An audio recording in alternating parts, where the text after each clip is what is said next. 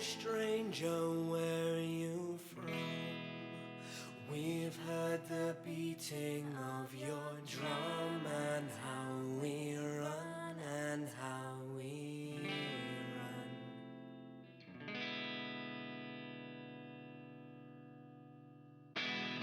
Nobody moves, nobody gets hurt. You move a muscle and that muscle means dirt. This could be over in a flash. Now fill this bag with cash. Don't want to hear you talking back. Ask no questions and I tell no lies. Keep your hands where I can see them, and I thank you for your time. If you're the feeling I'm believing, you should always have some charm, some pep added in your step to your getaway car.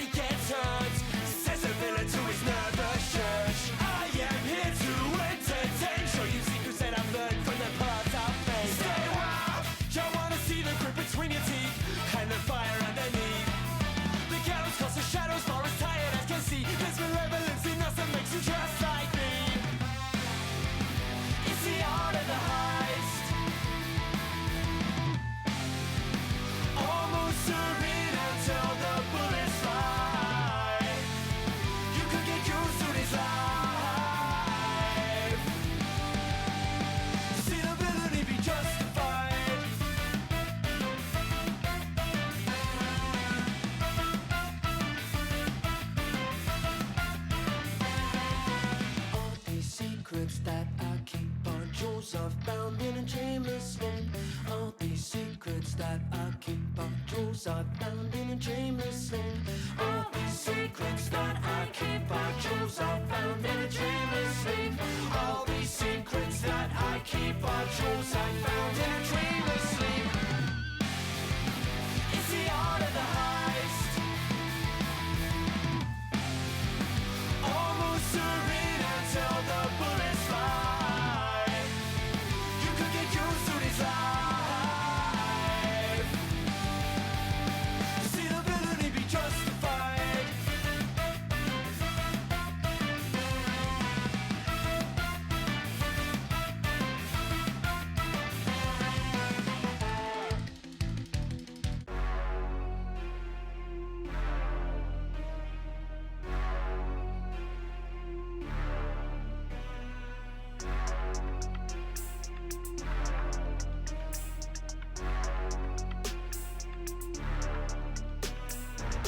Yeah, I was born with the passion. Now I kill frauds to mask it. Really, it's tragic. Everybody in the whole academy's asking why they getting their ass kicked. Making it drastic. Running high when you hear the sheet. Then give me blood, I've been feeding the feast. Painting me the villain, but I'm thinking that the beast beneath. I won't stop till they're all deceased. Got the adrenaline, give them the medicine. Paralyzed, hope crush, yeah, a lot of violence. Kill them with a blade of a veteran. Hacking this ever in anybody fake. Quantum drip to his silence. Ain't nobody do it like me. Murderous, I'm on the spree. Greedy is all I can see. I'm on the beat. All that I need. Heroes get down on their knees. Every time we fight, it always ends the same. Calling on all might to fix the system. You're all too weak and you're all to blame. Fucking shame. Cleanse the people from all the filthy that want the fame. You may not like the method, but you'll remember the name, so don't mess with stay. Yeah. Bloodlust, I can taste your fate, cause a real hero wouldn't taste this rank. I don't choose wrong, I don't make mistakes, so if you meet me, guaranteed you're shanked. Give a swift lick of the blade tip, make your body break down to a real stiff state. Better act right, I'll drain your veins. Be a hero, but slain by stain. Trip, trip, let me get a quick sip. One lick and I said you want a sick trip. Justice I'll serve with a tongue twist. You'll be done quick, unnerved from the numbness. Heroes now, they don't have substance. Toughness for a buck, no compass. All I need's one cut and you forfeit. Any movement, corpses, rigor mortis. Gorgeous when you leak like this. You can see a real man when he's in a crisis. All these fake heroes feeling righteous, fall silent when they see the real violence. Wanted to be you when I saw the truth. Try to sell fake dreams to all the youth. Try to push all might like the rest all right. When the rest all talk, really all no bite. So I murder every single last last one, an assassin. No compassion, fasten for the action. And the fraction of the good ones pass them. I don't murder real heroes, it's the bad ones. Better think twice when you get the invite. Are you gonna live right, or will I give you this knife? I'm the boogeyman, ghost in these wretched brats. Live by the code or you'll die a rat. Bloodlust, I can taste your fate, cause a real hero wouldn't taste this rank. I don't choose wrong, I don't make mistakes, so if you meet me, guaranteed you're shanked. Give a swift lick of the blade tip, make your body break down to a real stiff state. Better act right, I'll drain your veins. Be a hero, but slain by stain. Bloodlust, I can taste your fate, cause a real hero wouldn't taste this rank. I don't choose wrong, I don't make mistakes, so if you meet me, guaranteed you're shanked. Give a swift lick of the blade tip, make your body break down to a real stiff state. Better act right, I'll drain your veins. Be a hero, but slain by stain.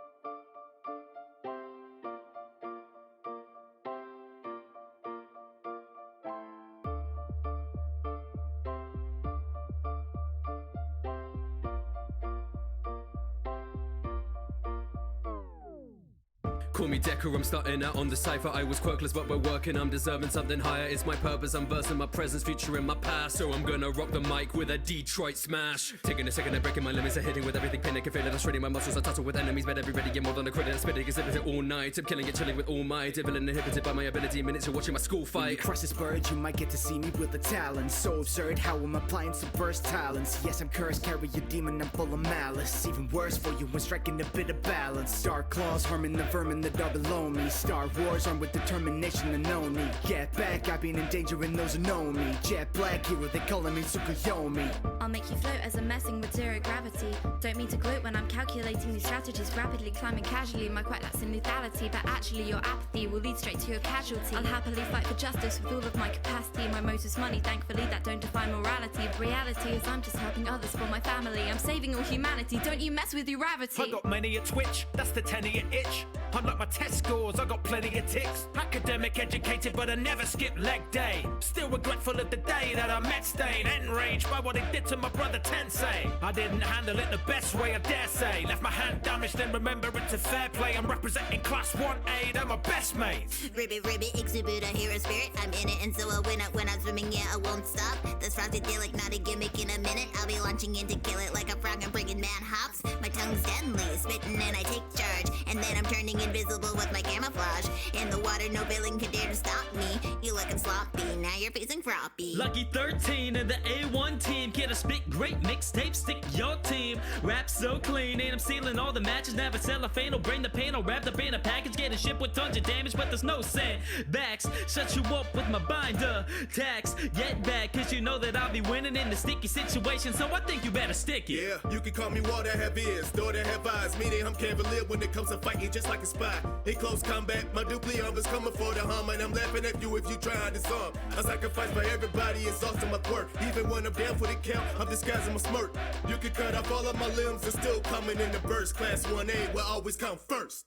It's your edgy girl, earphone jack. Utilizing my quirk in both stealth and combat. I guess I can't see how you think I feel flat, but let me show you how I make up for that with punk rock attacks. When my earlobes are growing, you know they whipping and probing, and now they got you tiptoeing, finding the range of my tone as it's not your typical motion. And my moves don't need compression, it's just another jam session. Beat you with my form of expression. It's time to put in work, I got this cipher on lock. Look, I don't need my quirk when this verse will leave you shocked like a battery. I got the juice where they put me in a box. When my positive meets negative, I'm like, so what? You don't want that static with me, homie, it's fatal. I got so much energy, I'm plugged in without the cable. On a low, I leave everybody on the scene disabled. I'm underrated, but in a flash, I'll leave you in danger.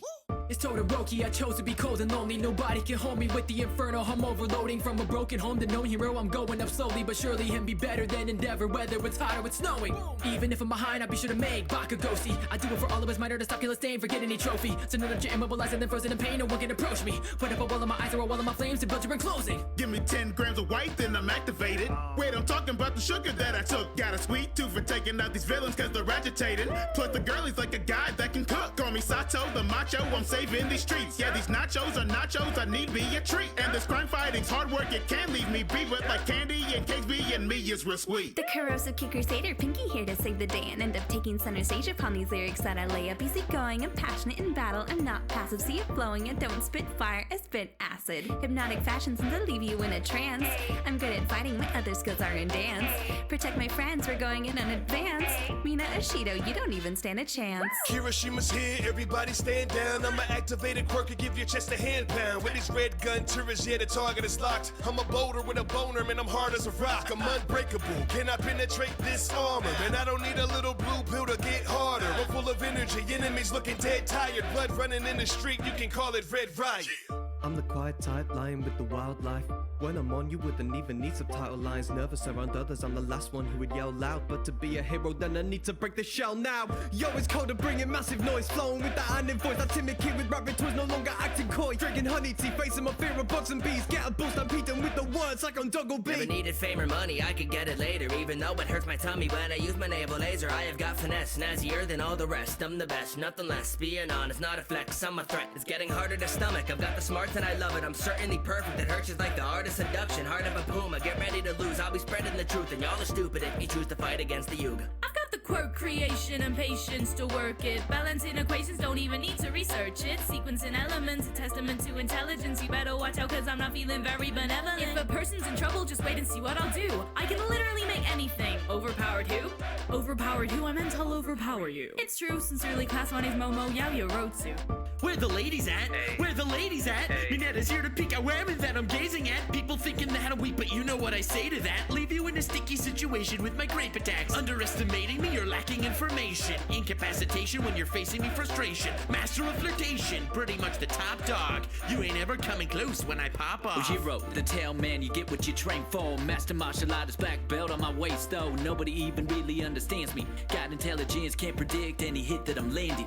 Classmate, you can fight in with dignity. You can wear a costume, all I got on is a key. Noble attitude, that's my personality. Accept results that I earn with my own abilities. Take you by surprise, yeah, I can do it easy. Miss me with your eyes, yeah, you can even see me. No matter what you try, yeah, you can never beat me. These are a little cheesy, like a wish from a genie. When it comes to action, my quirk is in light refraction, so it has a side effect of never being a distraction. Sneak up on my enemies, let me be the best assassin. Tura, hug you hear it, you can feel my passion. I don't think you other heroes are even listening. Maybe I should focus your attention with some glycerin. You don't even get it, there's really no competition. I'm lighting these rookies up while I'm slaying on every mission. I show them once and for all, little Decker won't know what hit them. I will get the recognition, exploding the opposition. I will be the greatest hero that ever took a position. So come at me, little bitches, I'll make you wish that you didn't.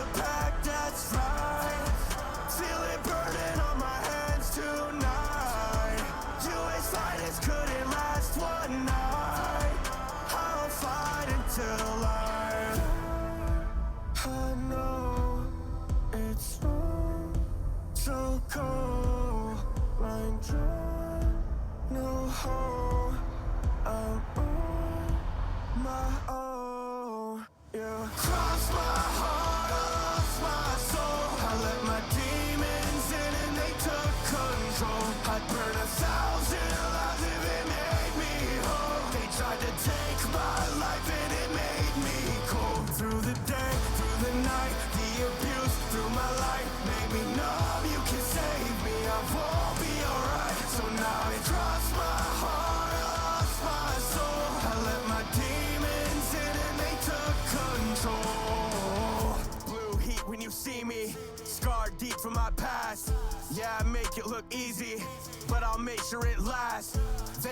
wanna defeat me?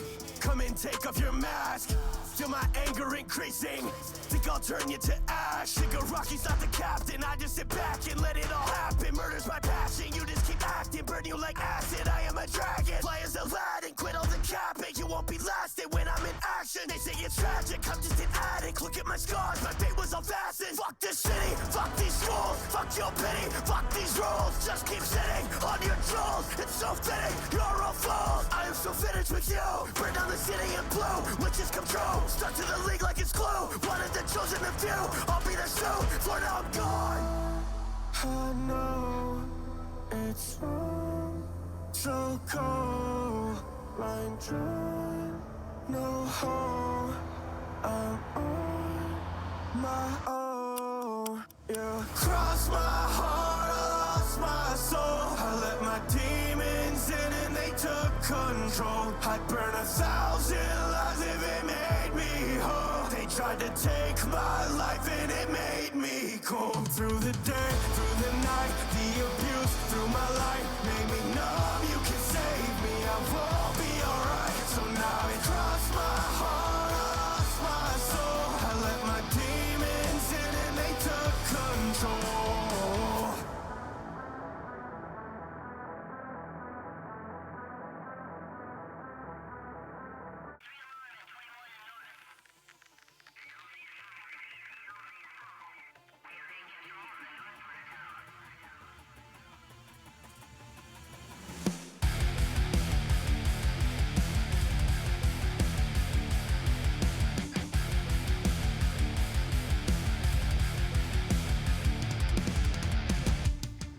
One time for the city that we don't love. Sick of all these false prophets on the street.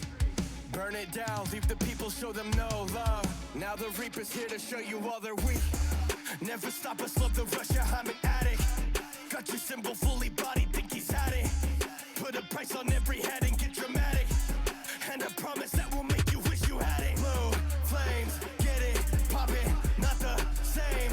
Kill you for the profit, heroes gain from the losses, all the same. That will make you watch it. Love the taste of the fear, it hurts. Deep inside of me, I live to make them learn. We'll burn it down to make this whole again. Can't hide behind these walls. This world was bound to fall. The time is now. I sold my soul again. Can't hide behind these walls. This world was bound to fall. Was bound to fall.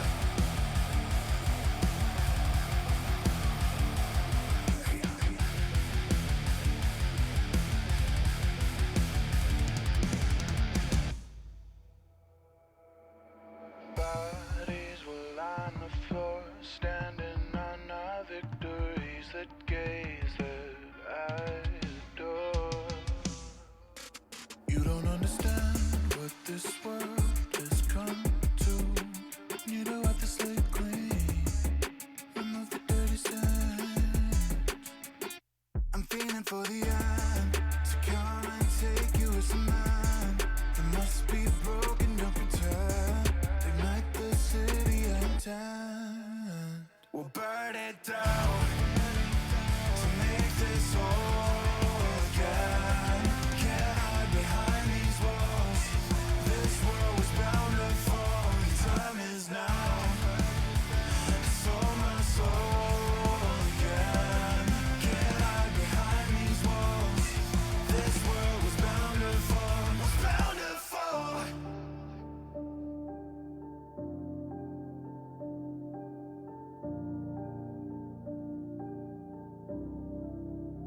We'll burn it down to make this whole again. Can't hide behind these walls. This world was bound to fall. We'll burn it down. Bound to fall.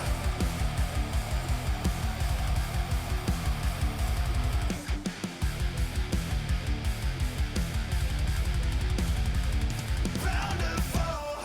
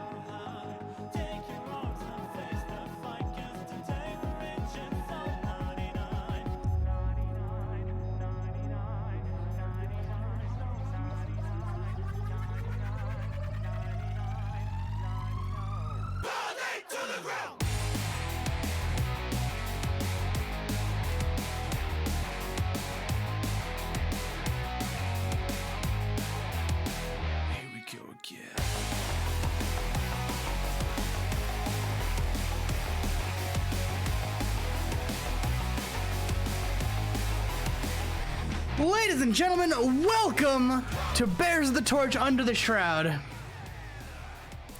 How is everyone doing today? Sandman, thank you for the 1,500 bits. Kelly and Chris, thank you so much for the hosts.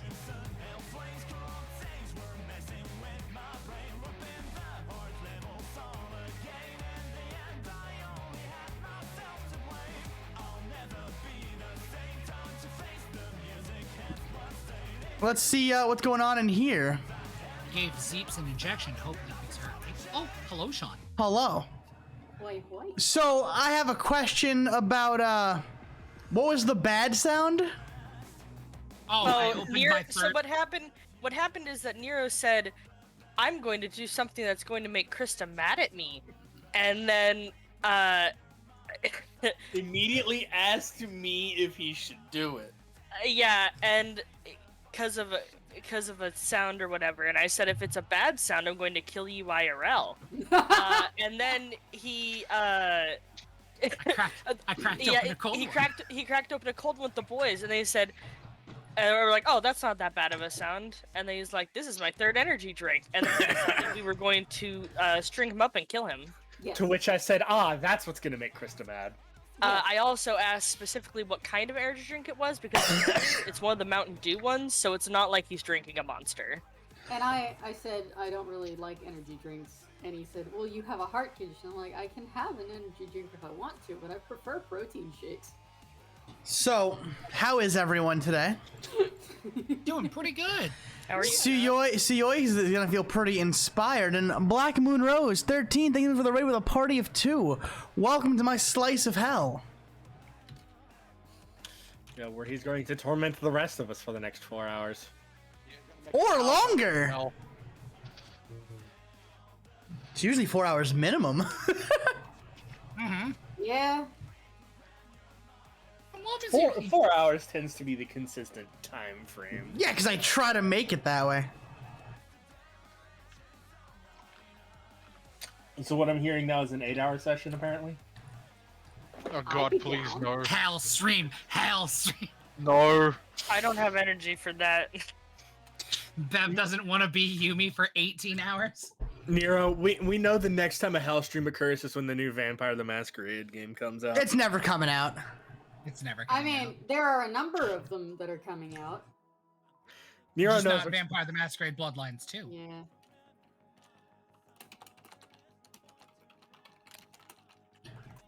Pretty sure that's it. So let's have everyone introduce themselves for now. Let's start with the inspired one. Hello, everybody. My name is Nero Napier, and I am going to be playing Suyoi Aikyo tonight. Next up will be the moth. Yes, that is me. I'm Mako, and I play everyone's favorite moth, Lux Papillion. Next up, I'll say the gooeyest girl, who's green and not candy.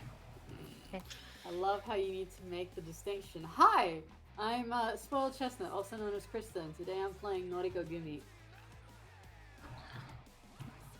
Next up, we have the other slime girl, who is made of candy.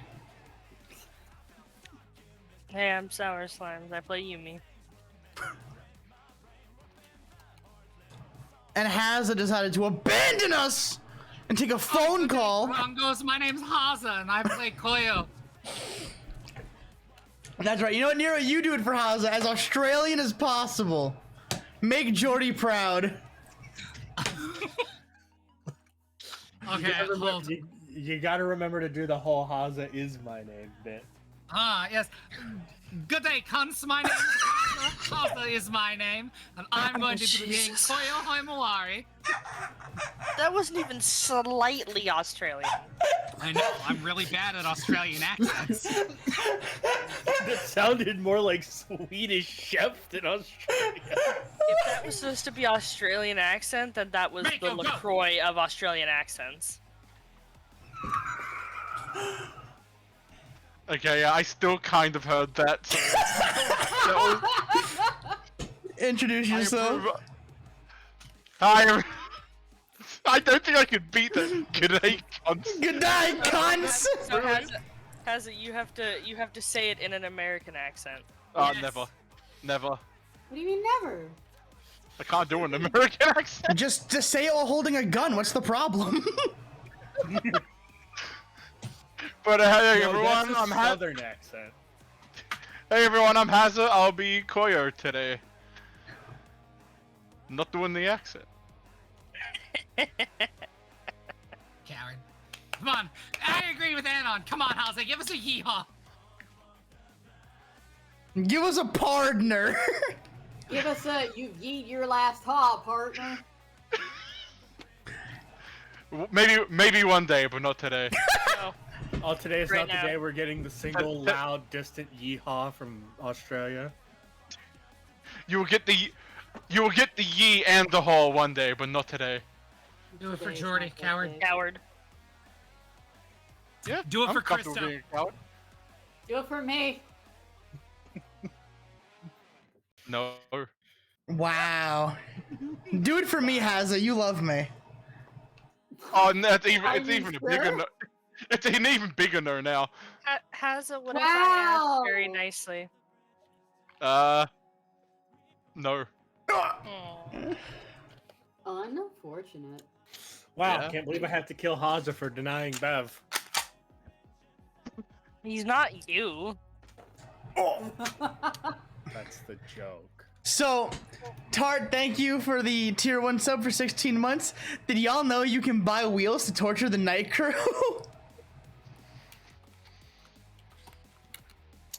Watch the second hurl happen tonight.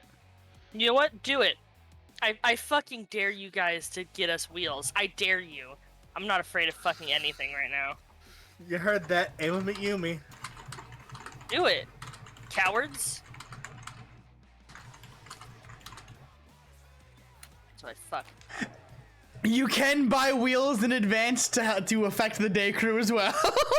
Yes, you can. You can Absolutely. specify who the wheels are for, and what team the wheels are for. I love that apparently, like, people love torturing the day crew more, because I torture you guys enough, apparently. We torture ourselves, too. Also, like, us in particular are on such a string of, like, every time people have wanted to screw us over, we have just gotten nothing but, like, good rolls, so I think that's probably... Don't fucking jinx it. Don't do that, you Except motherfucker. for the cake. Except R.I.P. for the cake. cake. Rest Well, in peace. no, this is more jinxing the people who are spinning the wheels trying to get a shit reaction. I want shit to go wrong, it's more funny. I Why would you embrace the put chaos. that on us, Haza? I thought we were friends. Cause I'm a piece of shit. Apparently. Oh, Yeah. Chaz! She says, wheel haul. With $100 donation, that's gonna come into play eventually. All right. Hey, Sean, we don't have any music on our end. Yeah, you've neglected us. It's awfully silent. Wow, I Sad. can't believe we're now neglected like redheaded stepchildren. Yeah. So, I think it's time that we start starting. So, Good idea. if you give me a moment.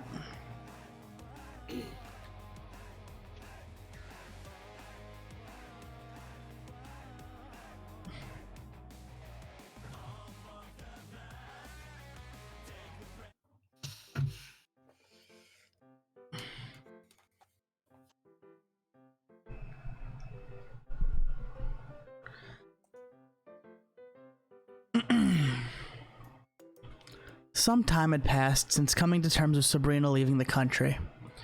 Suyoi had been struggling with his new affliction, and the group had a threat looming overhead in the form of an assassin who knew their names, habits, and where they slept.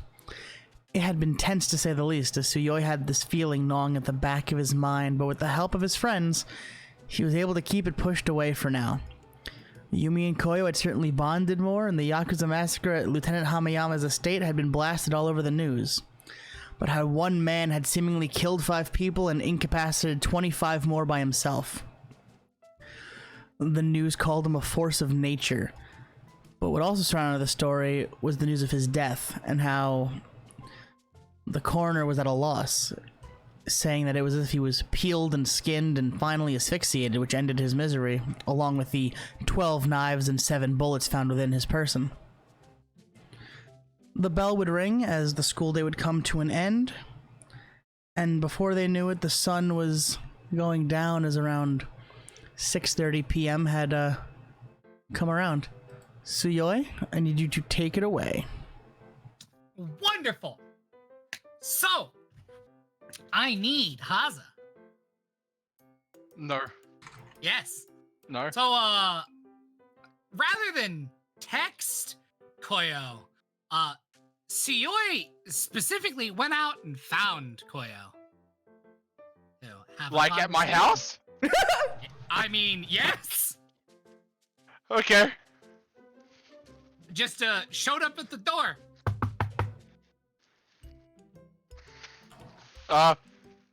Koyo would like open the door and just kind of, for a second, just shut it. Like turn around, grip his like nose, and like open it up again. Suyoi, how do you know where I live? Well, Suyoi kind of like rubs the back of his neck and has like a kind of a sheepish smile. I wasn't sure, so I may have told Ida Sensei that you left your homework at school. And he knows where you live.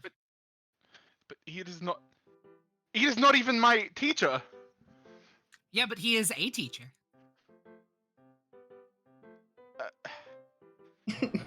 What's up? Can I come in? Yeah, sure. Wonderful. So There you Suyoi go. steps into Koyo's home. Yep. It's like a very, very average Japanese home. You see like you just see like it's very neat and very neat and tidy, but really bare bones. Like it's obvious that this place is like owned by a single dad type of like bare necessities and stuff like that. Mm-hmm. Oh wait, I forgot. Your dad's still around, right? That's above game. Like I forgot. Is Crawler still around? Yeah, he's alive. Oh sweet, I get to meet him. And Suyoi kind of like smiles. Wow, you have a really nice house, actually, Koyo. This is really nice. Yeah, it's all right. Kind of not used to having anyone over. Well, you know, friends go to friends' houses sometimes.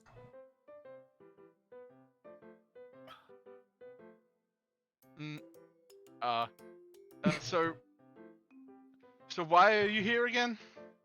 Oh,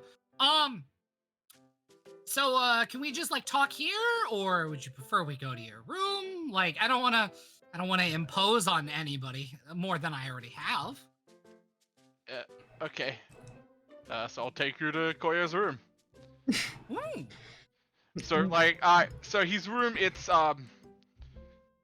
very like, again, very simple. You see some posters up there of Eraserhead and Deku, as well as like a couple other more niche street level heroes. You see he's got a very small desk full of like different notes and homework sprawled out everywhere. Like his desk is an absolute mess. But apart from that, everything is neat and tidy. Nowhere to really sit though, because he uses a bedroll. I completely forgot what they're called. A futon?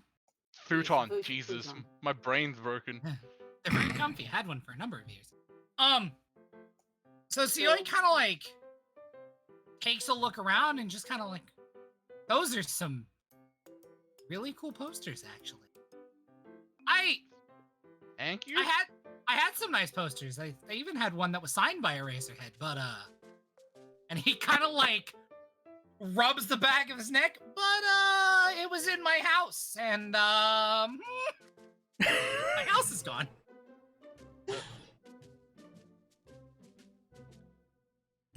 I could try to get you another one if you want. Seriously? Yeah, my dad knows a race ahead. And Seedy blinks a couple times and goes, you know, I never really thought about that. He would, wouldn't he? Yes, he would. And Seedy kind of like muses a little and rocks like back on the heels of his feet. Haza, could you roll a perception check for me? Dokily dokily. I'm gonna give you with advantage on that because you guys have hung out enough.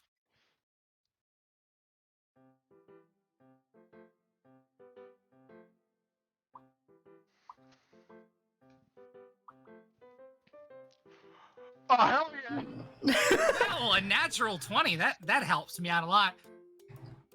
Haza, something incredibly striking is going to occur to Koyo. Tsuyoi looks better than he has the entire school year. Like, there are almost no bags under his eyes that you couldn't associate with, you know, being a streamer or playing video games a lot late at night.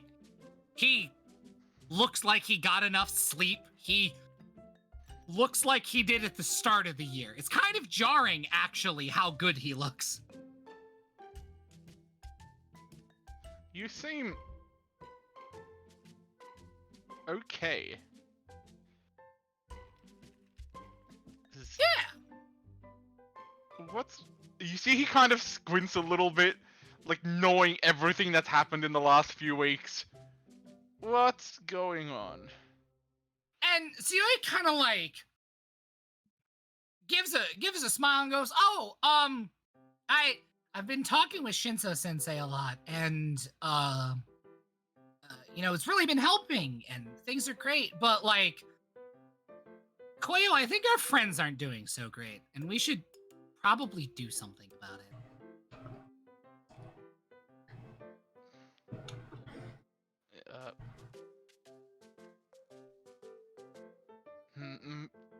So are you sure everything's definitely okay? Yeah, I feel pretty great. I slept really good last night, actually.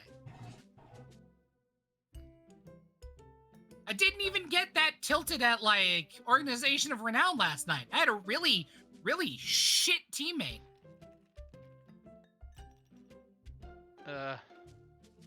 Okay. So, why are you coming to me? Well, and I hesitate to say it like this, Koyo, but my friend Noriko and your friend Yumi aren't getting along very much, and we need to do something about this. We're a team. We gotta be nice to each other. And I want to pet Nibbles more.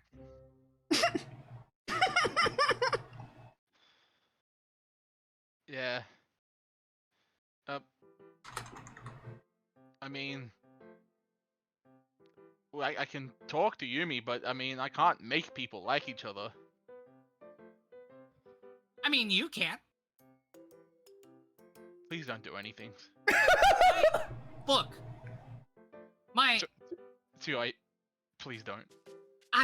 Look, all I'm saying, Koyo, is that while my dad may have the intelligence capacity of a box of wet rocks sometimes, he's really, really good at making people who don't like each other by making them talk.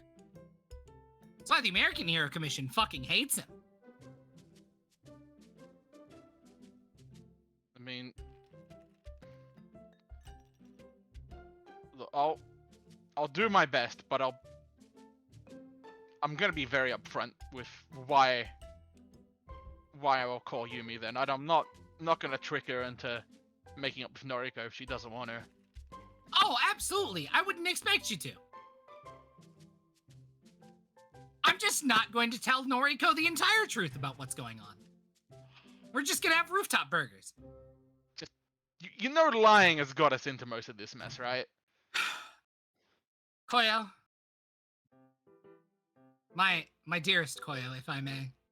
And the last time we had roof burgers, I chained the cursed grill to the wall. It has been shamed publicly. There is a new grill. It is not cursed.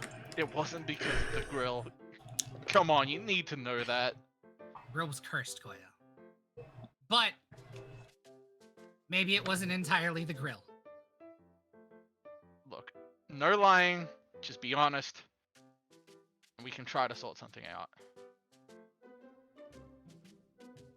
All right, Koyo.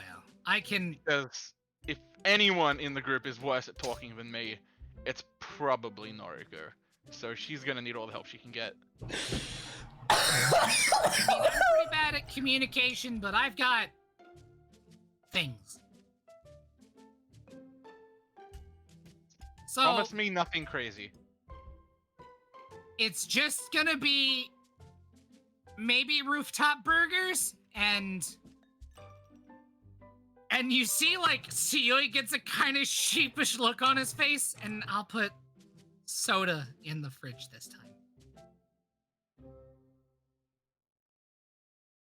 Okay, can I roll insight on that? Because that's just a really weird thing to grin crazily at.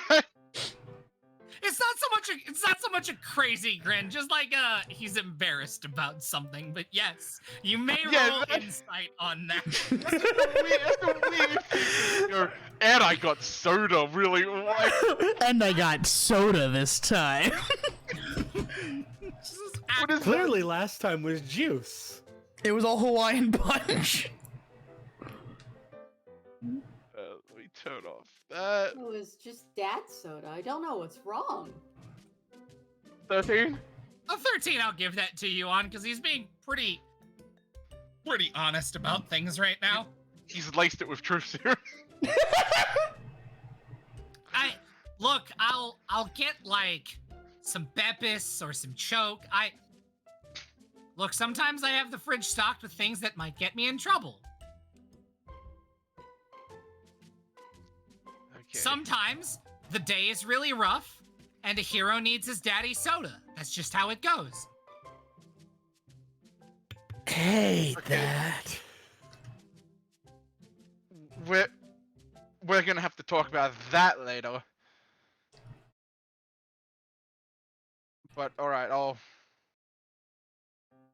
message Yumi and you can talk to Noriko and I guess Lux. Yeah. I'm pretty sure we're still not on. I'm pretty sure Yumi's still not on great terms with Lux either. Might be a good idea to bring him. I mean, well, of course we're a team. Koyo, I don't want to alarm you, but there's somebody trying to kill us who's very good at killing people. We should probably settle our differences sooner rather than later. Yeah. Before one of us can't settle our differences. Again. Yeah, that might be just a good idea. We're kind of already down a person, you know. Yeah. Yeah, Jackrabbit was a good member of the team. Moment of silence for Jackrabbit. Moment of silence for Jackrabbit. Moment of silence for Jackrabbit. Alright, moving on. Moment of silence. No, go on, continue. And like, Siri kind of like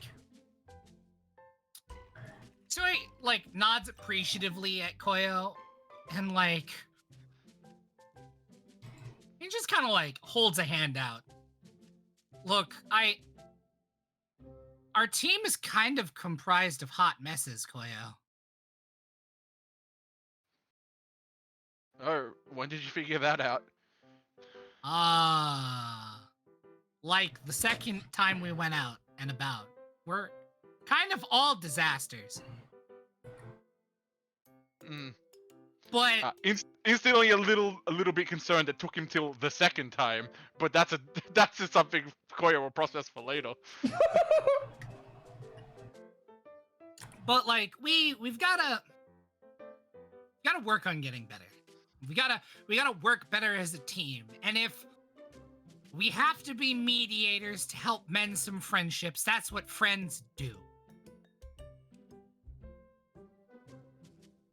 Okay, I'll try my best, but just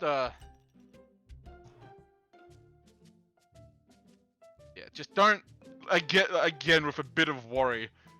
Just don't do anything crazy. Yeah, that's fine. And he would like as he says that he would just give you the biggest like, just pleading, just please don't do this stare. Like don't do anything. And Sioi sounds almost horrifyingly genuine at, no, I just want to help my friends. Okay, good. By the way, weird question, is your dad home? Sean, is my dad home? Roll me investigation. In my own house? In your own house.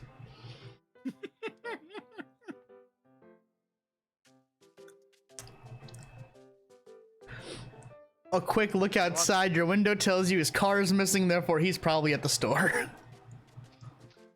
No, he's not home right now. Oh no, when's he gonna come back? He's gone for cigarettes, no! Sioi kind of like looks at Koyo with the most serious look ever on his face. What did he say he was leaving for? Did he say he was going for Swishers? Did you need milk? I don't know. Is that just an American thing? Is that just an American excuse?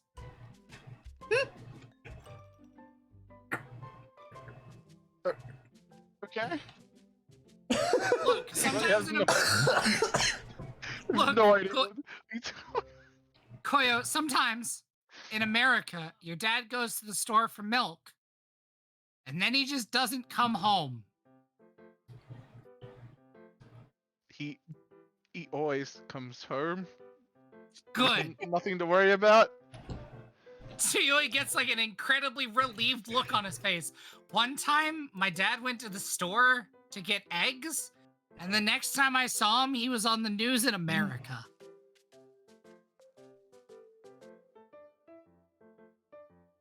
Long way for eggs. Yeah. And Tsuyoi gets this look on his face. You know what the worst part was, though? What? He actually had eggs. Oh god, now I'm just imagining a pro hero holding like a carton of eggs under his hand while arresting a criminal. He broke the eggs, Koyo. I don't even like eggs anymore. Fucking. And you just see a shudder from Sioi. My eyes aren't eggs. My eyes aren't eggs. Shinso Sensei says my eyes can't turn into eggs. Okay.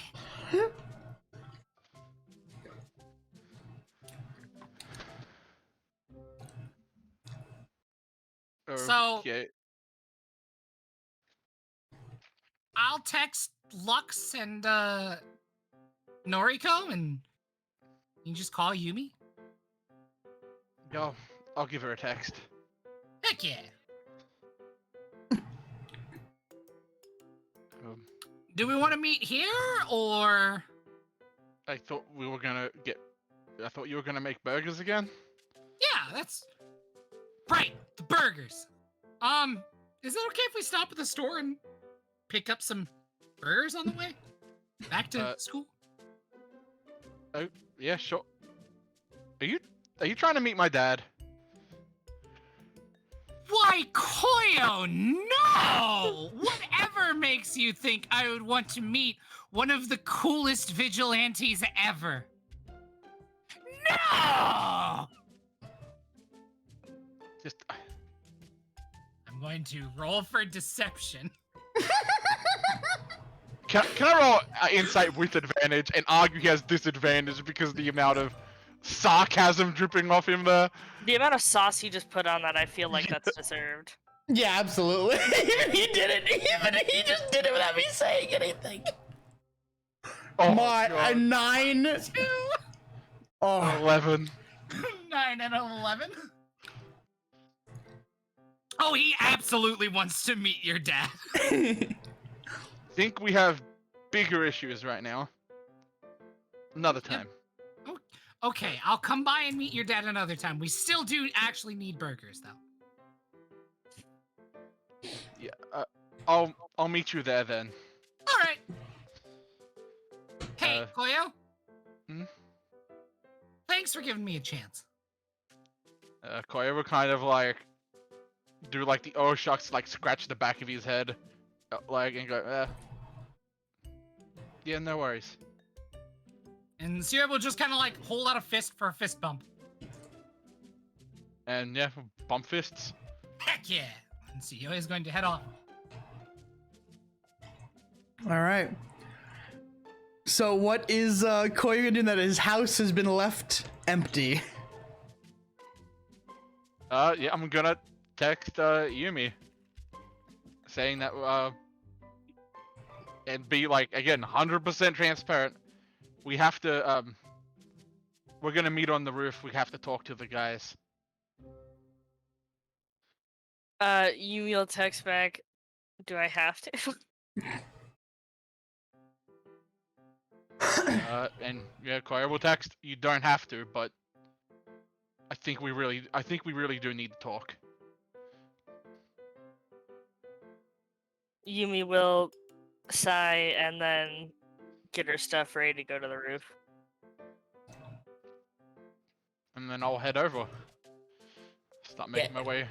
All right, so as Koi begins to get ready to leave, Suyoi, you have just left the house of one crawler. You feel good. You're like, man, not only did I get to be in that house, Koyo said there's a next time. Yeah! Yeah. PG Suyoi is weird, man. Heck yeah! I'm gonna text Lux and be like, hey, rooftop burgers. Going to be getting stuff. Do you want anything special from the store? Lux will respond, Dr. Salt with cream soda. Or Professor Salt with cream soda. Whichever one it was for fucking Dr. Pepper. Great. All right, and then Noriko is going to get a text as well. Okay, what does the text say? The text that Noriko is going to get is, hey, rooftop burgers with the crew, getting things at the store for conversations as a team. What would you like? You get a text back. I'm in the middle of making dinner. No thanks, maybe next time. Noriko is going to get a message back that just says attendance mandatory. You get an emoji of a middle finger. Man, I can't believe Rooftop Burgers became Noriko's Room Burgers. You get a follow-up. You get a follow-up that says, if you want soba, I can bring you some later. You want some? There's a pause, and then Noriko will get a, we'll figure something out in response. She just goes back to cooking. None of this was like malicious. It was just, I'm making food. I don't want any more, thanks. Bwev. Yumi is going to get a text message from Suyoi.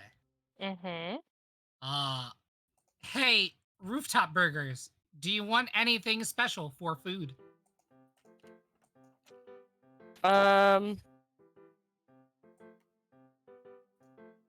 Yumi will text you back, and all it will say is, mochi, please. And she's going to get a big, like, smiling emoji back. And Suyoi is going to go to the store and buy all of the things for the Rooftop Burgers. All right, ingredients acquired. Yes. All right, so as you make your way to the roof, you see people are starting to show up, Suyoi. You're wearing your apron, I'm assuming? Absolutely. The Punch the Cook one, I'm assuming? Yes, the Punch the Cook apron. My favorite apron.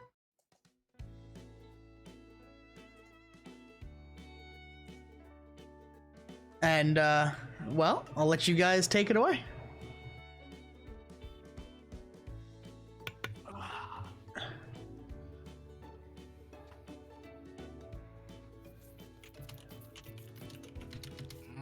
So Suyoi is all ready for burgers. Lux is going to be lounging in one of the chairs, reclined back. Yumi is standing back against a wall. Lux is also going to have his sunglasses on, so there's no temptation. Since Yumi, roll me. Wait, let me go finish the sentence though. Since it's still daylight, he's going to have his sunglasses on. Yumi, roll me a perception. Alright. I don't know why you're making me roll a perception for rooftop burgers. Because you haven't been on the roof since the last time you were on the roof. Yumi's not paying attention to shit. So Yumi, you're really like, you kind of feel out of place. You feel like, you know, things aren't really on the best terms, as you know, right?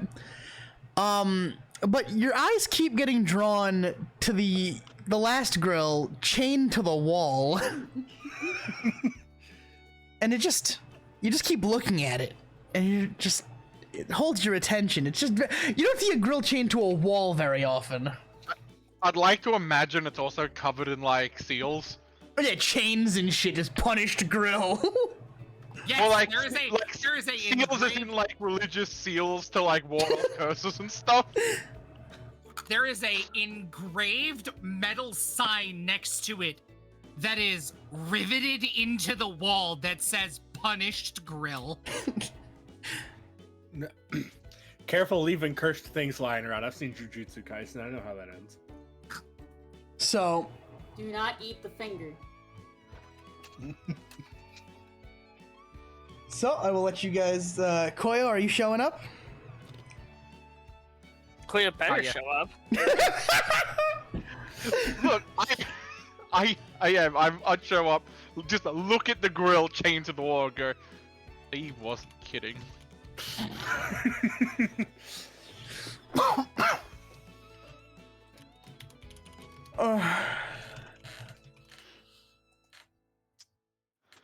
So Suyoi will toss Lux his drink. Which Lux will catch. And he is going to personally give Yumi her mochi. What kind of mochi is it? Oh god. Now you're making me think about mochi flavors. It's gonna be strawberry mochi. Mochi is mochi. Like, things are made out of mochi. You can just straight up buy mochi, though. So if she didn't specify what kind, it's probably daifuku. I mean, she didn't specify what kind, but I want to know what Suyoi got. True. Let me... She also didn't specify whether or not it was just, like, mochi on its own, or whether or not it had something with it. She just said mochi. So tell me, Suyoi, what did you bring? No pressure. Important decision in Suyoi's life. Let me take a look here. And see. Are you consulting the cursed scrolls? I am consulting Boogle to tell me what this looks like because I didn't even think about it. Fucking. I was expecting him to pay for narrative meta knowledge on what Yumi's favorite mochi was. I'm going to take. Is it green tea? $50 for meta knowledge on what Yumi's favorite mochi is. My wife will not okay that. It's gonna be like strawberry mochi, the one that has like strawberries inside. Ah, good choice. Oh, the exhale, the fucking Nero exhale right now. It looks like this. Yeah. That's daifuku. Thank you, Boogle. Yeah, but it's different, like, cause he showed up with strawberry. If he'd showed up with like green tea, there probably would have been more of a problem. This is also not out of character for Suyoi. You did absolutely get Yumi a cake with strawberries. Yeah. God told Tsuyoi Yumi likes strawberry. Just like I can imagine if you brought green tea, like we would just look at Nibbles and just say, "Get him." Tsuyoi, you've chosen wrong. Your eyes are now eggs.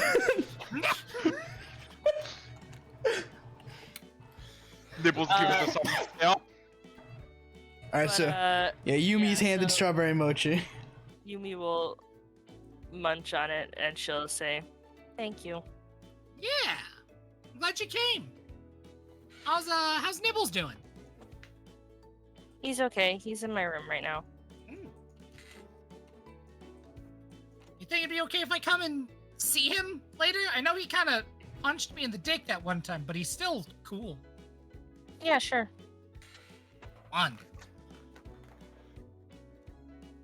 And Tsuyoi is going to wander back over to the burgers and just kind of start, like, prepping burgers. How does everybody want their burgers cooked? Well done, because I'm not a savage. Well done, because I'm not a savage. Wow. Well done, because I like my burgers to taste like charcoal. I do, actually. Honey, You're I love doing it you, wrong. but you're wrong. I don't like anything less than a well-done burger. You're so wrong. Disgusting. I stand by the words of Hank Hill. If they ask for anything well done, you ask them firmly but politely to leave. I'll tell you what. We all have beef with Lux now. No, I have beef with Mako because this is a Mako opinion. This See, is a Mako opinion. I grew up in a house where my dad thinks the exact same thing, so I'm not gonna crucify you completely, but also I'm still gonna judge you quietly. Haza, I also grew up in a house where my family thought the exact same thing. Same. And I am going to crucify him. Same and same. I've always liked my meat red. Always. Just I see. like my stuff to be fully cooked. Yeah, so are the burgers like starting to cook and what have Yeah, you? the burgers have been started to cook. Okay. So from the doorway up to the roof, you see the door open. And Noriko is there in like casual wear with a bowl of yakisoba noodles. And she stops, looks at the group, spots Yumi, and turns around. Sean, are you gonna make me roll for a perception to see if Tsuyoi sees Noriko? No, you see her. Hey, wait, Noriko! Nope.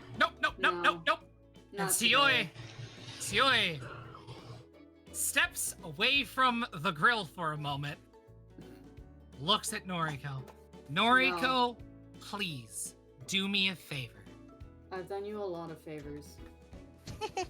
Do me one more favor. Absolutely Please. And I'm going to roll for persuasion. Work on player characters. It can if God says it does. He has a point. Unfortunately, we rolled for persuasion on each other before. it's true. It's true. And also, I can't believe the one thing Koyo asked him to do is just like tell them everything. No lies or don't hide why we're meeting him up. Instantly didn't do the one thing I asked him to do. Oh, he told Lux. He just didn't tell Noriko because Noriko wouldn't come. So the rule that I've seen a lot is that you can roll for persuasion, but even if you roll like a nat 20, it's still up to the other person whether or not they want to disregard the roll. That's a 10. Yeah. Roll me a charisma save, Noriko. What are you talking about? I know what I'm about.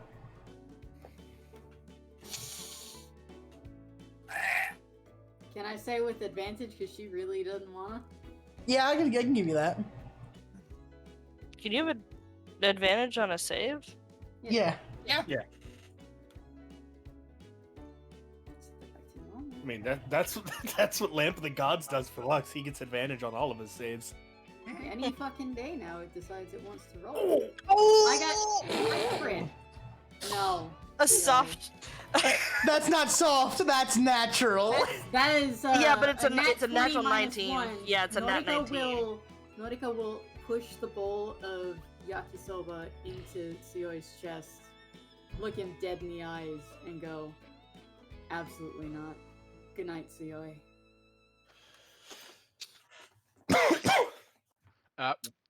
Well, now that Koyo is going to step in now. She's down. Kind of. She didn't go onto the roof. She opened the door and then fucked up. Just left. Yeah, I'm gonna go after you then. Oh, yeah. She's in the stairway.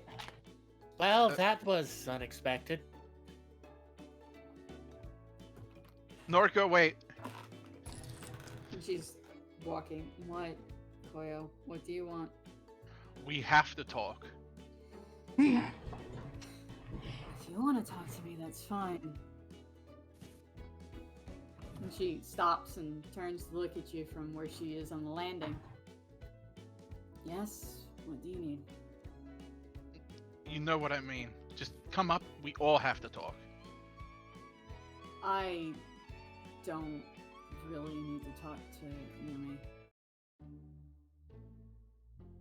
Yes. Yes, you do. I don't know what you think is going to happen, but I've asked a number of things of her as a baseline, just to keep us all alive. I asked for some notes that were given to all of us. I asked just basic things. And I've been slapped in the face every time, so no, I don't really plan to go back. I'm could have good, just... actually. Look. Or we really... Listen, just actually talk to her. Don't ask like it feels like you just want something off her. Just talk to her. That's what half this issue was, is just So she is that can you guys not criticize me for saving her? Yeah, I don't have the time. Just get over yourself. Come on. Listen. You make it sound like everything that happened wasn't because of all of us. It's things just don't magically get better because we went into the Narraverse. Things take time. And if you don't try, nothing's gonna get better.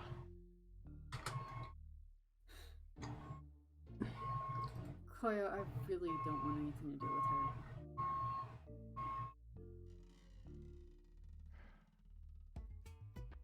her. You get that, right? I mean, it's not like she wanted anything to do with you guys either, but she came anyway.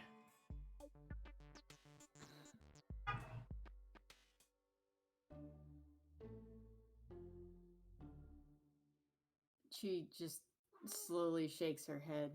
I really don't feel like it. Just please try. For us.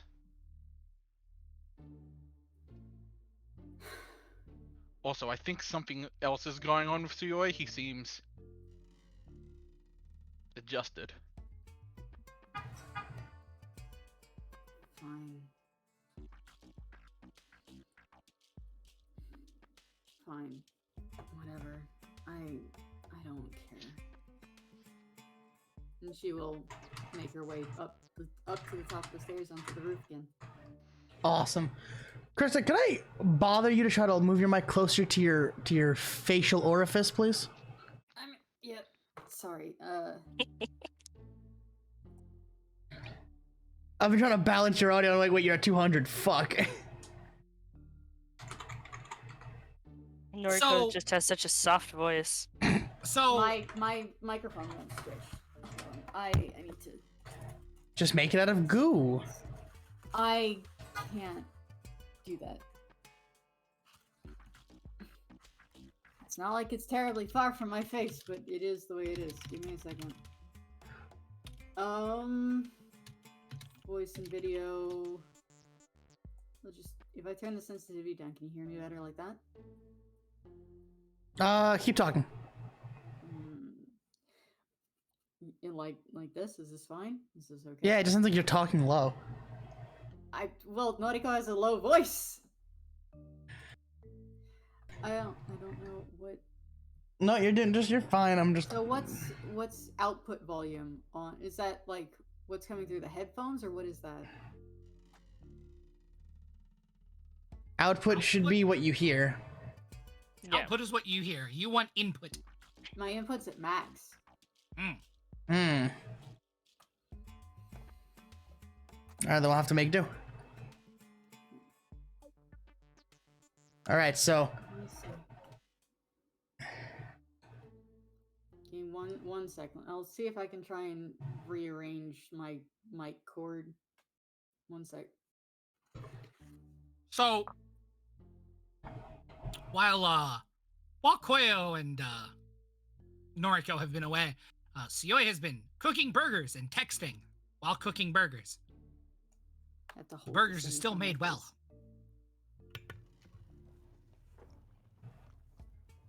Alright, is this better?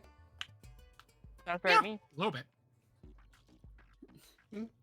It's already really awkward to hold this for the next however many hours, so... No, you sound good now, much louder.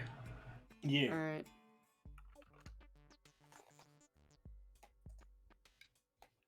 Okay. Yeah. Alright, so what's next? We have to wait for Koyo and Noriko to come back upstairs. I said, yeah. They did. Yeah, we're heading back. We're heading back. Alright, great. And Suyoi is going to plate a burger for Koyo, and he's going to plate a burger for Yumi. He literally threw his burger onto the grill for like a minute and then took it off and slapped it on a plate. And then there's one burger left on there. And Suyoi just closed the grill on it. Gonna cremate it. Lux said he wants it well done. He'll get it well done. I said well done, not a brick. Same thing. It's the same thing. Same thing. No, it's not. Same I'd thing. like to imagine Suyoi just sets it on fire. Just there's your well done burger. It's still on fire while it's on the bun. Lux would love that. What do you mean? No, he wouldn't. Wow. He's got fluff that we catch on fire. Then like better burgers. Watch the fluff with your charcoal, you fucking degenerate.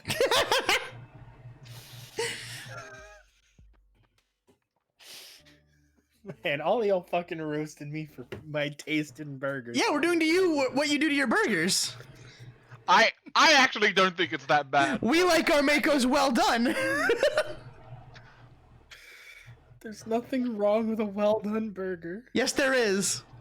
No, there's not. You know what? He's right. Sometimes you just feel like eating tire fucking rubber. I have never had a well done burger that was chewy like that. That's a lie. Well done. That's a fucking lie. I don't know what well done burgers y'all have had. Oh my god. We don't eat bricks. Guys, we will argue later. This conversation later, yeah. Poor Maker, we're just dunking on you. Oh, absolutely. Well, they're dunking on you. I'm apathetic. Anyway. I will happily take your apathy, Haza. So, a resigned Noriko and Koyo return to the rooftop. Suyoi has a genuine smile on his face upon seeing Noriko on the rooftop.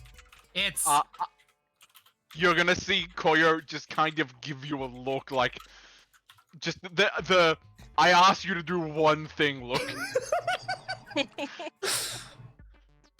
Tsuyoi just kind of like blinks slowly and then just gives him a kind of seriously as if he didn't have to just go downstairs and convince Noriko to come back up.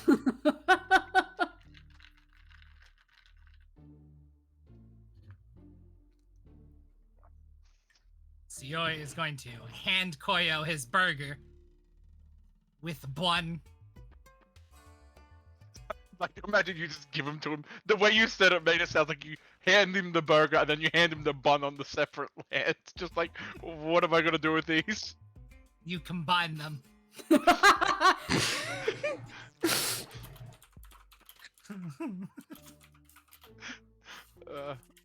Noriko will take a seat away from everybody else. Just taking up one of the lounge chairs, I suppose. Upon seeing that Noriko is sitting away from everybody and being antisocial, Tsuyoi is going to walk away from the burger that he has set on a plate, walk over to Noriko and the chair that she is in. Mm-hmm. I'm going to DM Sean about something. Koyo walks up to Noriko, spins the chair 180. I see you've chosen stabbing today. Okay, cool. No, not your chair, his chair, and sits down on it. Let's have a talk, kiddo. Motherfucker. Koyo turns his chair around and sits on it backwards. No, I think Tsuyoi did that. Yeah. Koyo would do that. He's used all his ability to tell Noriko to get over it. All his social powers. That's gonna come up later. Hey there, sport.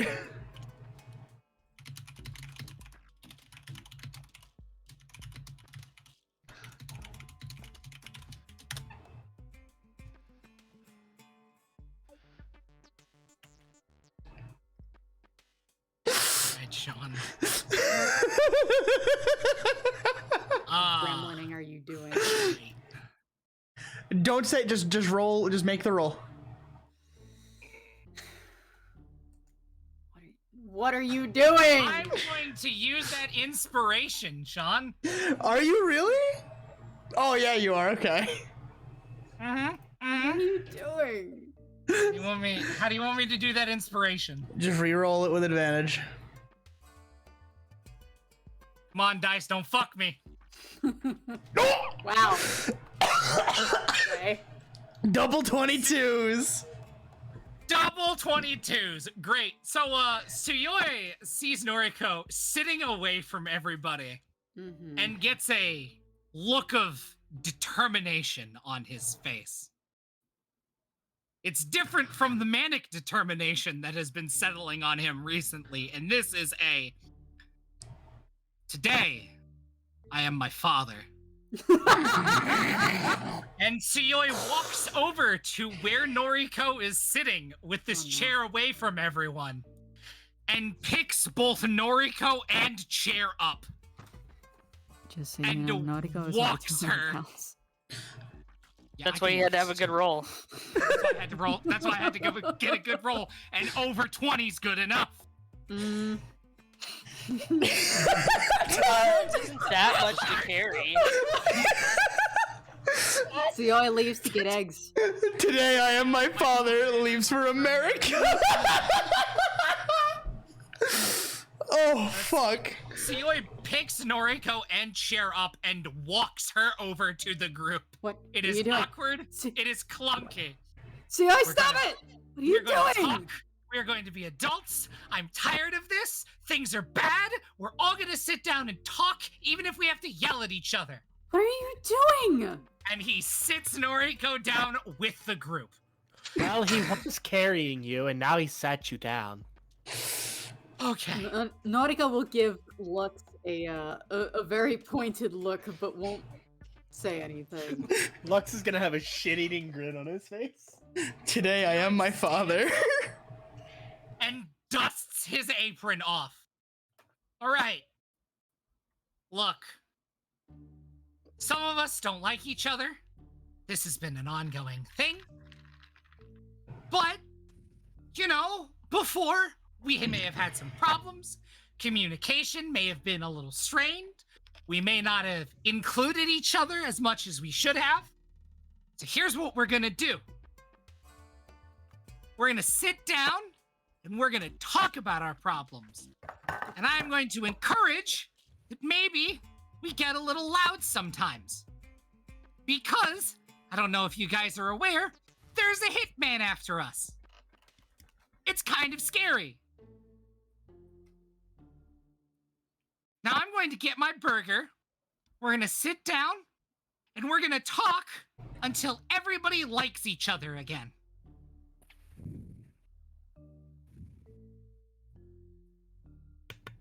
We might be here a while then. Shut up. We're going to talk. And hopefully this talk goes well. By God, if I have to call Togo and get Daddy Soda for this conversation, I will. But we're all gonna talk. Can we all agree to that? To sit and listen to each other's grievances? Nautica will just fold her arms and not say anything. Not in like a pouting, ooh, well fuck you. No, like a I'm nervous to say anything kind of way, you know? It's very distinctly different, and I'm trying to paint the picture. You got it. Noriko will look at Lux, then Koyo, then Yumi. He'll give Yumi a thumbs up. Said Noriko would? No, he's going to look at Yumi and give Yumi a thumbs up. Just to,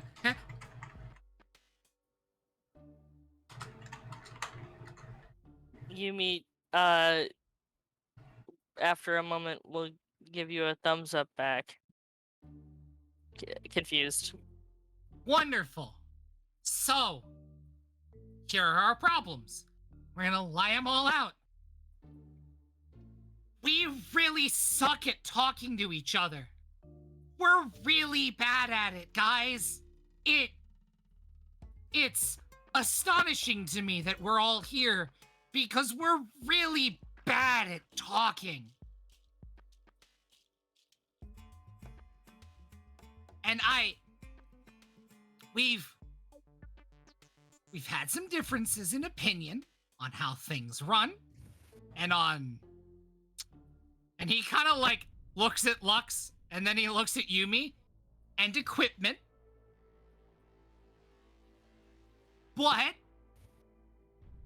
I would like to, by the time we're done here, have a at least moderately working relationship. Oh, wrong song. That's the wrong fucking music. Sit down, League of Villains. Talking. Don't make me get my belt. Order.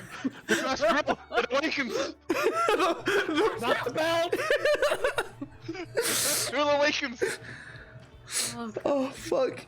I hit the wrong song. Okay, continue. Just see you reaching for his belt. It's not the time, Mr. Wraith. Come back at the properly scheduled time.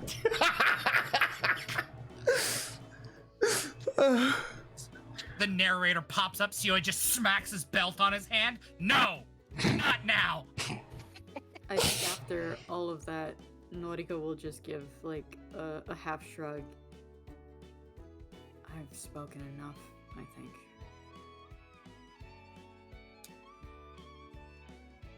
She's gonna take a moment and like look at Koyo as like a, huh? How's it going? Are we getting somewhere? I'm really, really winging this. Me. Koya will look at you and shrug.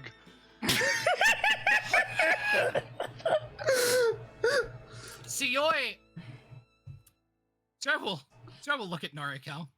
He will look at people and just kind of. I think that's our problem. So we've been doing a lot of talking, but it's just talking.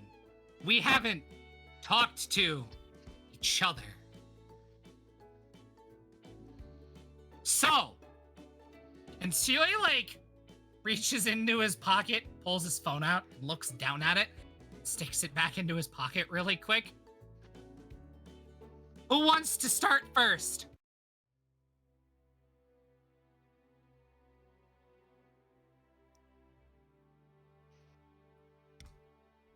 Noriko doesn't say anything. Yumi doesn't say anything.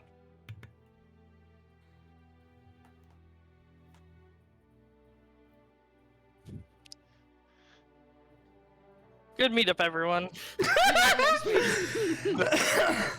It's almost as if people said, "Hey, you talk too much. Stop lecturing me." Noriko went, "Okay." There is a moment as Suyoi looks at 4 very quiet people and just kind of all right, okay. To be fair, Lux isn't speaking because he's got no problems with anybody. That's not true. I mean, people have problems with Lux. Lux just doesn't. Lux just doesn't care. All right. Suyoi's just gonna right? You know? All right. Okay. And he slaps his cheeks a couple of times. All right. We'll do it how Mom did it. And he just points at Yumi. Talk. Yumi looks a little bit surprised and just kind of looks at the ground. I don't know.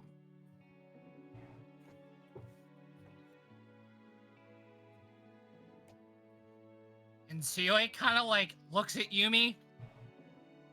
Yumi, we went to a universe of hell to get you, where a horrible, god-awful monster of a thing yelled at us and bared all of our faults at us because we're not great at being friends. We're all kind of terrible at it. I'm sorry about that whole thing. It's not like I asked them to take me and for you guys to come and put yourselves in danger or anything. And do you know? And Suyoi Suyoi stops and looks at Koyo, Lux, and then Noriko. Her hair's getting spiky. Show of hands. Who went to go help Yumi because we care about Yumi? Lux's hand would shoot up the moment he said show same. of hands.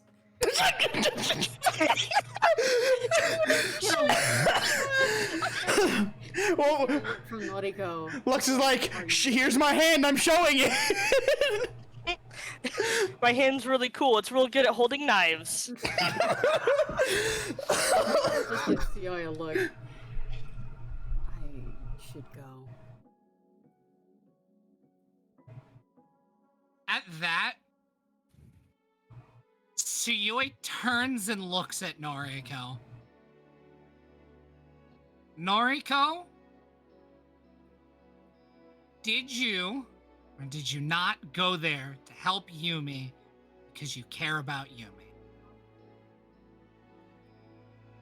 And she shifts where she's standing.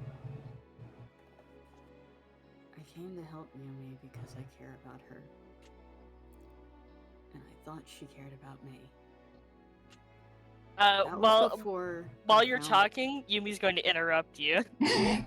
With complete disregard for everything you're saying. I do care about you, but you, right before I ran off, all you were doing was yelling at me and calling me a kid, and it was just really upsetting. Noriko will look at Yumi and really think about what she's going to say before she says it.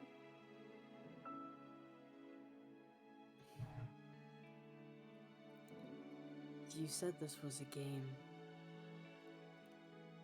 I did think of it like one for a while.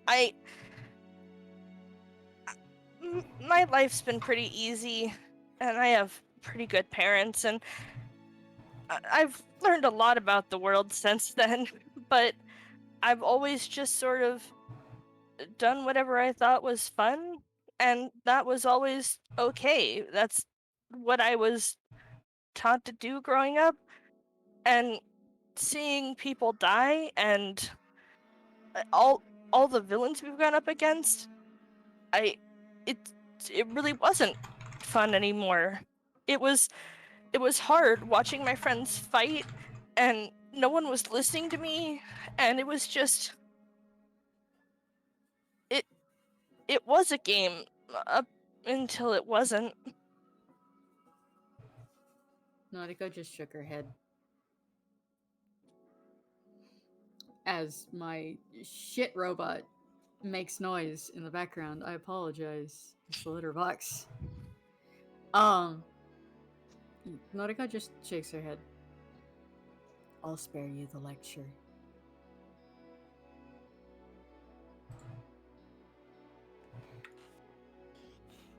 Suyoi will kind of look at everybody. I think, if we're being entirely honest with each other, and he looks at Koyo, very intently at Koyo, when this started, when we all agreed to go out and not wait, because we couldn't just sit back and watch, I don't think any of us saw it going like this. Is that fair to say, huh? Give me a nod. Yeah. Mm-hmm. I did not sign up for UA and pass a fucking test where I had to fight robots and shit and expect that before the end of my first year, I'd have fought supervillains. One of them would burn my house down with my mom in it. My girlfriend would flee the fucking country. I'd meet an actual fucking ghost and a southern zombie man. We've got a fucking hitman after us. I don't even know what's going on with two people that I've considered brothers. I've learned things. Shit is fucked up. But at the end of the day, this is what we've got. We've got the 5 of us on this roof. Sometimes Deku when he's not mad at us, because, man, we call him a lot, and I really would not like to be the fly on the wall for the conversations he has with his wife about why kids keep showing up in his house.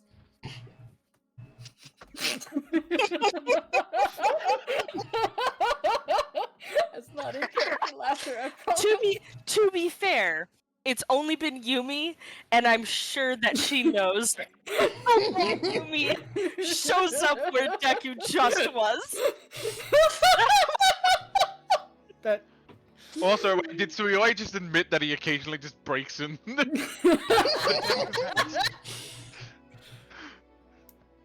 Sometimes Suyoi just shows up at the Deku Hero Agency and is just like, hey! Bro, you some tea? You want some tea? And Sui will just kind of like, look, guys, we're teenagers. We're heroes. We're vigilantes. We've all got some fucking wild backstory. I threatened to kick the shit out of Noriko's mom the other day because she's a bitch. By the way, if we see Noriko's mom, it's on sight. Hold me back. I'm gonna go to jail for assaulting the elderly. I don't want to be here if you're going to talk poorly of my mom. Suyoi's head turns to look at Noriko. Noriko, I appreciate you dearly, but I don't like your mom.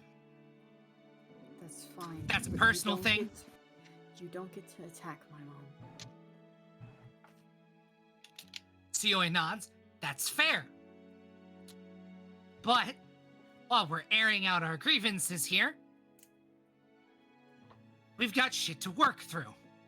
We're a team, and we need to get this shit together because we have, and he like kind of shudders, a third S-rank villain to arrest. I don't know if Wraith is a known thing outside of now Deku, touching him and then falling through him because he's fucking weird and shadow powers are bullshit. I hate it. The only person who has access to the notebook that would have any way that we'd be able to fight Wraith is Yume.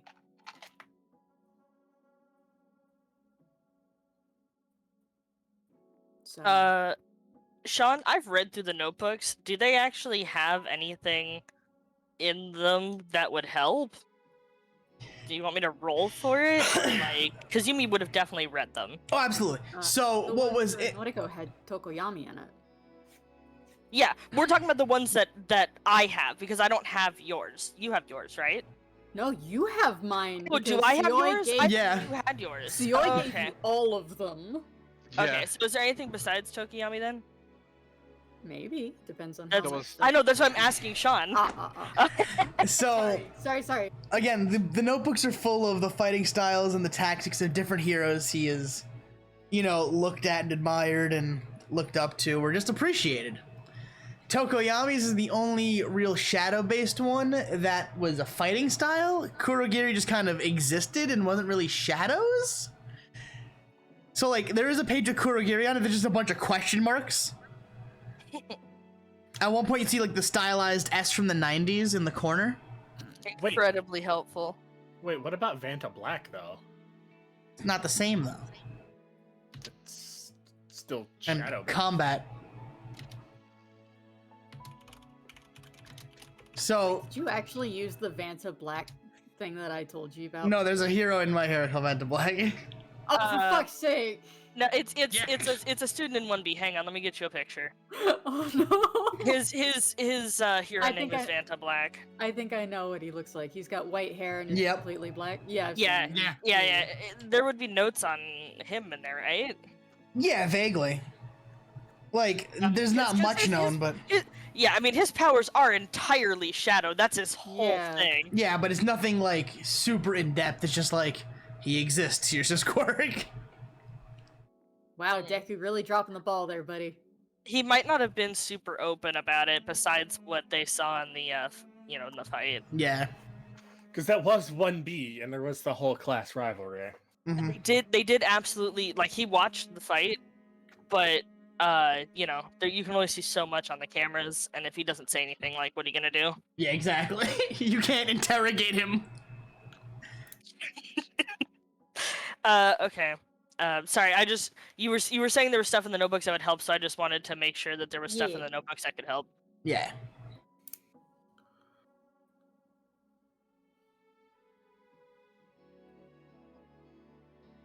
Were you going to finish what you were saying? I'm very sorry. Who? You. Oh, yeah, I'm fine. It's fine. I didn't have anything else. Oh, okay. Go ahead, Bev. I mean, I don't I don't mind us looking through the notebooks, but I couldn't just give them to you. You, all you've done is yell at me and say things are my fault, and then you just come out of nowhere and demand that I give them to you?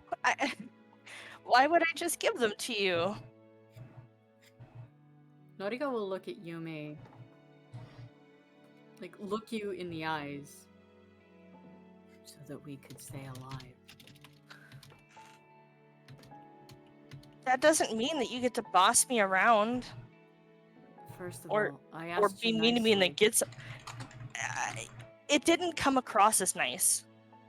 It came across as, I'm gonna put on a smile so that Yumi will give me what I want. Wow, you know, I thought the time before we ended up going to save you was pretty alright, where we would go to get like drinks together and things like that in town. You know, I thought we were friends. I really did. But apparently I was bossing you around the whole time, so I'm sorry. That's not what I said. You said that I demanded things of you, that I you did demanded nothing the but books pick from on me. you. I'm sorry, I was so horrible to be around. It wasn't always, it was just... No, but that's all you focused on, so I'm sorry.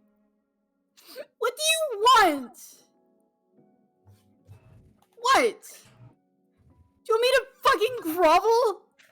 No, I needed help. I needed you because I thought you were a hero.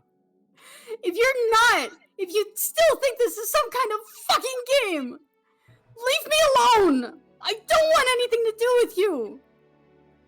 If you actually want to help us, then help us. I'm done. Goodbye. And she will head towards the door. I'm sorry for one last lecture.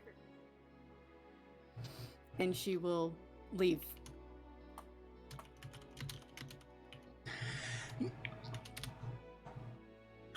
Yumi is very obviously crying, and she turns to look at Tsuyoi and she says, I'm sorry, I can't give you the notebooks. We can look over them together, but I don't trust you not to give them to Togo, and so I can't give them to you. I'm gonna keep them safe. And you can still come visit Nibbles. And then she's also going to leave. As Yumi goes to leave, Tsuyoi is going to kind of drop down to Yumi's height. And just kind of like, hey, Yumi? What? And he's just gonna kind of like hold his arms out for a hug. Yumi will wait a moment, and then she will hug you and cry into your shoulder. And Tsuyoi is gonna kind of like pat Yumi on the back a little and just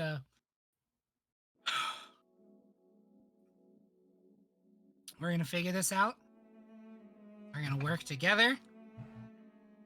And maybe we'll have 3 villains under our belt by the start of our 2nd year. That's gotta be like a high score. Yumi won't say anything. She'll just, after the hug is over, she's gonna go back to her room. And Tsuyoi will let her go. And he is going to walk over to his fridge, reach in and pull out a very big can.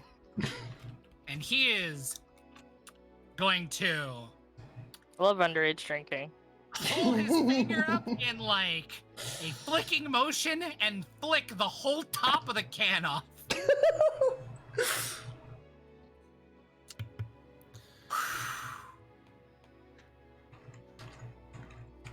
He's going to look at Koyo and he's going to look at Lux. Y'all got anything to yell out?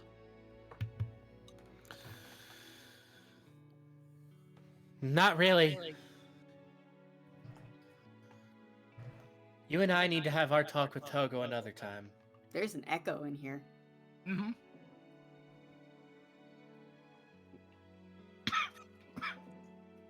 And what does Koyo have? Koyo is just kind of, well, not to you guys anyway.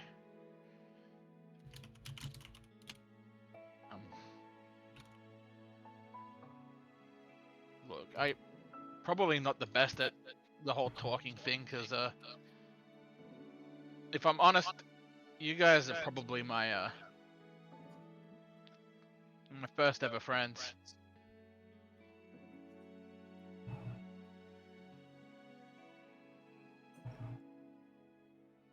So you're always gonna kind of walk over and flop into a chair next to Koyo.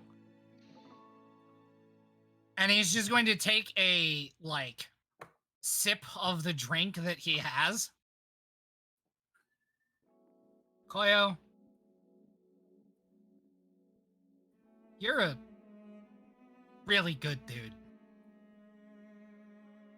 And you're gonna be a fantastic hero.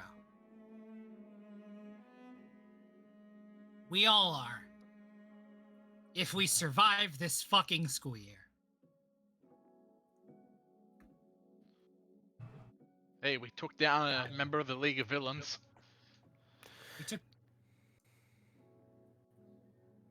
I mean, we've still got 2 other years to survive after this. Oh, don't fucking remind me. I'd say they can't all be this bad, but I don't want to jinx it. So you roll me a perception and a survival check. I got you. Oh god, the cursed grill is alive. 8 and a 12. Great. So you are just kind of like, man, I didn't expect this talk to go this way, but you start to smell smoke. Oh fuck!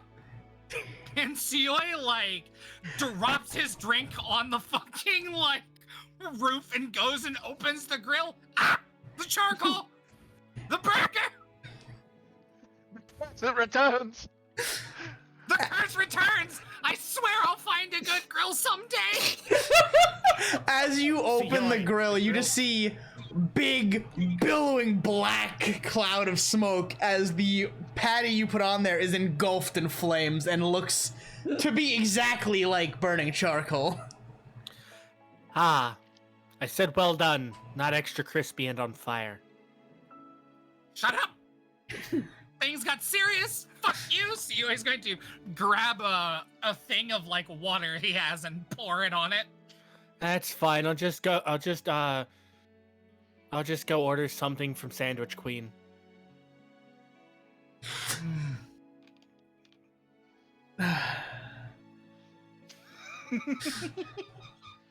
And the grill is no longer lit. There is steam and smoke billowing out of it. Suyoi, you feel somewhere on the campus there's a very disappointed snake mom.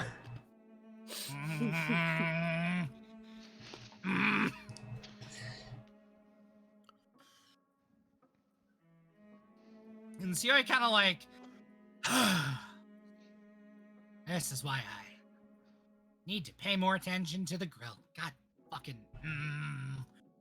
And he just kind of closes it and opens the vent on it for the smoke to come out.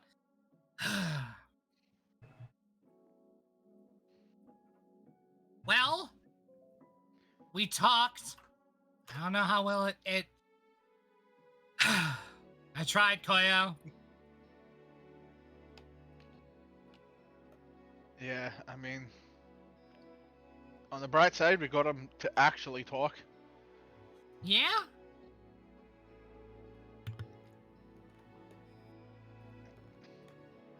I think I'm gonna go check up on Noriko. You go do that. I feel like she probably doesn't like me much right now. Don't think she likes me much either right now.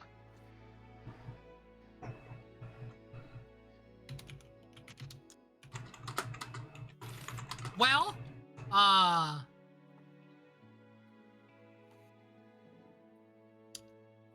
good luck. Go get him, Tiger. Yeah, definitely gonna need it.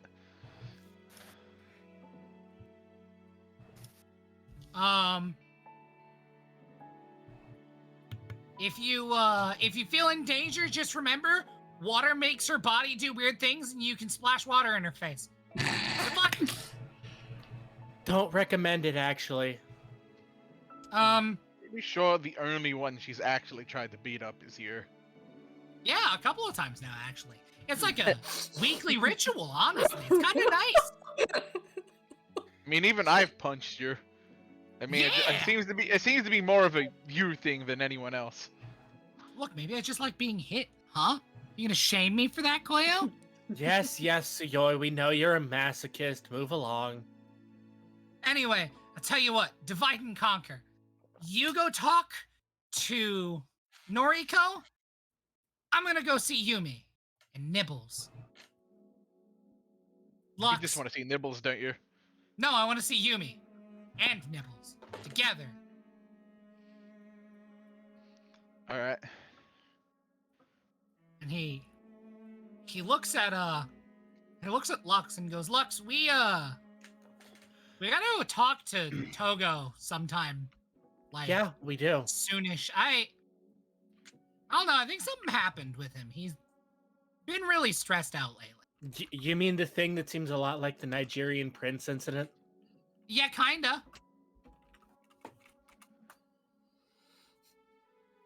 And Suyui's gonna like nod and hey, I fucked up your burger, but I got these cold soba noodles. Would you like these? I'm just gonna go order something from Sandwich Queen. All right, I suppose. And Suyui just like scarfs down the bowl of now cold soba noodles. I mean, cold soba's a thing. Yeah. They were probably cold when you got them.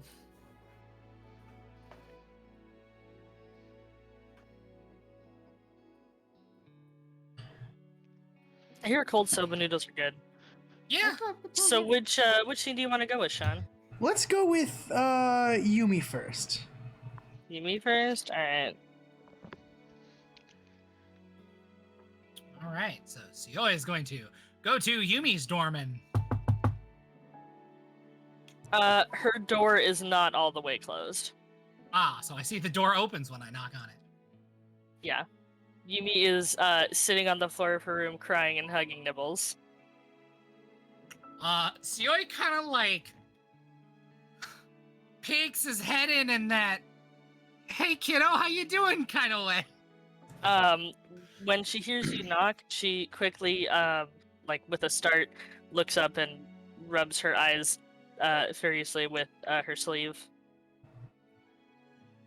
Hey, Suyoi. Hey! You okay if I come in? Yeah. I did say you could hold Nibbles. And Suyui, like, in a startling moment of clarity and intelligence, entirely unusual for our dumb punch boy, goes, I think maybe you should hold Nibbles a little bit longer. Yumi just looks at you. And Suyui, like, walks in and kind of quietly closes the door behind him and then walks over and kind of flumps down on the floor. Oh, Buev, your mic's doing a weird thing. What's it doing? My mic's not lighting up at all. It was on our end for a second, but it's better now. Hang on.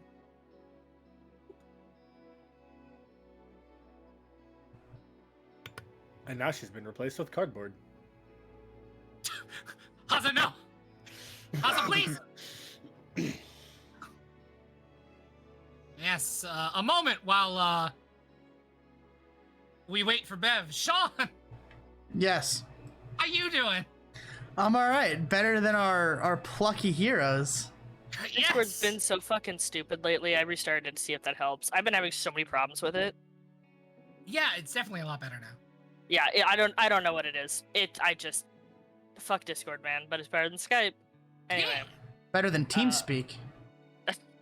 TeamSpeak's fake. Don't ever talk to me about TeamSpeak. Anyway, you were saying, Nira?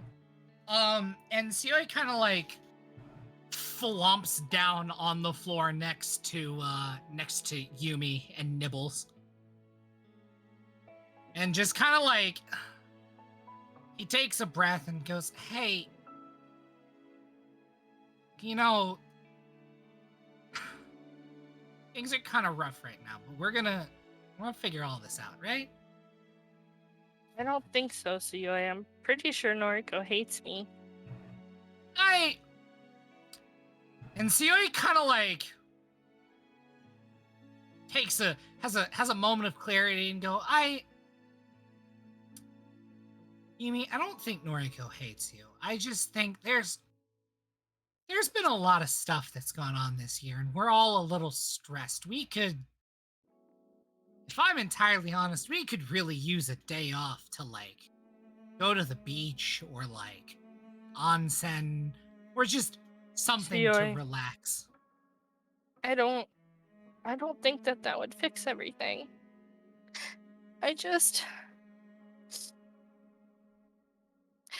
Noriko was my best friend. Best friend I'd ever had. And she was staying with me, and we would go and do things, and I told her about my family, and she told me some about hers, and it was so much fun. And then, after all that time, I got so frustrated with everyone fighting, and when I said bye, the person that I looked up to just started yelling at me and saying things were my fault. And that's why I panicked and left. And then, after you guys came to save me, Noriko was still acting like I was an inconvenience. And like, it was all my fault that I got captured. And everything's been so hard lately, especially with the stuff I learned about my dad, and I just, you know.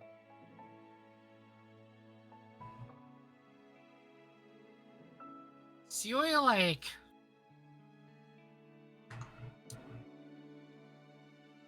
Sioi takes a moment and like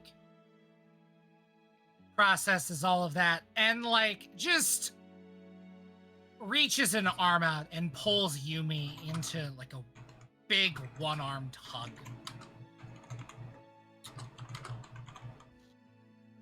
You know, Yumi, I think we've all learned some stuff about like our family this year that's been surprising. And sometimes friends are really bad at being friends. And friends argue, and we all have problems, and man, do we have a lot of problems. Doesn't help that we've got ourselves involved in all of these things with the villains, and you know, I've been having some problems here recently, and I learned entirely new things about Lux that I didn't know, and I've known him since I was 5.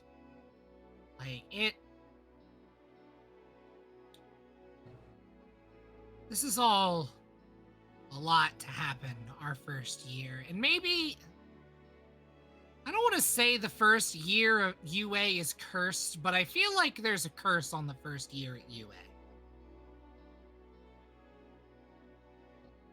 But I also know that as long as we work at it, as long as we're willing to put in the effort, we can work all this out. Because we're friends. Even if we're not agreeing with each other all the way right now, we still all care about each other. I really think that Noriko hates me. I thought we were friends and stuff, and then when she, I guess she'd only just found out about the thinking stuff is a game thing. She immediately just rejected me, and she hasn't even apologized for hurting my feelings. And I thought if I stayed away, maybe it would make her hate me less, because then she wouldn't have to look at me.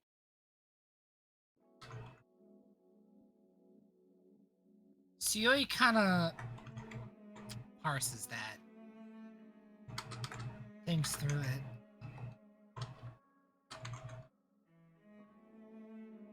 Yumi, I think, if I'm being honest,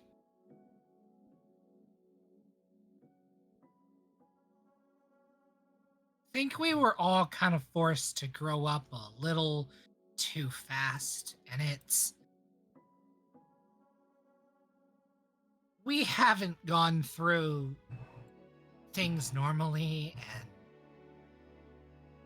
and friendships get rough when, people die and buildings explode, and sometimes we all go a little crazy, and there's some crazy fucking stalker thing following us around and appearing while we're, showering or walking through our room or opening portals while we're out for ice cream, and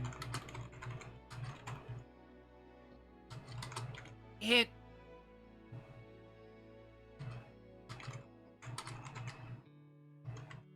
always gets rough before it gets better. But can this actually get better? I don't know if it can. And I feel like if I try and tell her how I'm feeling, she's just gonna yell at me again. And she's just gonna blame me again.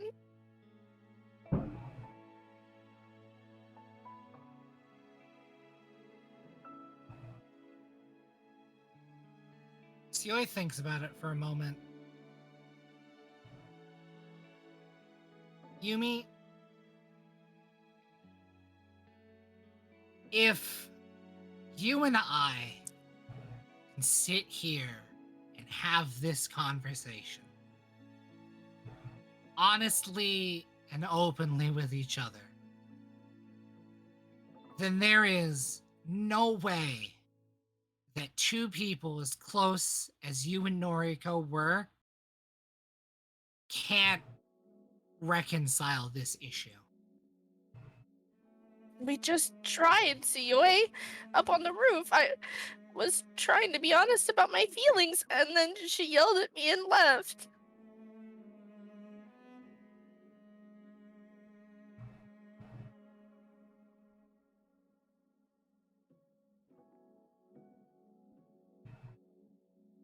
Yumi, I'm gonna be honest with you. Until I met Lux and Togo, I didn't really have a whole lot of friends. People didn't want to be involved with me after, it it got out who my uncle was. And it's really not easy being related to, you know, a known serial killer. And it doesn't get much worse than him. But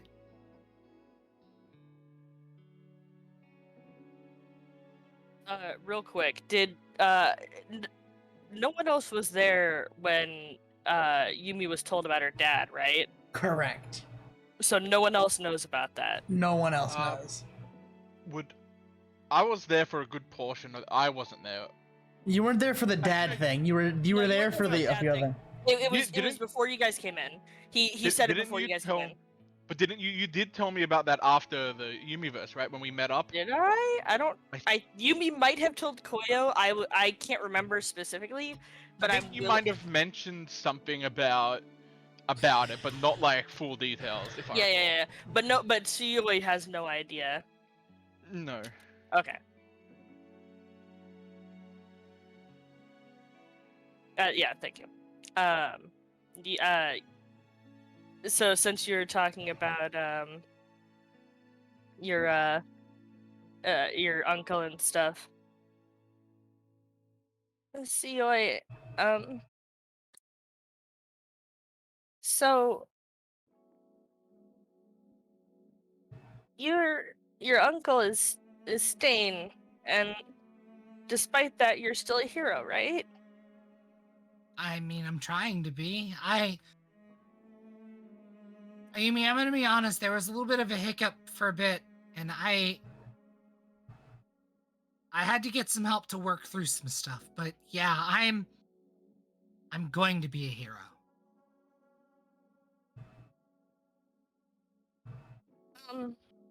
This is just sort of related, but how did you deal with, like, when you learned that he was a villain and related to you? Well, I mean, I was kind of young when it got out to the news that, you know, he was my uncle, but I mean, it definitely took a little bit after I, you know, met him the first time. He's, you know, kind of intense a little sometimes. And Tsuyoi, like, pauses. It's weird connecting what he was like when I met him to the last time I saw him. But it's something you just kind of come to terms with. You know, every family has that uncle they don't like to talk about. You know, some people's family's uncle is, you know, a drunk or got involved in drugs or ran with a bad crowd. Mine killed 47 people, you know? It's a family thing, right?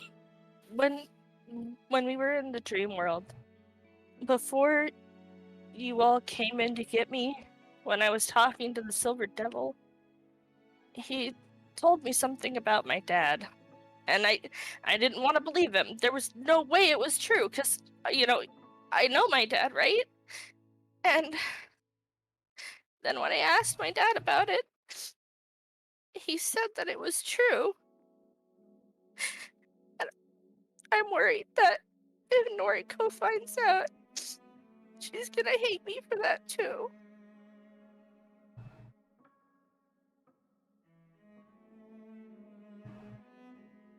Tsuyoi looks down at Yumi and smiles softly. I mean, she's mostly okay with me. How bad could it be? Lay it on me. What you got, Yumi? You guys fought a lot, especially when we first all got together. But, my dad worked as a sidekick for All Might. That was what he did when I was growing up, and that's what I remember. And it turns out that apparently before that, my dad was a villain.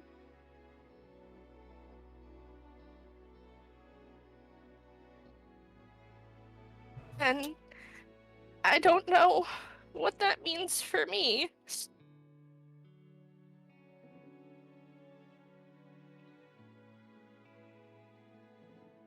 Suyoi gives Yumi like a comforting kind of like squeeze. I ever tell you about why the American Hero Association hates my dad so much, Yumi? She shakes her head. Dad's a pro, but he's a pro kind of like Deku or All Might or the ideal that, you know, my uncle had. Reason they hate my dad so much is because his agency tends to suddenly find new sidekicks all of a sudden. A lot of times when he works cases with interesting villains or criminals or a vigilante he gets sent after, suddenly mysteriously disappears. And then there's a new sidekick. And the things that we did in the past don't reflect on who we are as people now. And the things our family did, our uncles, our fathers, mothers, brothers, whatever it is, don't necessarily reflect on us as people. The problem I'm having is I've always looked up to my dad, and he's the reason that I came to UA in the first place. You know, he may not have his own agency, but he's still a pro hero, and he's always done his best despite the really difficult to deal with quirk, because this is a lot like mine. And he still managed to make it through and be successful, and people liked him. And I thought, well, this will be easy. I can just be like my dad, and I'll be a great hero. And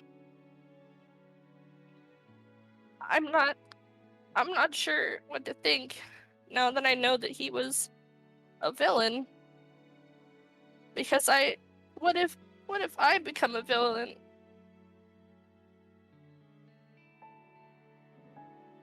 I don't know what I would do. Is what we're doing even heroic? I thought it was helping people and stopping criminals, and Noriko thought that too, I think. Until she started saying that we're not heroes anymore.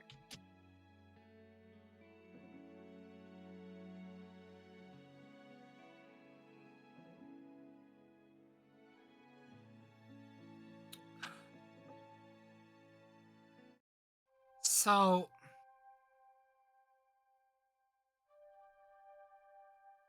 Suyoi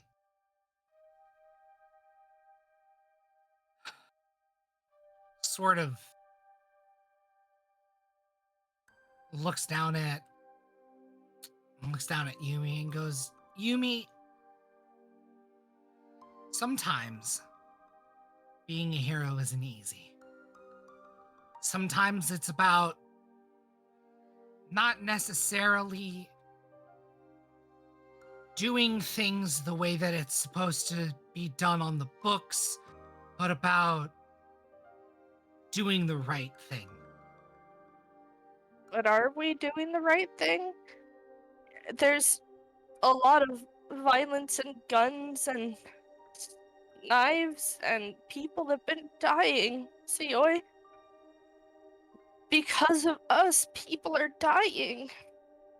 Even if they're bad guys, that doesn't mean they deserve to die. And when we came back from the dream world, and all I said was, don't kill the narrator, and then Noriko and everyone were just wanted her dead so bad. I don't know how to feel anymore. It's really scary.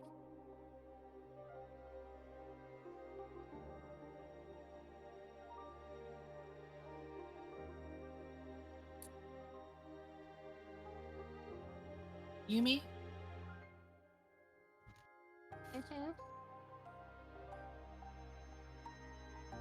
I don't think I've ever told you who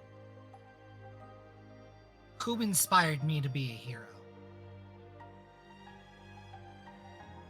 Because it sounds really bad, and it's not something that, you know, you should ever really admit that, you know, you weren't inspired by someone like Deku or you know, All Might or any of the, you know, actual pro heroes, or even a vigilante.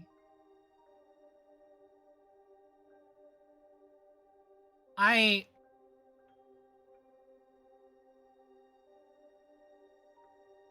spent a lot of time with my uncle when they, you know, saved me as a kid, and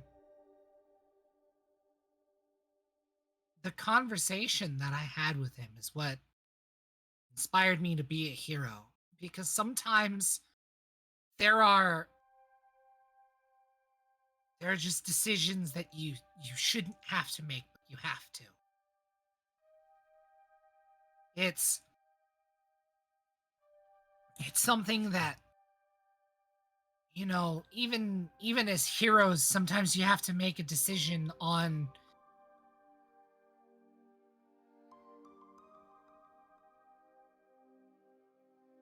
how do I say it? The viability of how to respond to a threat. I mean, even you see it sometimes. Some heroes have quirks that deal with, you know, kinetic-based things like me, or blood-based things like Blood King, or, you know, I mean, Snipe uses guns. His quirk is just gun, which would fit in great in America, but it's kind of weird here a little. I mean, his quirk is, you know, the aiming thing, but he doesn't kill people. And it comes sometimes as a hero. There are decisions you have to make that aren't decisions that you want to.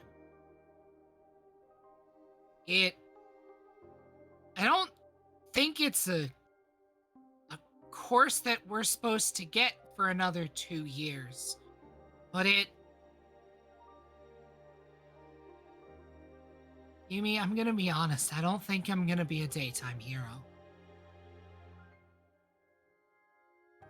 And these aren't the kind of decisions that Limelight heroes make. Limelight heroes help people during the daytime. They save civilians in fights, you know, help with disasters, rescue people from burning buildings. But sometimes there are some villains you just can't bring in. There are some villains that Yumi shakes her head at you. I don't believe that. I guess if they're like big rampaging ones or something, like too big to be able to just like control, but there were so many people that, you know, we could have handled better, like when we were in the warehouse. And all those people died. I mean,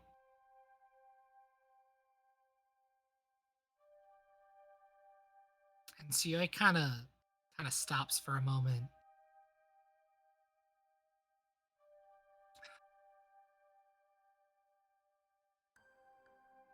Sometimes, even in heroism, there are people you can't save.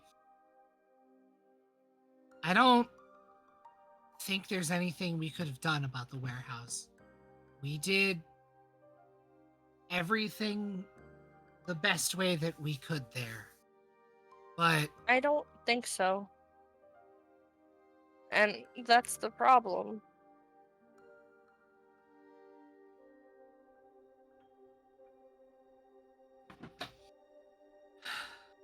I think when it comes down to it, some of us react a little violently. I can't always control what happens with my quirk. And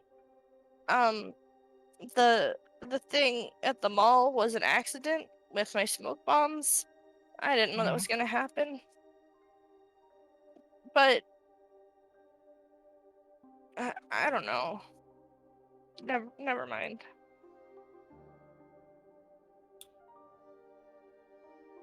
Yumi, can I be honest with you?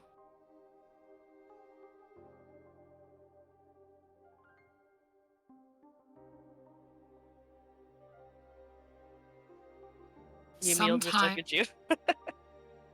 Sometimes it's hard to stop.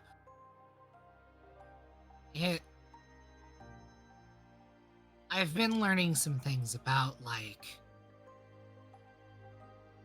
heroism and, you know, what it means to fight villains on a scale like we have, because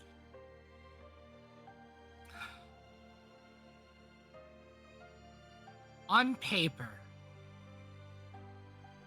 we're supposed to wait. We're supposed to just let these things keep happening. We're supposed to let the pros deal with it. But sometimes, well, we have our provisional licenses. We can do hero stuff now. Well, yeah. But before we had them, yeah,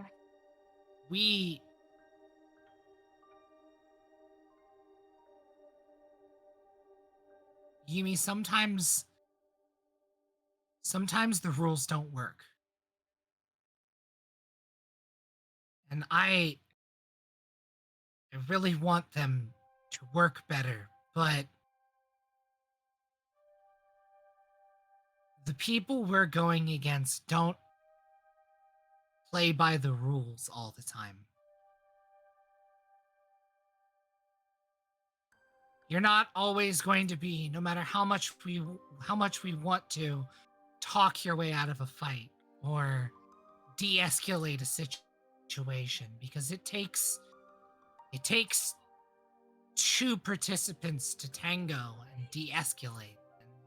If our fights end in people dying, how are we better than the Silver Devil?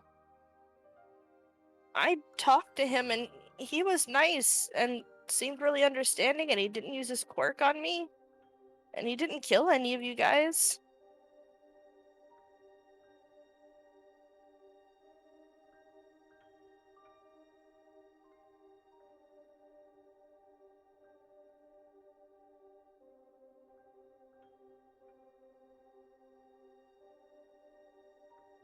Suyoi is gonna think about that.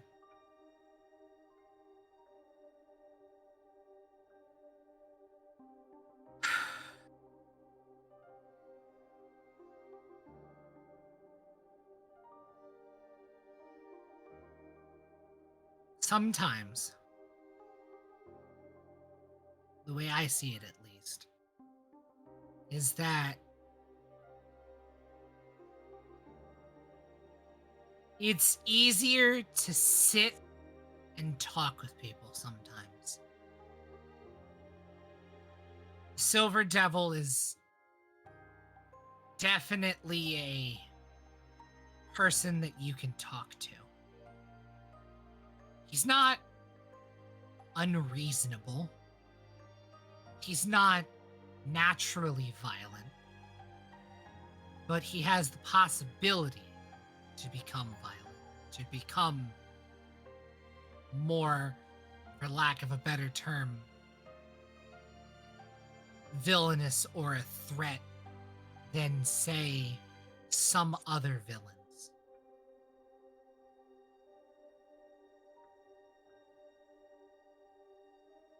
But don't we also have the potential to just become a villain? If things end in killing, doesn't that make us villains?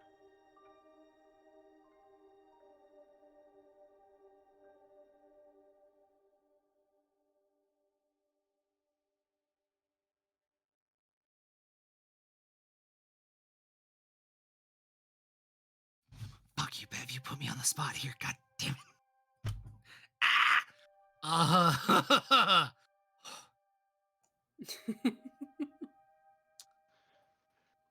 Man, I really have to word the next words out of my mouth really carefully. You put me on a spot. You think this would be an easy question? Morality isn't easy. Sometimes when a hero and a villain meet up, And they hate each other very much. very much. Sometimes when an all might and all for one meet in the back alley, half of a city burns down around them. Hey, when Endeavor meets a villain, the whole city goes down, so it gets improvement.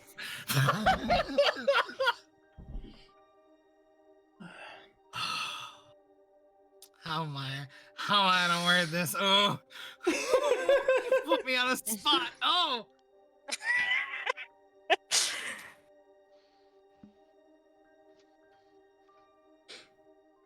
Can I just say it's been a really wild night with Suyoi as the voice of reason for everything?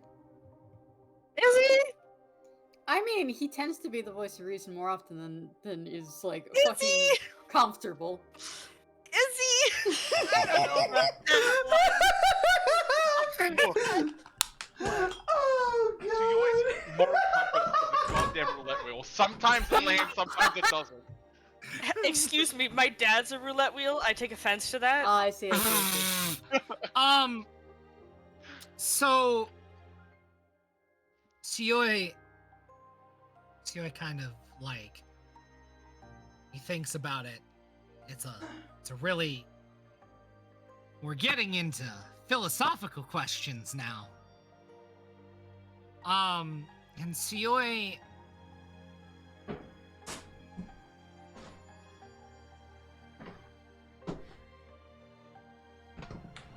Yumi, I'd like to tell you that I have an answer for that question. You know, I'd like to say that there's an easy way to sit and talk about morals and the proper way to arrest a villain, or the proper way to decide what constitutes villainy and heroism, but it's not easy. And they're not necessarily decisions that we should have to make at this point, but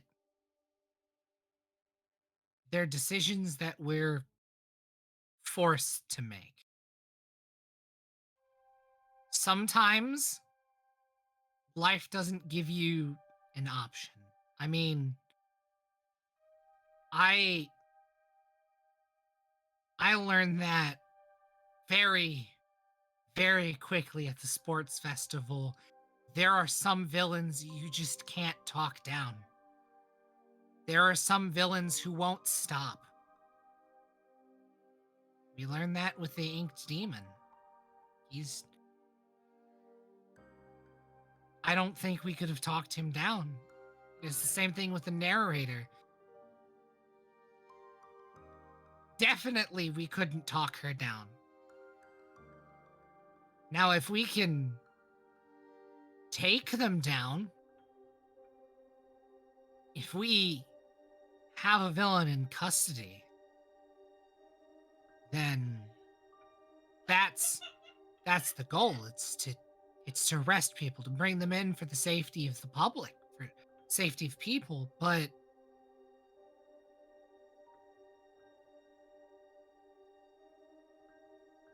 sometimes you find a fight that isn't a fight for justice or to arrest somebody or to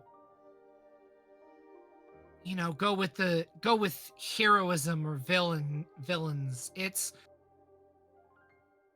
sometimes fights are a fight to survive.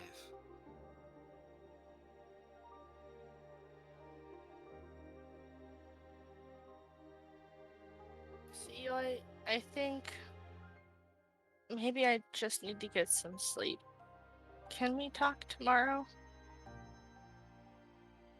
Maybe we can go get milkshakes? I would really, really like milkshakes. I think that sounds like a great idea. Her eyes are still watery, but she will smile at you. Alright, let's meet tomorrow. I'll text you, okay? Alright. And then does Suyoya leave? He's going to give Yumi a really big hug first. And then he's going to give Nibbles some scritches, and then he's going to leave. Before we end the scene, Sean, please look at DMs. Yes. Yes. The answer to that's yes? Mm-hmm. Alright. After Suyoya closes the door behind him, Yumi sets Nibbles down, and she looks at her phone, and she pulls open her text messages. There's one that's been sitting there for a while. She's looked at it so much, it's burned into her mind, and she's a little afraid, but eventually she replies to it, and she says, I just want to talk. Yes. All right. Thank you for that scene, you two, you fucking monsters. And next up, we're gonna go to Koyo. All right, I'll be right back. Yeah, I need to turn on the light. I had to hear how it went with Yumi and Suyoya, so 1 second. And gonna need a moment on both of our parts. Jesus Christ. I feel like I'm gonna fucking pass out. That Christ. shit was good, though. Oh.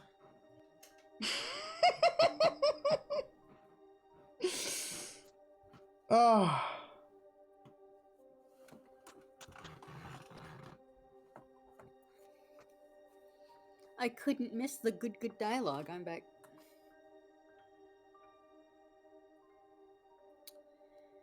Oh god, I have to follow that. Can we just get a shout out to Rachel and Nero for that heart wrenching scene? Can we just get some? Like, Y'all made Sandman cry. Yeah, I cried all the way through it, yo.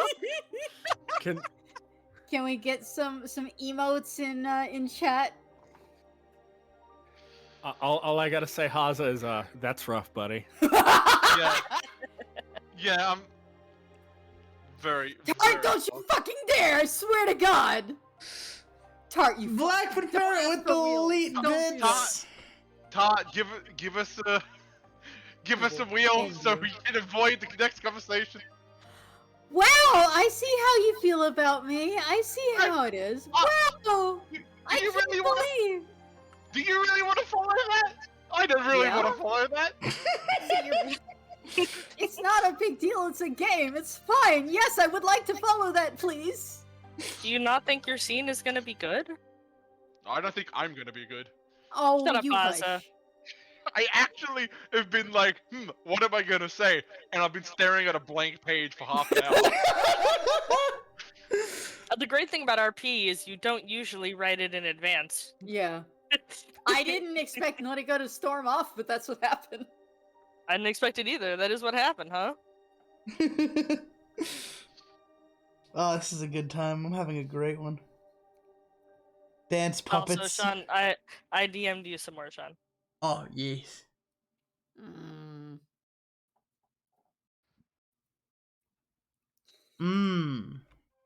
Tickled the strings in the very cockles of my heart. Anon, you stop that. You're in jail. Dance puppets, dance for me. Dance, magic dance. Alright. Are we on break? Or are we starting this up? I'm pretty sure Nero wants to be here for this. Yeah, let's take a little break. Alright, I I need can to get go. a drink. I also want to be here for this, but I need to go reassure my aunt that I'm not distraught. Because last time we had an emotional scene back before the Yumiverse, she was very worried about me. It's very sweet. I'll be back. I'm gonna grab a drink then.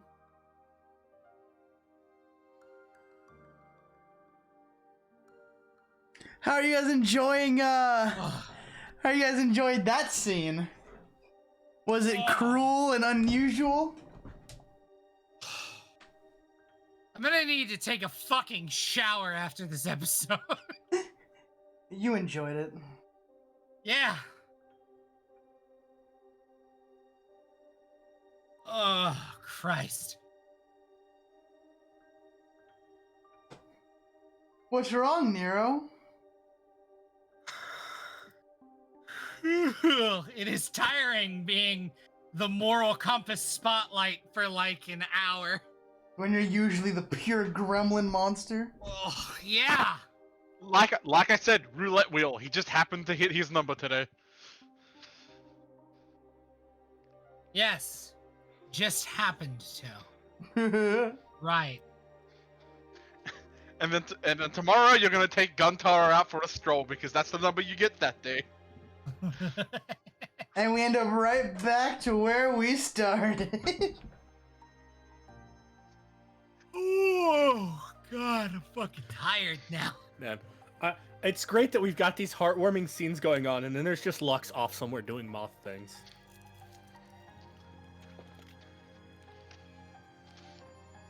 Lux is off somewhere, just playing Organization of Renown. Last imagination. No, someone turned on a hallway lamp, and Lux has just been sitting there staring for the last couple hours. Nah, he's been in the middle of he's got his own thing going on right now. He's just off doing moth things while everybody's having these heartwarming scenes. Because nobody asks questions about the moth. You said you were fine! Don't you start that! No, I said he didn't have problems with anybody. This was the time to air grievances! That's what Suyoi said! And he didn't have grievances with anybody. Look, motherfucker, you, me, and Earl are gonna sit down and we'll have, like, some real hour talks at some point. Yeah. We're gonna have real boy hours.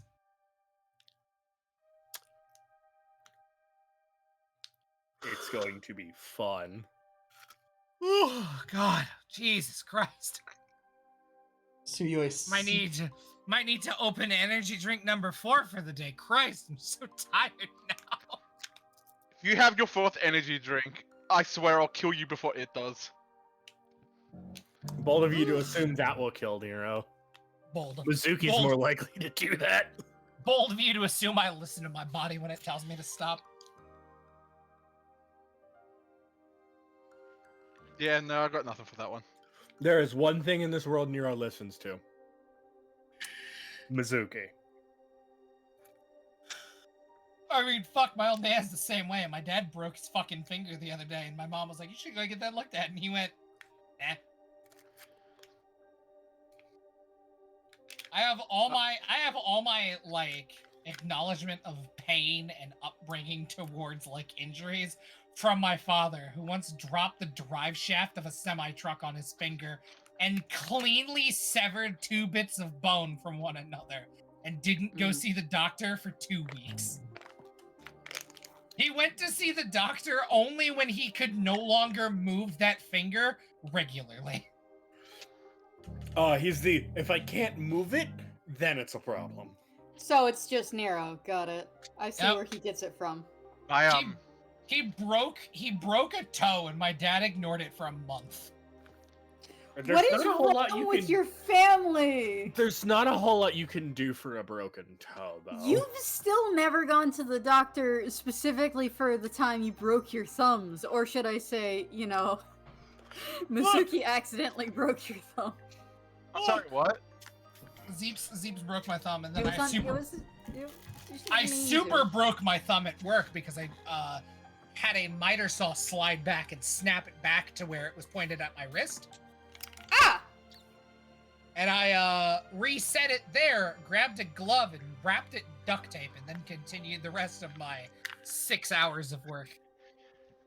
See, I had to, like, convince my dad to stay at the hospital, because I told really some of you guys that my dad sliced his finger with a circular saw. Not off, but my dad is really weird. Like, he was okay with the pain, not okay with it, like, with getting a needle to numb the pain. Oh. Very strange man, my dad. Yeah, I'm okay with the pain. Don't want to look at. Don't want to get a needle though. Bro,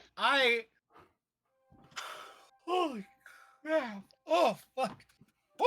I need to wake up. I slap my face a couple of times and get the juices flowing again. Christ! For realsies. You guys, you guys all ready? Is Bev here? Oh, good question. She's reassuring her aunt. Right, we can't go without Bev though. Bev wanted to watch this with judging eyes, because then Haza will feel embarrassed. Come on, Haza, back this up. Let's go. Follow up, act. Follow up.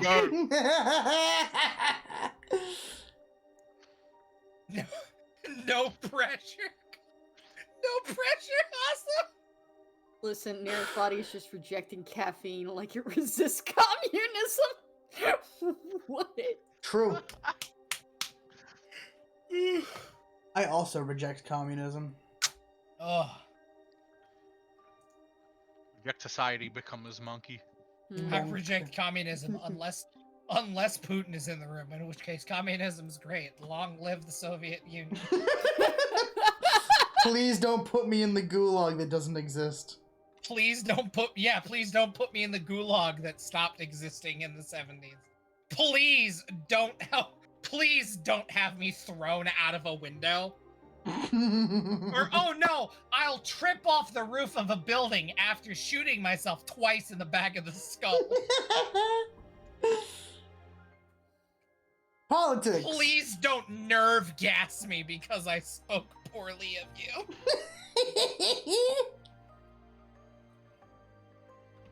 Please don't nerve gas me. Duh. Really? Niet. Yes. Truly? Oh.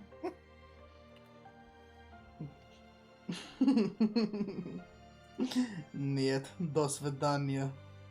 Pussy boy. What? Welcome back. I'm sorry. Welcome back, Web. I was gonna ask if you guys wanted to hear an absolutely bonkers story my aunt just told me. Oh? But now I'm curious about this. We were just shitposting. What's this bonkers story? So my aunt's like, oh, so I got invited to dinner on Friday. I was like, okay. And she was like, it's in a place, first of all, it's in a place called Freedom, Maine, which neither of us have heard of. It is a real place. She's looked up this restaurant. The restaurant is called The Lost Kitchen. And apparently, This restaurant is, first of all, very expensive. It's like $280 a person. But the only way to get a reservation at this place is to send in a postcard, and they do a postcard lottery. And it's so popular, people send in postcards from all over the country. And her friend got in, so my aunt gets to go to dinner. It's like an 8-course meal, and apparently there's gonna be some film crew there filming something, so they all have to sign waivers. Jesus. That's fucking neat. That is really cool. It's so bizarre. It's very bizarre, but fuck, that's cool. Yeah, and I was like, you send it a postcard? Who does his postcards anymore? People who want to get into the lottery, I guess. Apparently.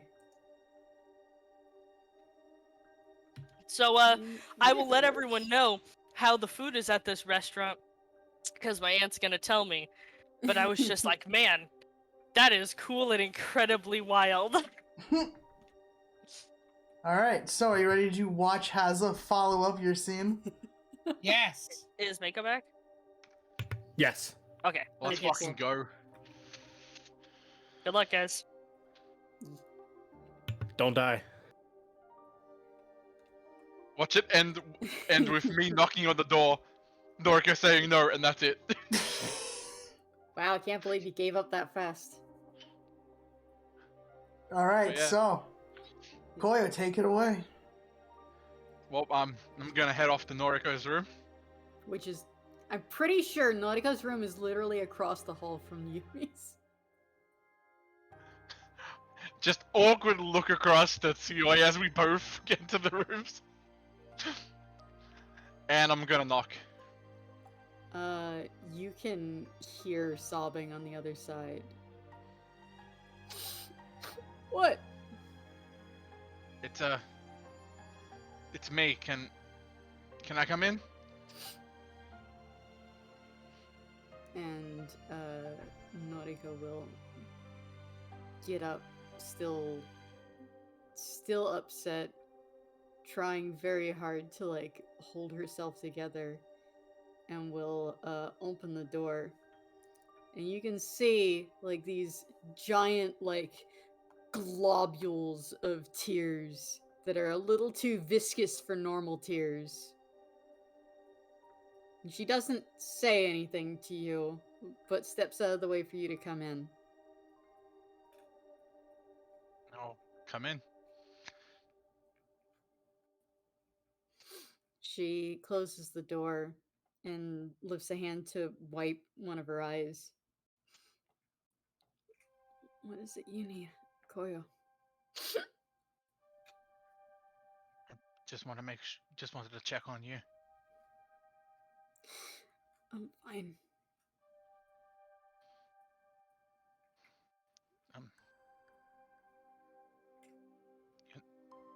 You know Yumi does absolutely care about you guys, right? Noriko doesn't say anything. She barely looks at Koyo.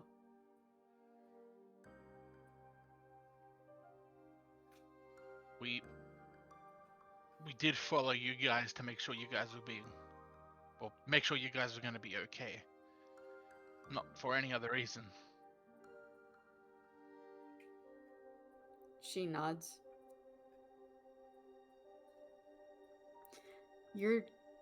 Could I bother Haza to roll a perception check? Sure. Is that alright, God? I shall allow it. Perception.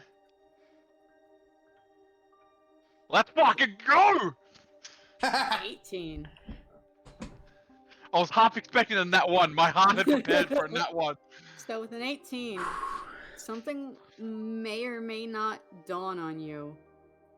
Noriko has mentioned a few times just today how she lectures people. Yumi has said it. Koyo has said it. And it seems like that stuck deep in her heart. And she has now decided that instead of lecturing, she will just be quiet and try not to take up space. You're pretty sure that the thing you told her earlier about being up her own ass didn't help matters either, as she won't look you in the eyes.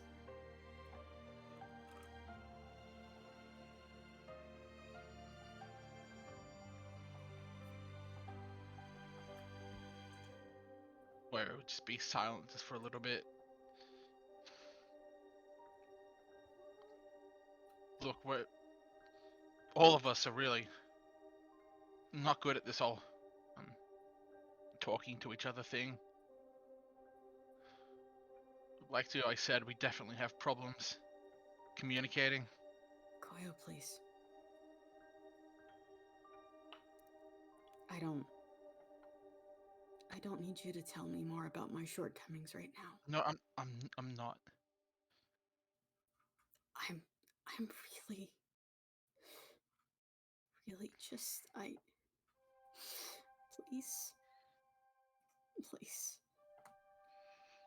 please, can you just let me be? Please. I went like you asked me to, please.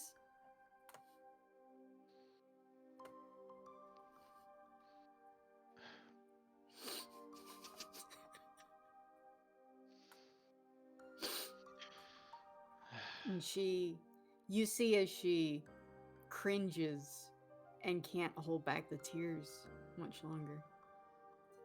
And just furiously tries wiping her face as if it'll make it stop.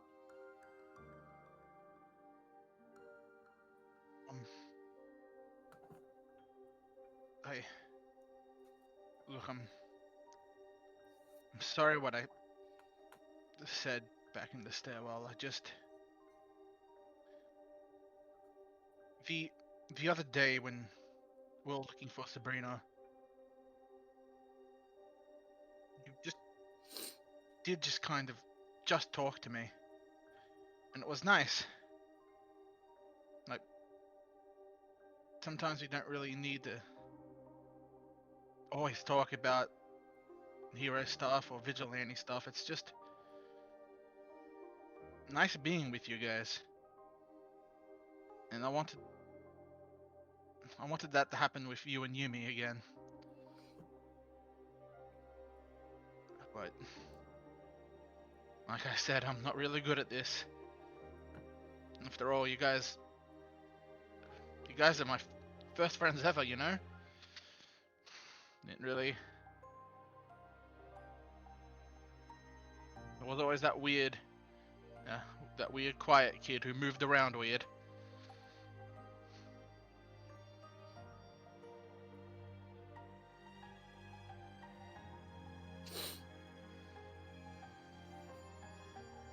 Koyo, I don't know what you want. What do you want me to do? What more do you want? I just want us to...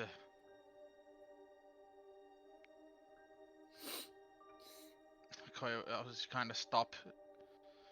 This isn't like manga. This isn't like anime. It doesn't... Just wave a magic wand and it's all better. I know. Yeah. That's why I want us to all try together. I mean, Tsuyoya and I even talked, and he's definitely made the best effort out of all of us.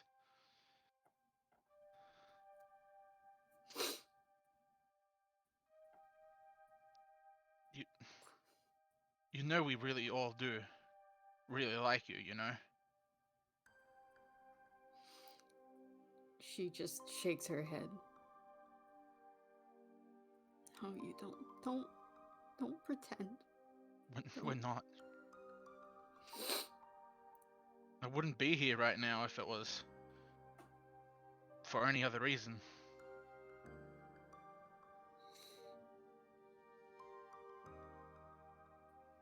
Koyo, appreciate what you're trying to do, but you don't need to lie to me like this.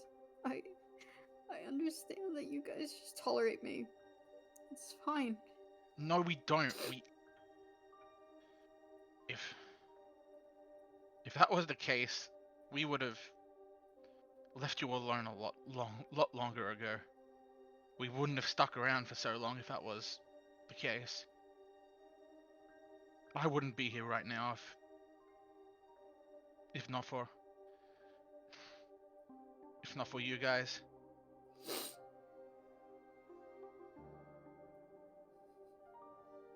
Still be alone.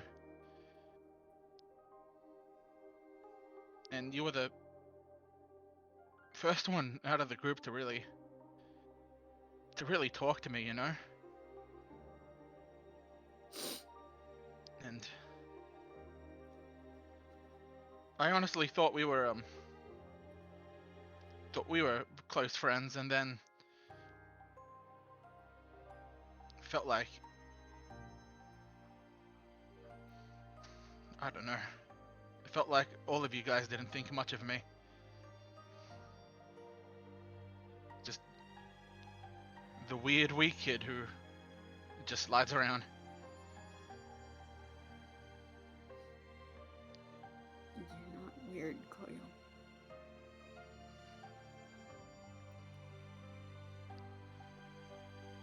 At least you look like a normal person.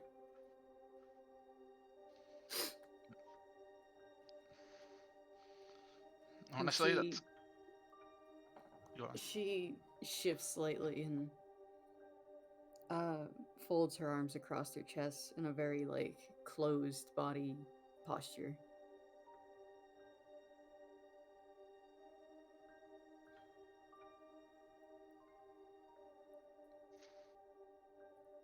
I can't say I understand that what you all Lux go through, but it's... I'm genuinely struggling to find the words.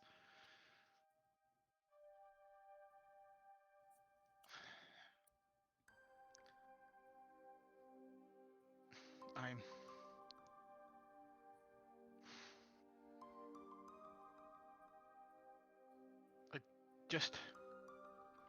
know it feels like Tuo and I are definitely trying too hard, but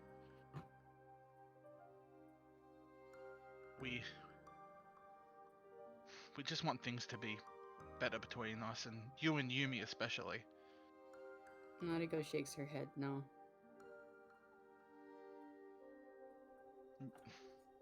I don't want I don't want to lecture. I really don't. I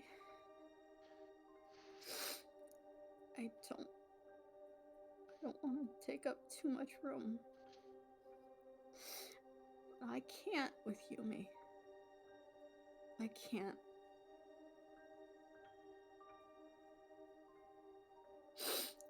We went to stop her because it wasn't safe to go out when we knew the narrator was after us. She stormed away, and then she said it was a game and it wasn't fun, and then she knocked me out. I don't know if she still thinks this is a game when people are dying.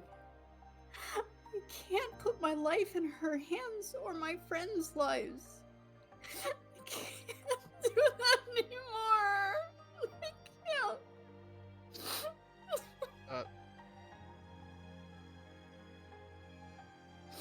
Koyo is going to attempt for a hug, but knowing that Noriko doesn't like to be touched, is not gonna push it if she shies away. Yeah, she backed up. She doesn't like being touched at all. Yep, that's why I didn't push it. But Koya will look and he goes, I don't think you guys give her enough credit.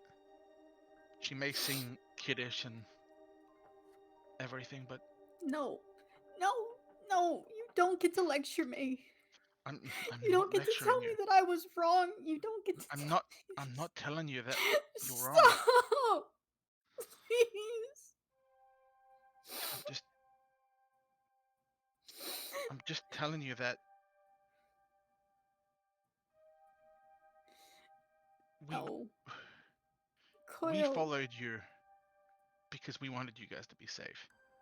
It wasn't just my idea.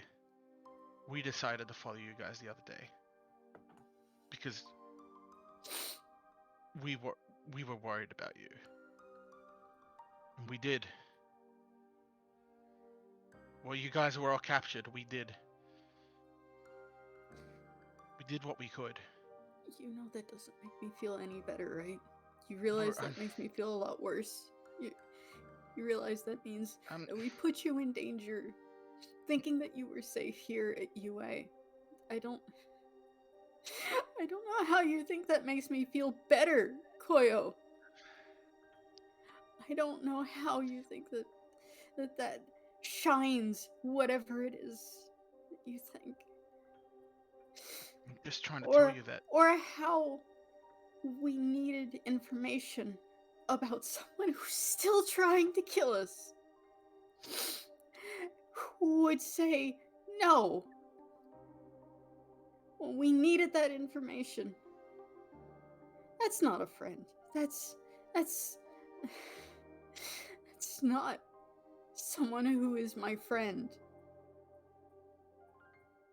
I've been trying, and she takes it as disingenuous. Fine. You know what? Fine. And just tell her to leave me alone.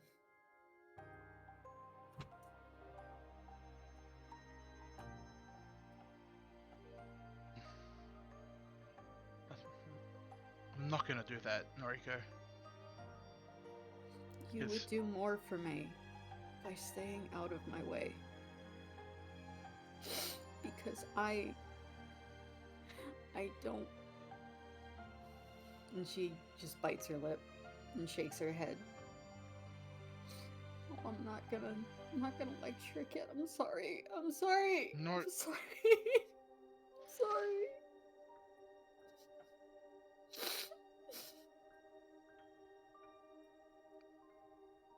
I'm sorry.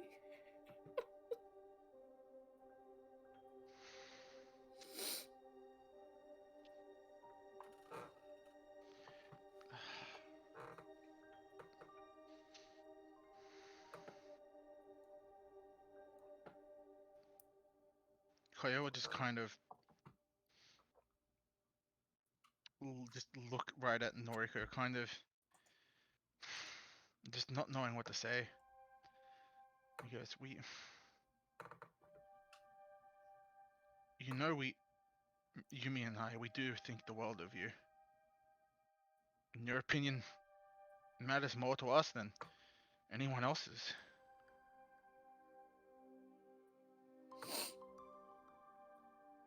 She just shakes her head. Yeah, no, it's true.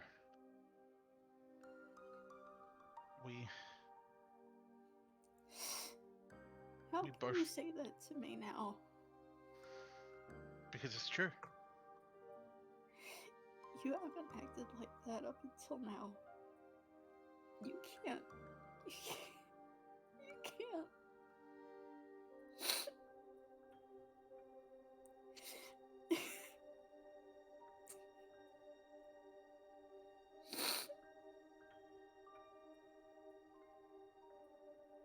You can't do that to me.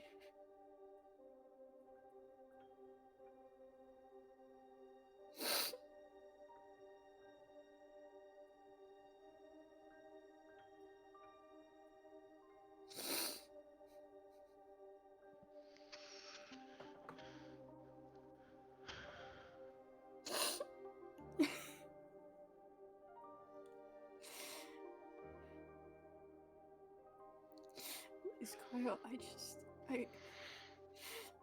just want to be left alone. Please. I know it's selfish, and I'm sorry. I'm very sorry. Please. Please, can I have some time? Please.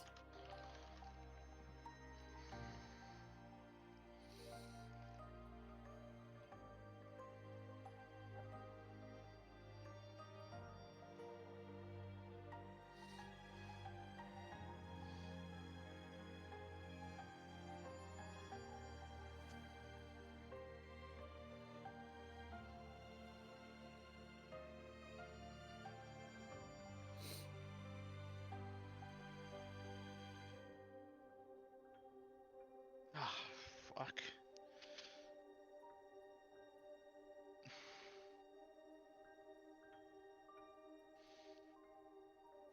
I really don't know what to say. It's alright. She will move out of the way and open the door.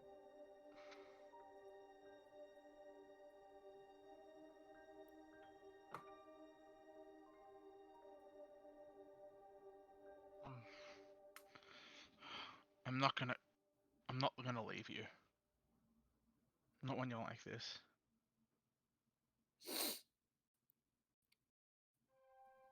And she just looks at you, pleading, tears streaming down her face, knowing full well that she doesn't want to be seen by anybody like this, practically having begged you to give her space.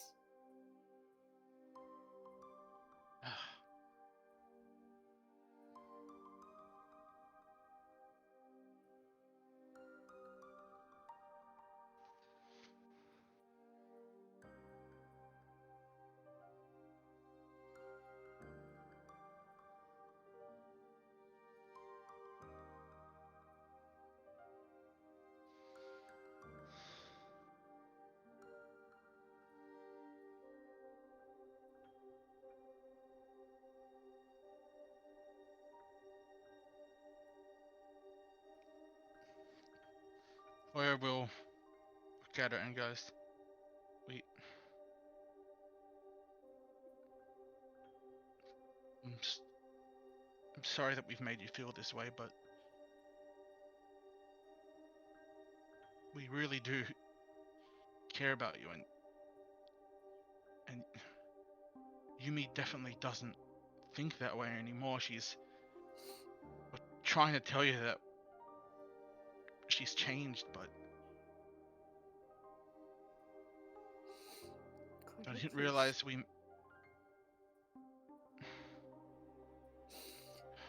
Please.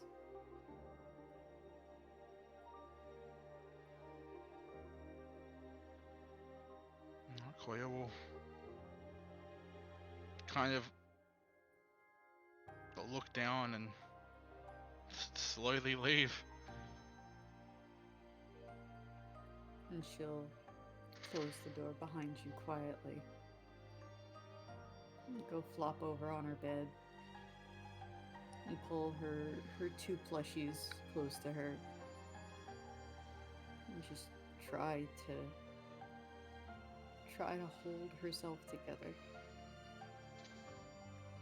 And Koya is gonna sit right down in front of the door, and you can kind of hear like a soft thud of his head just kind of leaning back as he hits the door.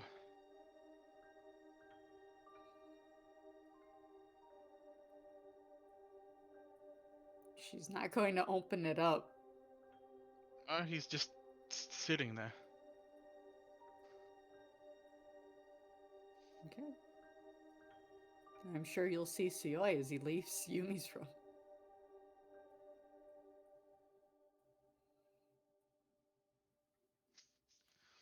Yeah. You just see Koya looking abso-fucking-lutely defeated. Just sitting in front of the door. Suyoi opens the door to Yumi's room, sees Koyo slumped on the ground, blinks a couple of times, And then he looks back at Yumi. And like, I could close this door and ignore what I'm seeing. I could turn back around. And Tsuyoi steps out, closes Yumi's door, and just leans down and holds a hand out to Koyo. I was just gonna look up.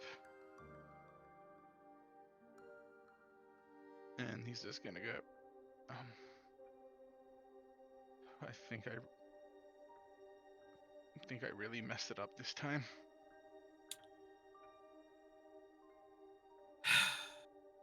Tsuyoi just kind of looks down at Koyo.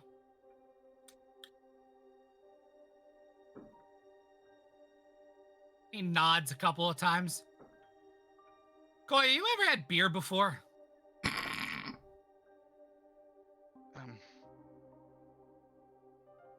No.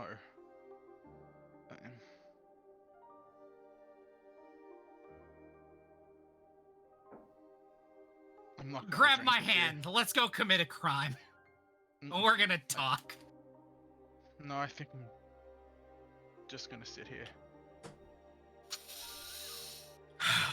Koyo.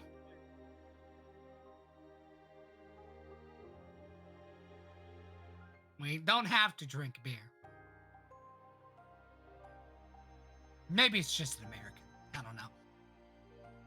But I'm definitely not letting you sit in this hallway between Yumi and Noriko's door.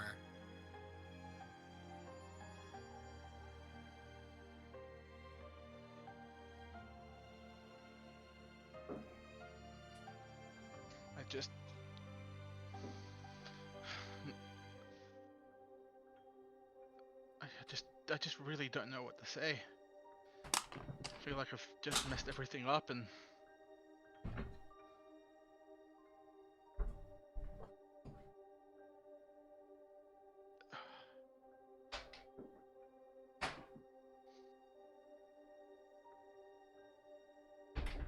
Koyo? feels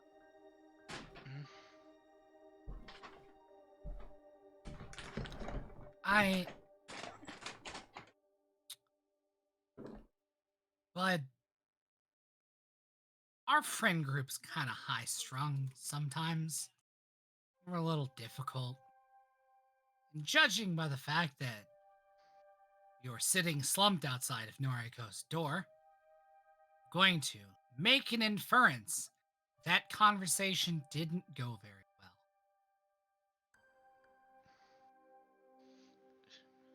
we made her feel like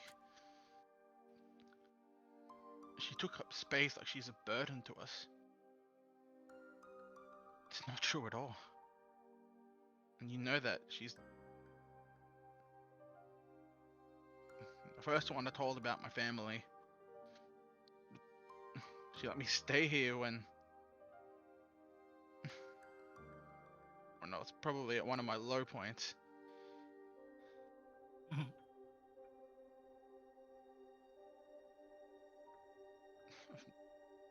Never been good at talking or expressing myself, and I just don't want to lose you guys, you know?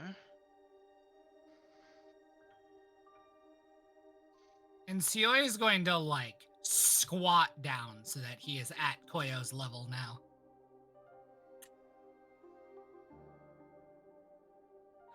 Koyo?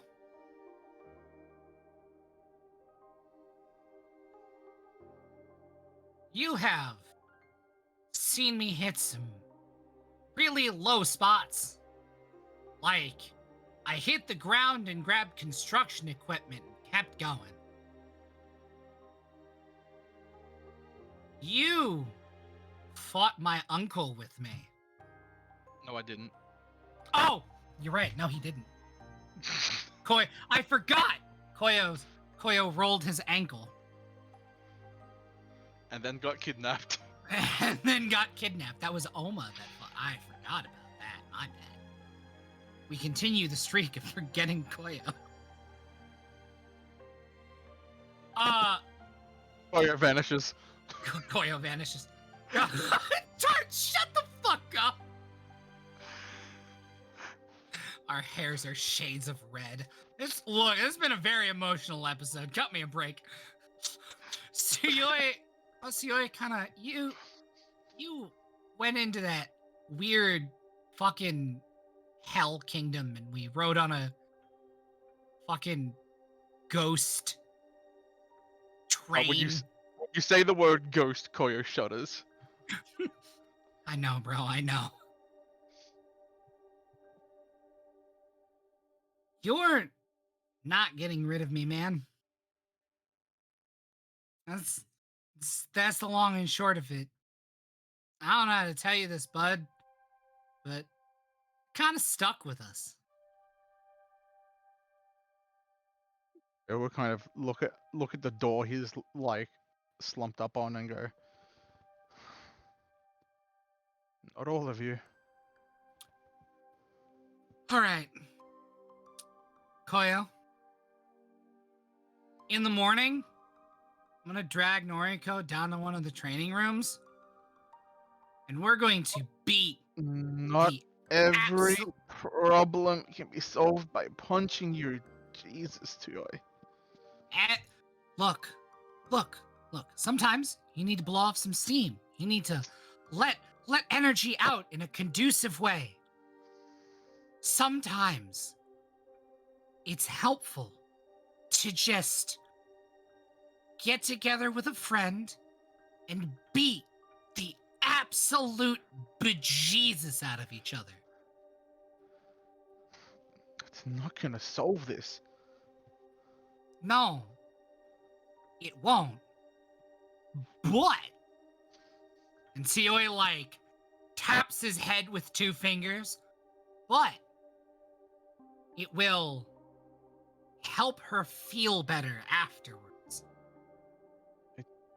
I don't think that's gonna cut it. No. It won't cut it, Koya. But it's a start to cutting it. You don't cut down the tree on the first swing. It takes a couple swings.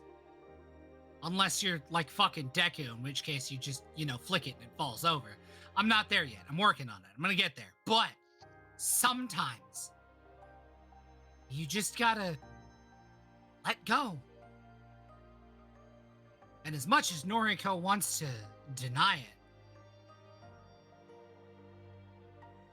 as much as she doesn't want to admit it, she's one of us.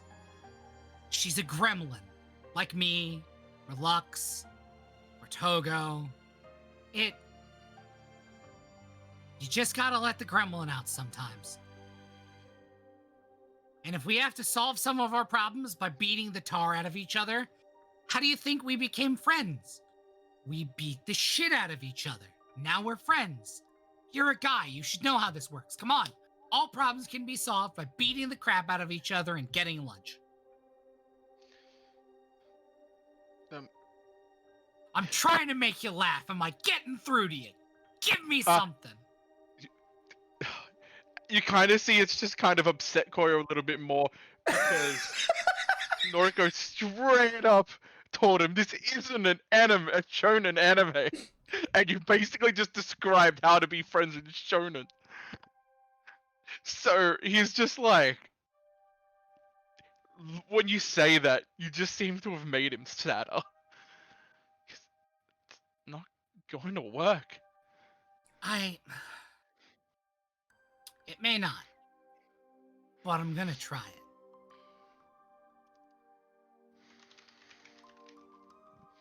it. It's worked before. Maybe it'll work again. Maybe it won't. But I'll try. And that's all any of us can do, is try. Like I'm doing with you, like I just did with Yumi, like you did with me. Try.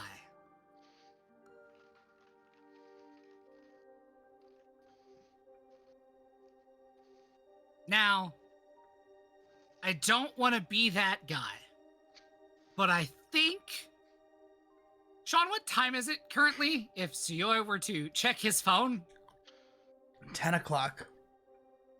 I think this is a conversation we should continue either in my room, or maybe we can go talk on the roof, or we can go talk to Lux. But in about 5 minutes, Ida Sensei is gonna come through and start doing dorm checks. And if he finds the two of us standing outside of Yumi and Noriko's rooms, he's gonna do that hand chopping thing at us and talk really loud, really long. And I really, really, really don't like when he does that. Like, I swear to God, Koyo, it's like somebody animated his arm, like somebody rigged it up to just chop at you, and it makes this whistling sound. Bro, I don't want another Ida Sensei rant. Not after that time I woke up in my boxers outside of his door with like a really big sword.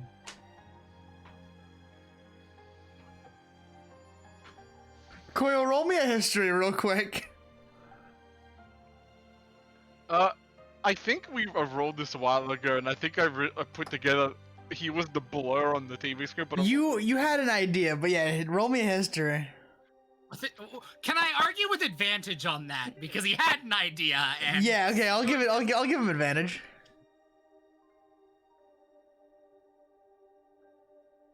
Double eights. Nope.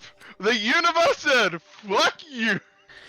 You remember hearing about something very similar on the news, but there's no way they're connected.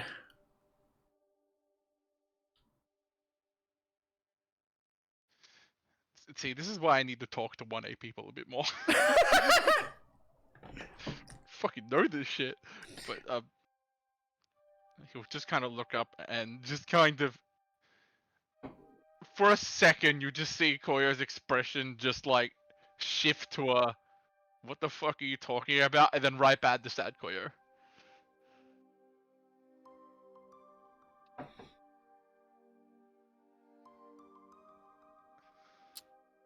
Look, Koyo, I don't know if this helps accelerate the decision or anything, looking at my phone again and looking at the time, but I'm pretty sure if Ida Sensei catches us here, he's gonna try and drag us in for a sexual education talk and give us the birds and the bee talk. And I'd literally rather start a gun than have that conversation with Ida. So you roll me perception. No. Can I argue with advantage? No. 10. So, the hallway you're in is getting dark, the lights are turning off for the night. And down the end of the hall, you kind of hear a...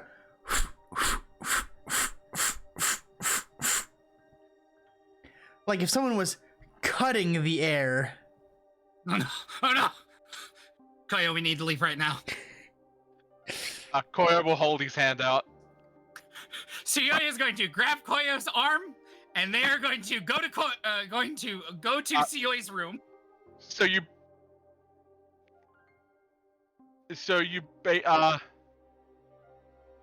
basically like drag him along like a red wagon because he's not getting up, but he's using his quirk. And Suyoi's going to stop at his door. He's going to look at his door. Then he's going to take one step forward. And he's just going to start rapidly banging on Lux's door. It's open, you fucking idiot. He is going to open the door and drag Koyo into the room. I'd like to imagine you slide him in like a hockey puck. He just like slides him in front of him and then steps in and closes the door. Safe. Koyo is still like knees up, head down.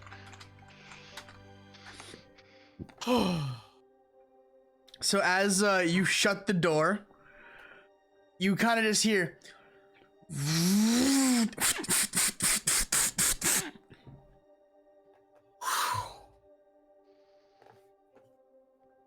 And we avoid having the talk from Ida Sensei once more. Haven't you had that talk a couple of times, though? Yes, I have. It's why I don't want to have it again.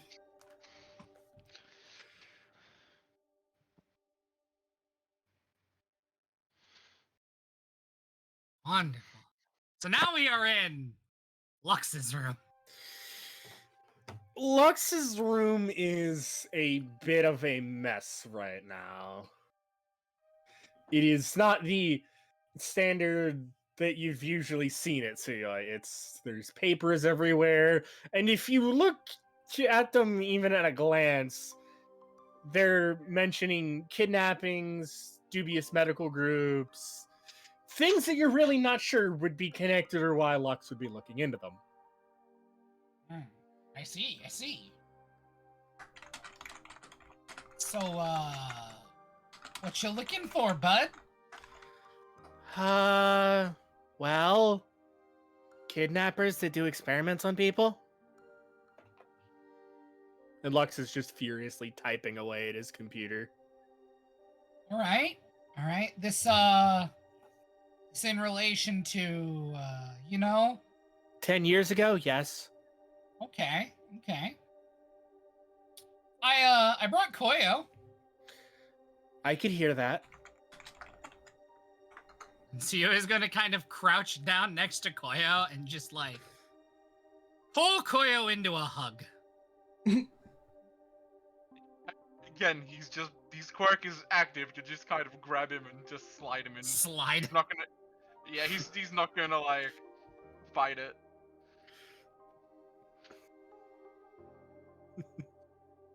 So, why'd you pull him in here? Ida-sensei was in the hallway and I needed to talk to you. Fair enough. Lux hasn't turned around at all. And Sioya is gonna kind of like look at the assembled room. He's going to look at Koyo. He's going to look at Lux. So, Lux, about how long have you been doing this, huh? What month is it? God, what month is it? April. And I'm trying to remember, when was it that Lux had finally remembered everything that had gone on 10 years prior and everything that had happened to him that he had repressed? That was a while ago that he remembered all that. Trying to remember, like it was not long after. It was like a day or so after we dealt with Stain. Oh, it's been a while. Fuck off. Stain? It's been a while. Suck my dick. Yeah. It's since we dealt with Stain. All right. That's fair. How long have you been doing it today?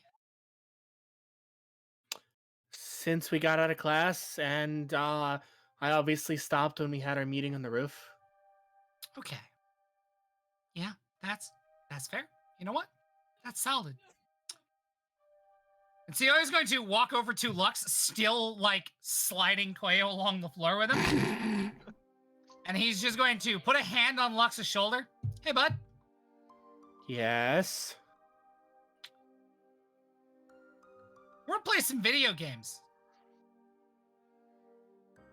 You, me, and Koyo. Do you And even we're just play gonna games, be- Koyo? He does now.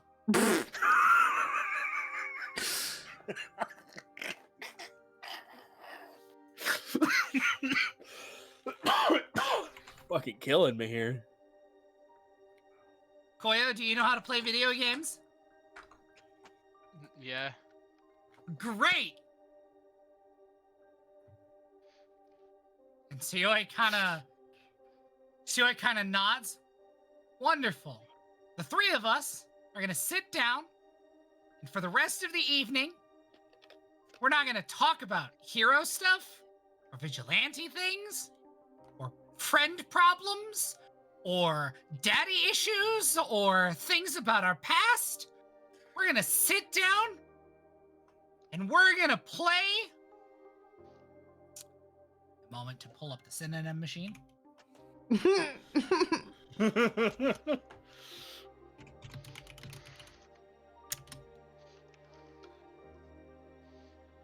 We're gonna. I can't use that one. Hold on. We're gonna play Disc. Triple split screen. The three of us are gonna sit down and we're gonna play Disc. I hate you. What is Disc for the people at home? My brain hasn't connected that one. Earl got it. Yep, Earl he got did. it. Halo. Now, as Those are different things, you motherfucker. they're both circles. Now, wow. Disc and As- Halo are very similar in shape. the next few hours go by, and well, I don't know what. Koyo, roll me a percent die. I was gonna say, why not sleight of hand? I know what I said. I will say, Koyo is more of a fighting game, kid. That's why I'm as. We're gonna teach Koyo how to play first-person shooters. 38. You are not very good at this game. That's okay. We're gonna bring this boy to an esports league by the time we're done. So, as you guys spend the next way more hours than you're willing to admit in a public conversation, it's about 3 in the morning, and you guys are going at it, and Koyo, despite not being a first-person shooter kind of guy, is kind of just enjoying being, having friends for a little bit, Yeah. But all good things come to an end. Oh. Are we not? As Like I was gonna. Okay.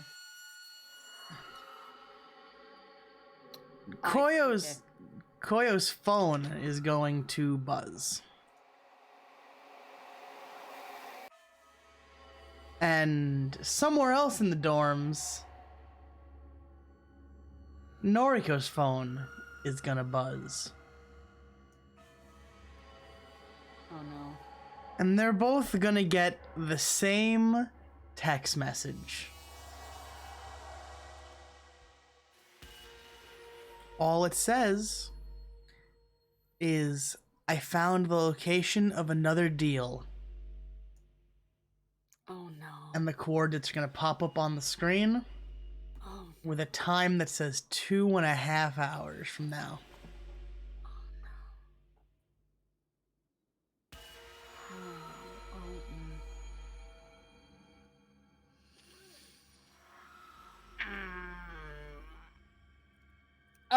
Unfortunate. Yeah. Noriko will get up after seeing that and immediately call Oma. Okay.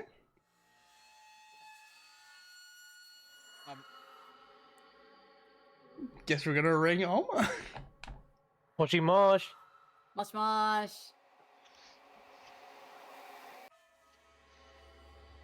Yep.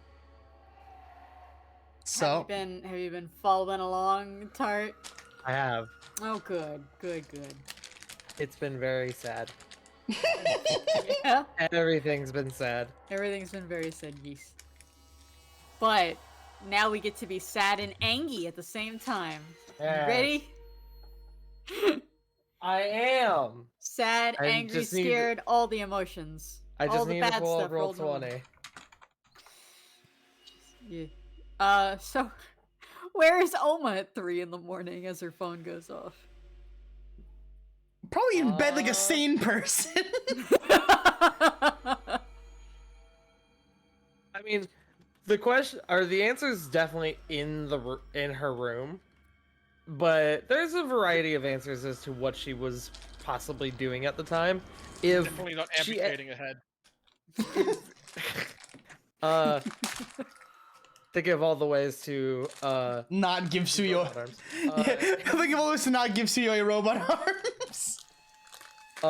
If Noriko had earlier in the day called Oma about the stuff from before, I would say it's more than likely that Oma would still be up, even if it like wasn't related to that. So like maybe working on like schoolwork or working on like some of her hero suit or whatever, but I mean, it's pretty 50-50 whether or not she was actually asleep. Okay. Yeah, I don't think Noriko would have gotten in touch earlier on the night. But yeah, she'll call up Oma. Oma will answer the phone after a ring or two and go, "Moshi mosh." Oma, are you at the school right now? I am. I'm in my room. Why? Hey, we've got a situation. Situation with you guys. That's very surprising. Oma says with a very slight hint of sarcasm. Noriko doesn't catch it. She's fucking worn. Sarcasm is a little hard to parse at the moment. Oma, do you... I know before you had your quirk on lockdown. Are you able to use your quirk again? That's a good question, Sean. How long has it been since the last day crew session? Since the Hanayama incident? I'm muted. I would say it would have been about a week or so. Okay. So, yeah. Then Oma would go, "Yeah, I'm good to go. Why, do you need backup?" Yeah. Yeah, sure. Just send me where and I can get ready. And I'll send it to you. Oh, actually, if you come to my room, I'll be able to give you the address. I don't think I'm gonna call the others this time. Oma hesitates as Tart waits for the sneeze to go away. As it tortures the back of my sinuses. Oma will go, "Oh, okay. Is everything all right?"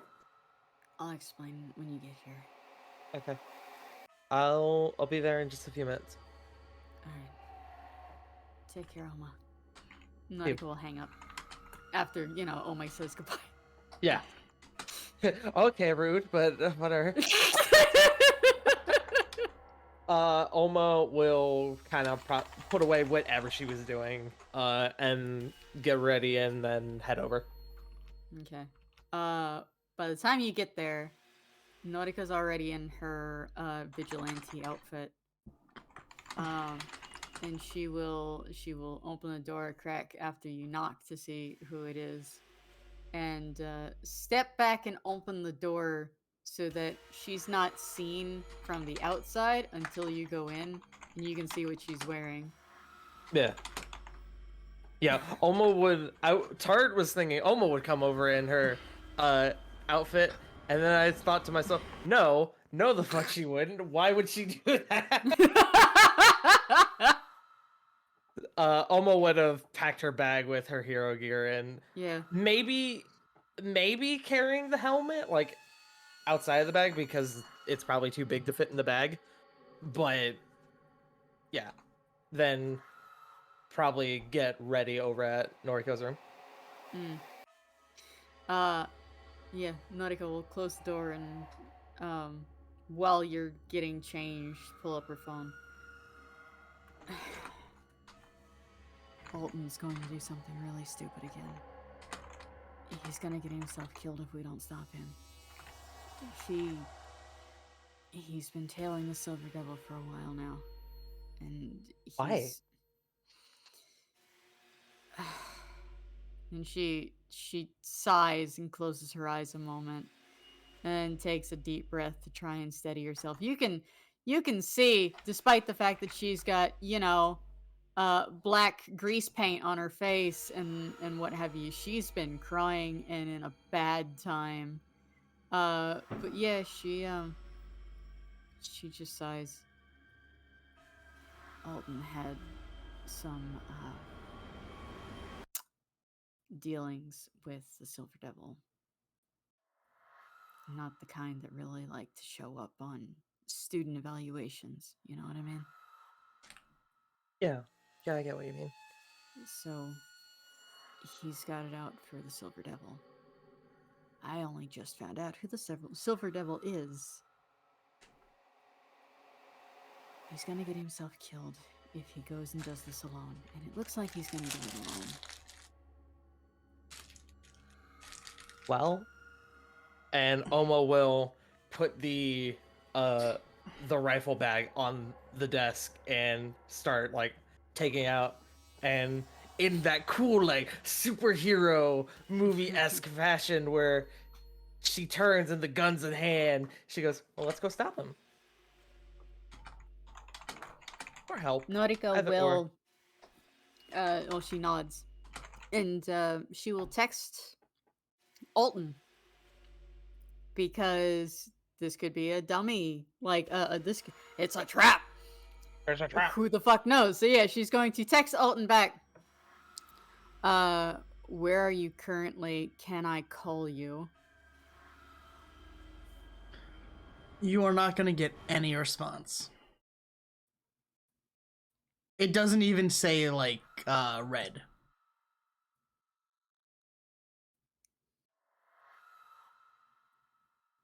Sean, if you're talking, you're muted. Oh, I did it again. On airplane mode. So what happens is, fuck you. You don't even get a red receipt. It doesn't even say, like, seen or read. It just says delivered. Got it. Noriko will turn to Oma. This could very well be a trap, so we need to be careful. John. Me. Being the 1A representative, Oma would know Alton's phone number. Is this Alton's phone number? Yes. Okay. Wanted to make sure, because you can't be too careful in fucking D&D. It is, under Noriko's phone as Alton. Oh, okay. Yeah. Thankfully, we've got both class representatives and also the two people who would check for traps. Yeah. Before they go, Oma will sort of look to Noriko and go, I could tell something's been bothering you, and I won't pry, but I'm here if you need to talk about it. Later, we need to make sure that Alton doesn't get himself killed first. Yeah. Just letting you know. And she nods. I appreciate that, Oma. I do. Of course. And she'll... Let's go save our friend. Yeah. She'll open up the window, and you can get down, right? Do you need help? Nah, I'm alright. And we leave out the window. Oma Alright. rolls out the window. What do, Koyo, how do you respond to this message? First thing I want to check is, has it, like, just been sent to me? There's, like, not, like, another number that, like, I can see it's been sent to someone else, or... It was sent to Not you. like a group check? Not a group text. Okay, That's a group check. Just wanted to double check. I'm gonna assume that, like, Koyo has just kind of fallen asleep where he is, and the two other gremlins are still playing Halo or Ring. Disc. So obviously we see that Koyo's phone went off, right? Mm-hmm. Yeah, Koyo's gonna, like, kind of not awake, look at it, and then just go, we gotta gear up. Yeah? Why? Alton's going out. Oh. I see. Oh, game time, let's go! We should probably go get Yumi and I'll check on Yumi. Yeah, you guys go do that, and Lux will walk over to his bed and pop open a compartment that has his Tonto in him. what about him?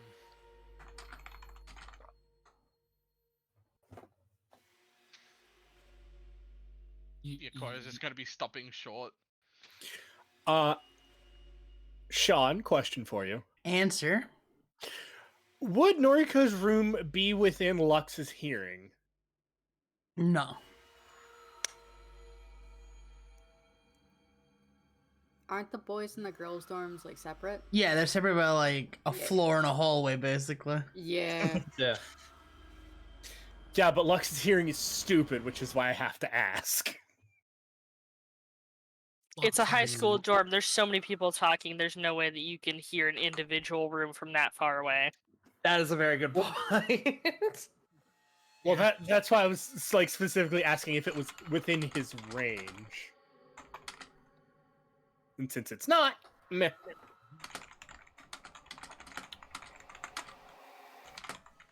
So, since I'm going to be going to check on Yumi, see if Yumi is going to come. Also going to check on Noriko, see if Noriko is going to come. Is that okay, Jonathan? Mm-hmm. Before I go grab my gear.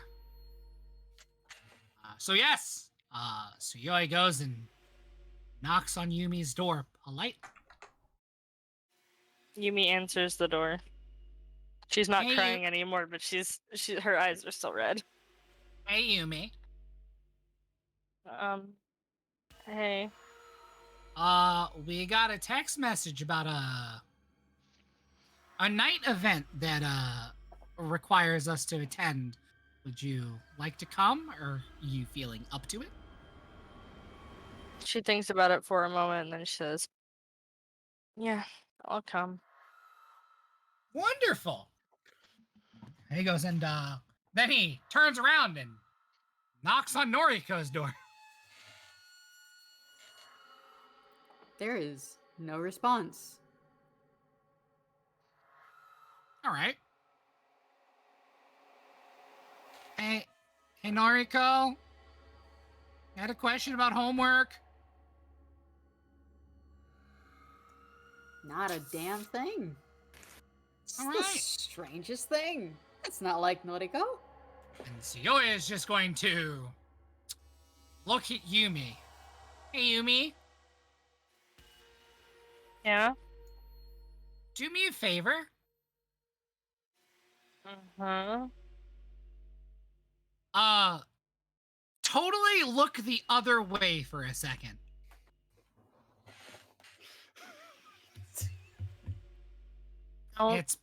Don't break down her door. She won't like that. No. I'm just gonna. And Suyoi just jiggles her door to see if it opens. Nah, it's locked, bro. Please don't break down her door. She's a responsible homeowner. She unlocks her doors. She probably just doesn't want to talk to us. Yeah, that's fair. And Suyoi nods. All right. I think we'll meet down in the usual spot. I gotta go grab my gear. Yumi will go back into her room to get ready. Wunderbar.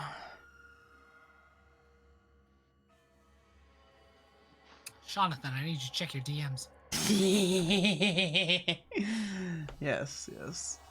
I won't lie. I thought Suyoi was gonna ask Yumi to have Nibbles crawl under the door to unlock it from the other side. I thought he was gonna ask me to use my quirk. Like, can you use your quirk to break in? Can you use your quirk to break into Noriko's room and invade her privacy? You use your Deku power to break down Noriko's door. You break down half the building? Yeah, as well as this entire side of the building. No, see, why don't we just get your power to swap with Noriko? So Suyoi goes to his dorm to get his gear. And he gets into his room and he closes the door, and there's that momentary, yes, I live in here alone again, sadness moment. You know, the sadness sound.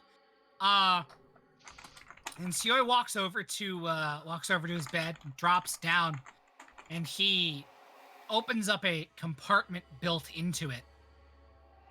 And there is the case that has his Iron Fist gear in it. He grabs that. But underneath it, he sees another case. And looking at it kind of makes his head hurt. Just a little bit. And then he kind of just shrugs and closes the container and grabs his gear out of it. And he suits up. Heads down to the woods.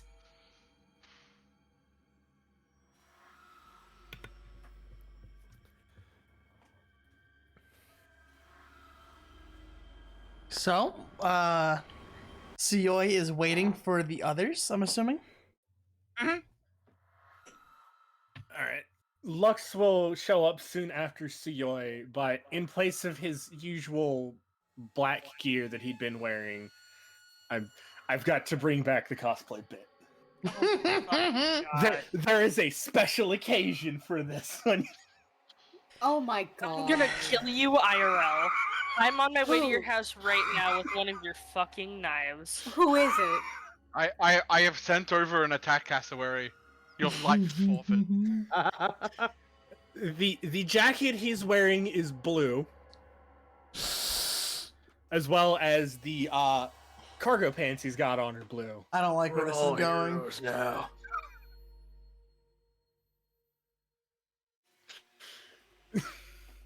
And his shoes are red with a white Velcro strap across them. All right, well, session's over, guys. Have a good Sorry, night. my brain isn't. Who is it? Yeah, mine. He's Sonic the Hedgehog. No. I will actually hurt you bodily. I mean, about it. I was like, I've got to bring back the bit for this just because I love that franchise and it's its 30th anniversary. Mako, I love you so much. I need you to understand that when I tell you this. You are not going to ruin our good and emotional session by showing up in the background dressed as Sonic. It's not happening. Lux ruins everything. Like a fucking cryptid. It's gonna be like if they're gonna beat the Silver Devil and they're gonna have him tied up like a fucking proud fisherman, and you're gonna have cryptid Sonic the Moth in the background. You want to know what's worse? Noriko and Yumi somehow end up having a big emotional talk, and Lux is standing right beside them, dressed as Sonic. It's not a full 1-to-1. It's just the outfit is inspired by Sonic. God damn. I get it. I was more of a Knuckles fan. I get it. You know, I just don't understand why the Grand Wizard can't support the Black Hedgehog. You know, Shadow, who had the better game. I would, but it's God, not. Are you really gonna let him do this? It's not Shadow's 30th anniversary. It's Sonic's. Game came out 30 years ago today. But Shadow had guns. Shadow did have guns. Man, but Lux doesn't Shadow use guns. used knives. Oh, there it is. Shadow used knives and katanas. Chaz, I know you're in chat. How do you feel about this? Sean, are you really gonna let him do this? I mean, it's not hurting anything. It's hurting me. Emotionally. Emotionally. Goddamn sound the porcupine over here. Hold on. This is from Anon. It's very important that this is from Anon to you guys.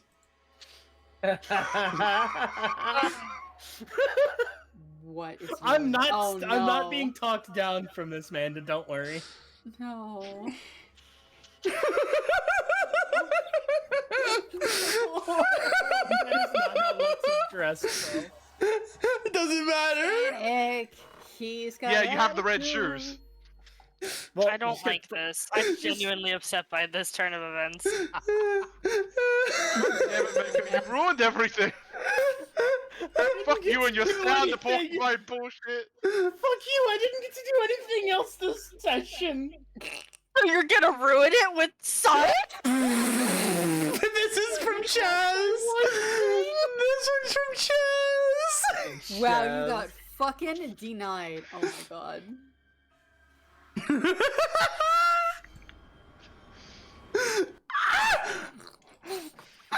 Yes, why? And then Bob just goes, "Is that why he won't go down on her anymore?" Oh.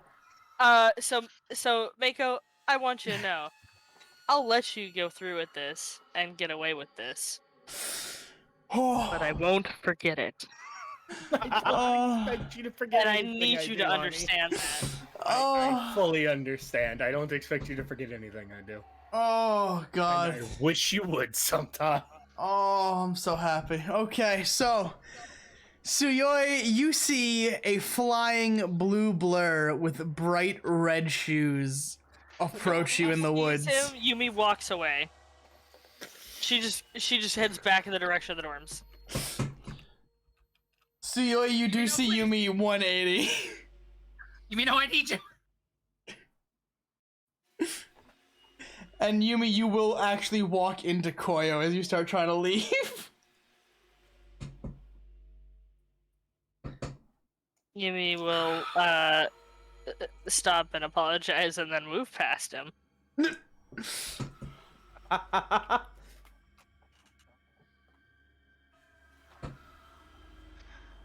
Yumi, please come back.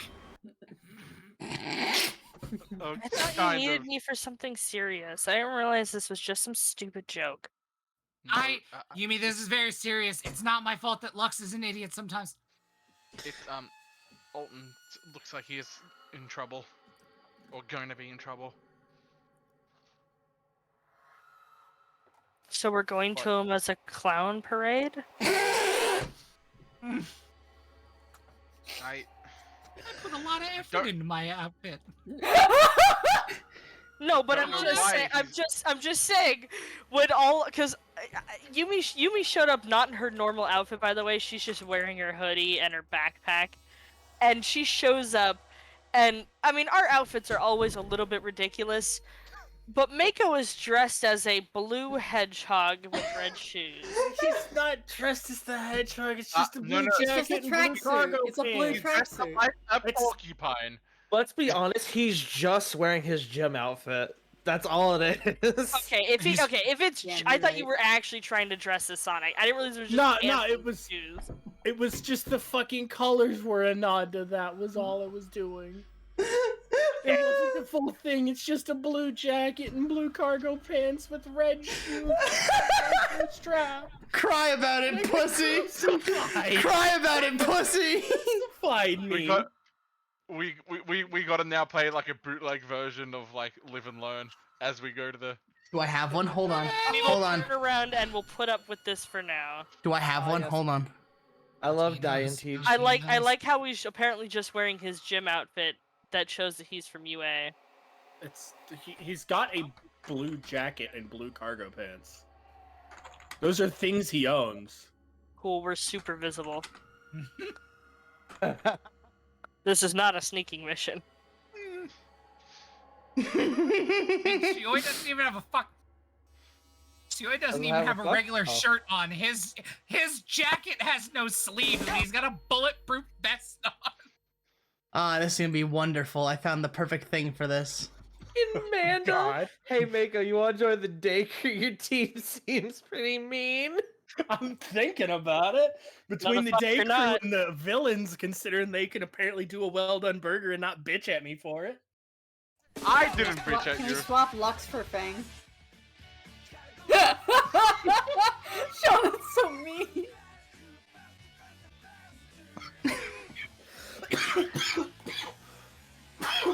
God damn it, I was trying to fucking swallow my drink. John, you bastard. So as you guys... All I will say is that Nico would absolutely give you shit for well done burgers. Nico can be wrong. It's fine. No, Nico's right. Nico has amnesia. Amanda, stop trying to take my boyfriend away. He's gonna stay in my group. Nico has amnesia, but poor Kaede, am I right?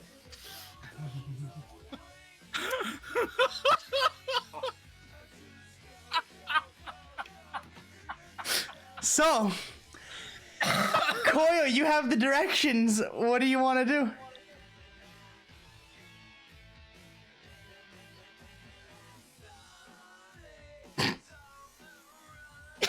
Please. Pause it, please. End this. Sorry, this song has completely made me lose my train of thinking.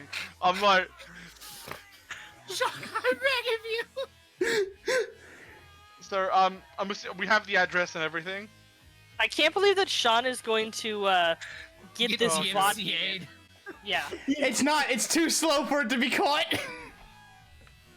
Okay, can We we start can doing we it, then we'll catch actually it. like not though?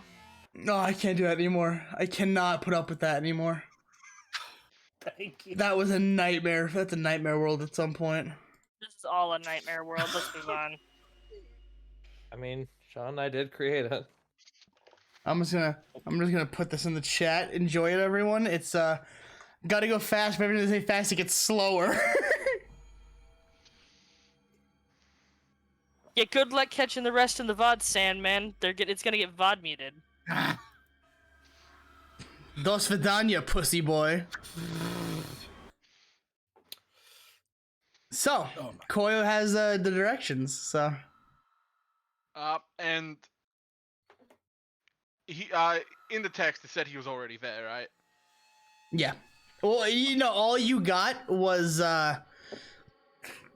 all you got out of that was the coordinates. You don't know if he's there or not. Okay, then I want to quickly swing by his room to see if we can catch him.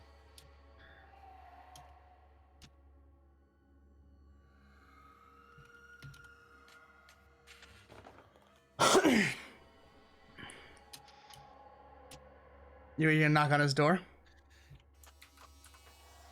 Yeah, I'm just gonna knock and see if there's a response. There is no response.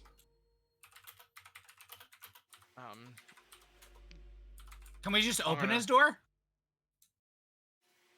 Yeah, is it unlocked or is it? No, it's locked. Okay. Wow, he learned. He's growing as a person. He actually closed it this time. Oh, apparently 4Kids music is public domain. Oh. I'm not sure about that one. That's I'll have to fact check that one. Yeah. Yeah. Draven is not the same company anymore, but they technically do still exist. They're just a So, different name now. yeah, Alton's door is locked, and there's no response. I'm gonna knock one more time, and if there's no response, I'm just gonna say, "All right, doesn't we gotta head off." No response. Yep. Yeah, we gotta go. All right, off we go then. It's worth noting, Sue did not bring the gun.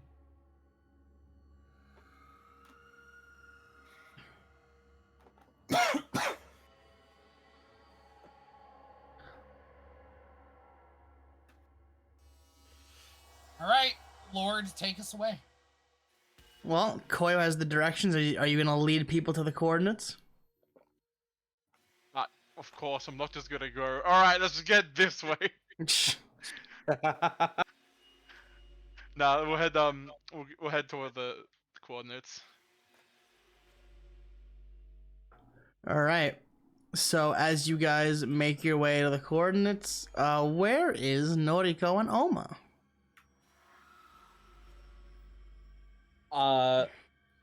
Presumably we would have been on the way, yeah?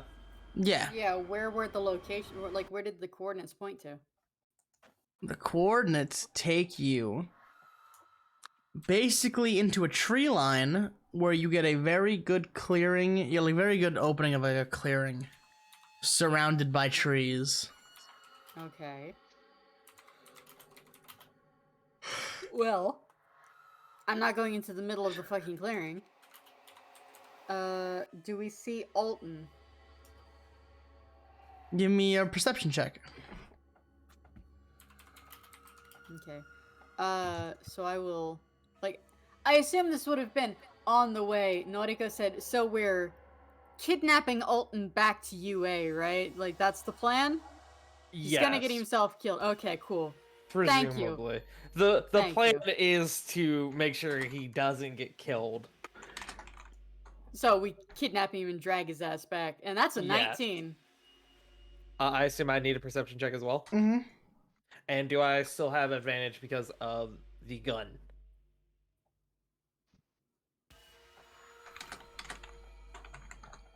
Y/N. Y/H, fuck you. I'll say with advantage. Okay. Oh, wow! That's a 20. So, both of you don't see anything blatant. You guys have nothing to go off of. It's very dark also. And Alma, with your scope, you can catch the glint of another scope in the distance.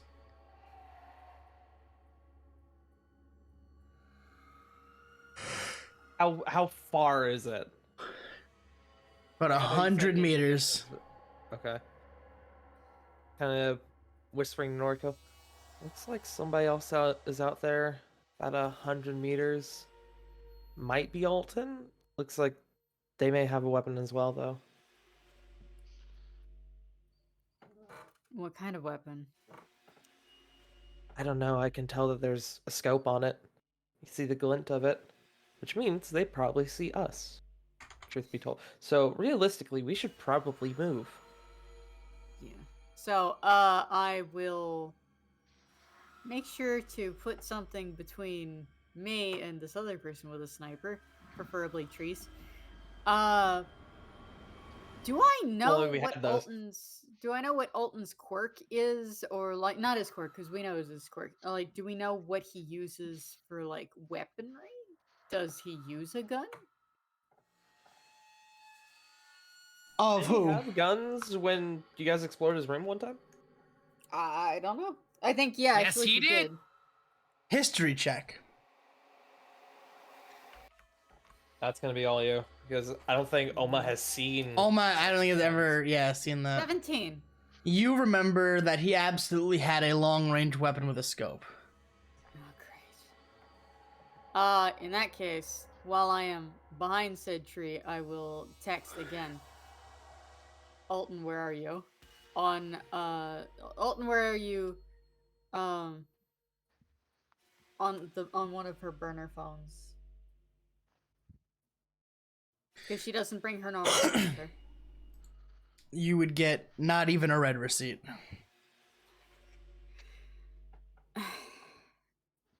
You don't bring your normal phone with you to these sort of things, do you?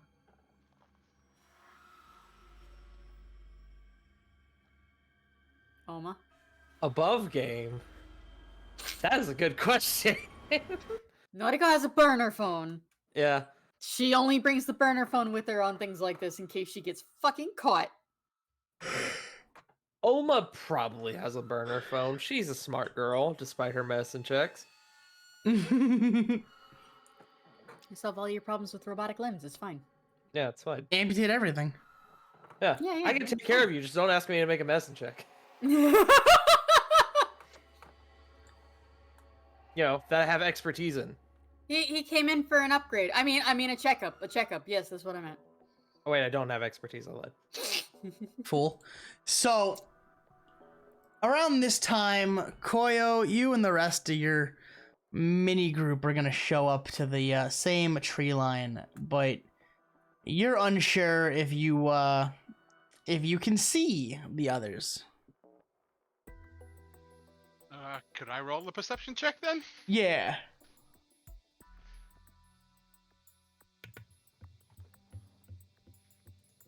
Come on. Oh, 2. You see trees, lots of them. Yeah, Ah, yes, the real 12. enemy, trees. Wait, Anyway. I do. You guys see, Suyoi, what you see is basically a big old bunch of trees, but you think you see a familiar like red glow in the distance. Alright, I guess now it's my turn to try that perception. 13. So you see a lot of trees and a familiar red glow in the distance. It's all up to Yumi. Damn! Wow. Good job. So for the audience, that it was a 21 natural 20. So you see lots of trees, along with a familiar red glow and red armor, and a familiar head of green goo hair.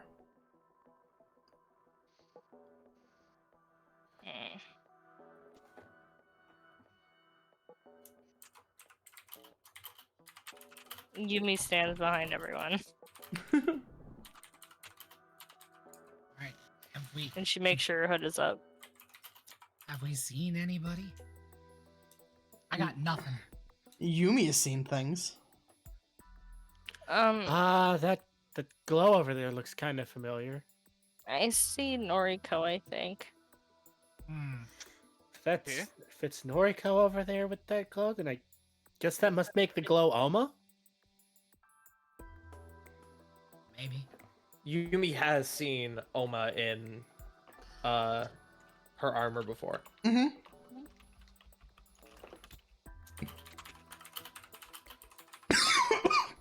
Oh, did I see you too? Okay, then. Yeah, you saw both of them. Oh, okay. I think it's Oma over there too. They're a little far away, but it seems like it. Yumi eats a lot of carrots. It's fine. I'm just gonna stay back here.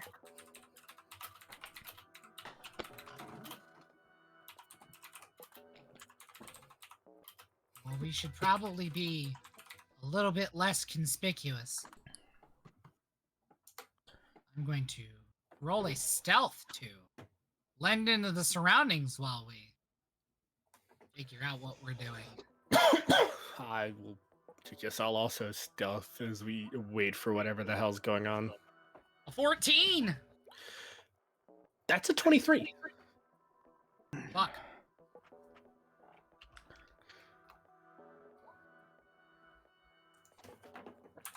$15! I feel like Mako should get disadvantage with the bright blue outfit. Yeah. Okay, but blue after dark blends in a lot better. But it's bright blue. It's not dark blue, it's bright blue. Bright blue? It's bright Sonic blue. I never specified that it was bright. All I said was that it was blue. But it's an homage to Sonic. It's an homage to Sonic. To be fair, Sonic isn't super bright. What? His shoes are. His shoes are. Right, yes. But unless you live in New York, I don't know too many folks who like fucking look at people's shoes. Look at I like to think Lux is wearing light up Skechers right now. Damn it. So I'm guessing I need to roll that stealth again? Oh yeah. It's up to Sean at the end of the day. John said yes, that's a 7. Oof. Couldn't let me have the good roll. Nope. You're stuck with me. Every time I do a bit, it's no. Not allowed. Are those light up shoes? Lux isn't wearing light up shoes. I know. They squeak. The brand new shoes. Fuck. No, Lux is just doing that Tony Chopper hiding. Jesus. And hey everyone, it is time for a wheel! Wait, what? Who bought a wheel? Chaz, the beginning of the fucking session. Remember when I dared? session, Remember yeah. when I dared them to buy a wheel? Yeah, Chaz They- bought a wheel they like did? 3 hours Oh, ago. no. Yeah. Guys, how could you? Oh, y'all forgot about it too. That's the best. I didn't. You didn't forget anything. No. I I don't was, know waiting, what you're on I, about. was waiting for it to happen during the emotional scenes and just get it fucking ruined. I was Hey, ready all for I'm that. saying is that I put get that hit by on us. every wheel because I'm currently in both fucking games. Fuck And you'll get help. Woo! Thank It continues. God. That's 3 now. I'm pretty sure. No, we've had way more than we've had a lot in a row of help. Oh no, I'm just talking about in general. Okay. general, we've It's had been more 3 hurt helps than help. since the last hurt. Well, yeah, overall in the session, but I'm pretty sure we've hit like ridiculous amount of helps in a row. I think we've had like 2 hurts. I think the last hurt you got was with the cake. Yeah, it was the cake. The cake was the last hurt we had. But before that, we got fucking slapped by the wheel. Yeah, we've had like I think like 2 or 3 hurts the entire time. So anyway, you're welcome for taunting everyone into buying a wheel. Yes. Exclamation God, point, take it away. consequences.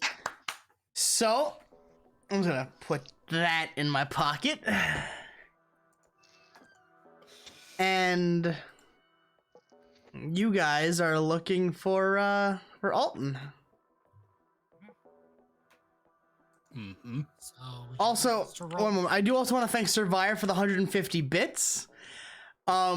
Unfortunately, the wheel is $100, and 150 bits doesn't do much, but I appreciate the bits anyway. Did the 150 bits ask for a wheel? Yeah. Yeah, no. Sorry. God, could you imagine if the $10,000 wheel was only bits. 150 bits? Oh, we'd be dead. $100 or 10,000 bits. So, I'm gonna keep that in the pocket, and we are going to play a game. Oh no. We've been playing a game for 4 hours. Has it really been 4 hours? Yes. Yes. Well, it's 11:23. 4 hours and 17 minutes.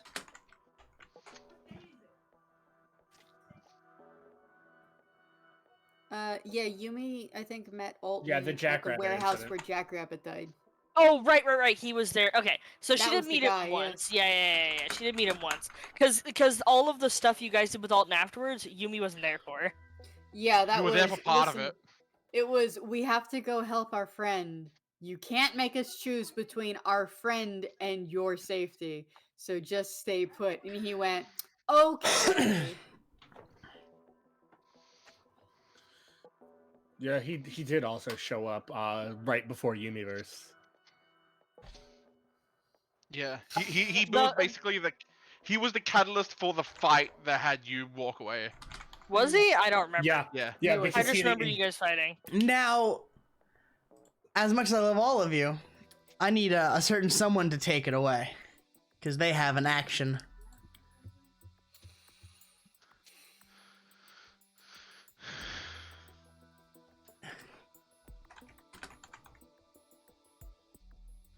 Whomst? Give it a moment. Whomstediv. There it is. I imagine it's Helix.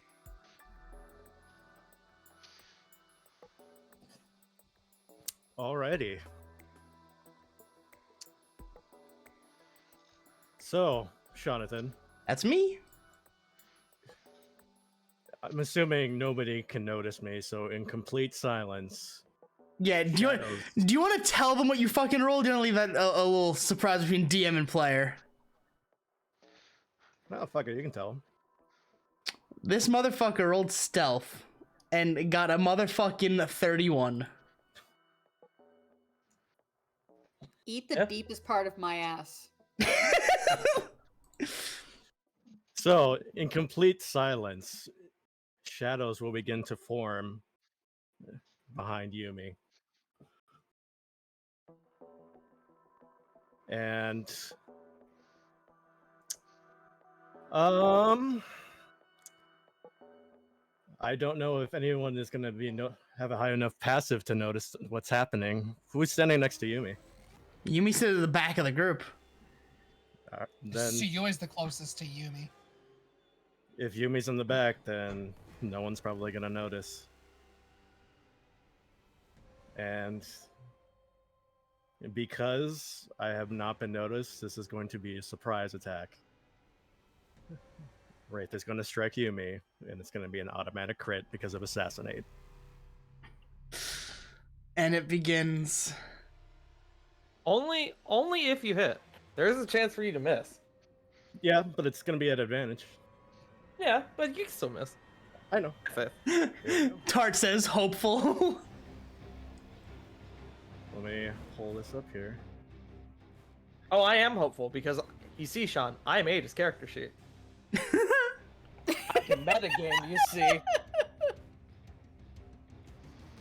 Oh shit, I'm gonna have to change targets then. Oh no. Alright, here we go. Here's the thing, Helix. You can't kill me. I can't kill God. Or co-God. God 2. God Look, light. Even if you strike me down, her pet will rise up stronger than ever. Did you bring Nibbles with you, by the way? I absolutely brought Nibbles. Did you bring Nibbles? Fuck! You're fucked now. You fucked up. No, that's a zippy zap. Alright, that's gonna be Wait, 27 to hit. Sean. Yo. Does 27 Nibbles does see hit. Wraith? No. Damn it. Where is Wraith stabbing me? Or whatever. From behind. Yeah, where? This I'm wearing a backpack, so where? No, Nibbles! Kidney shot. So it'll be your lower back. Yeah, I know where the kid. Thank you. Alright, yep. Alright, so Roll your damage then. Oh. now. This is also gonna be. Oh god, I gotta do some math here because this is gonna be sneak attack and it's gonna be a crit. You're a monster. He's mad that I insta-ended the fight last time. Hey, you'll live. Look, Wraith Just is do it gonna go again. after what he thinks is the most problematic quirk. So Sean, do I get to control Nibbles for this, or are you gonna do it? let's see what happens with this turn first. What's gonna happen is Yumi's gonna take a lot of damage, but it's not gonna do more than 100 points of damage. Helix, it's 8d6. I'm not that high a level. I'm only level 3 rogue. Oh, you're level 3 rogue? Oh, then it's like 46. Let me confer this. I apologize, guys. Yeah.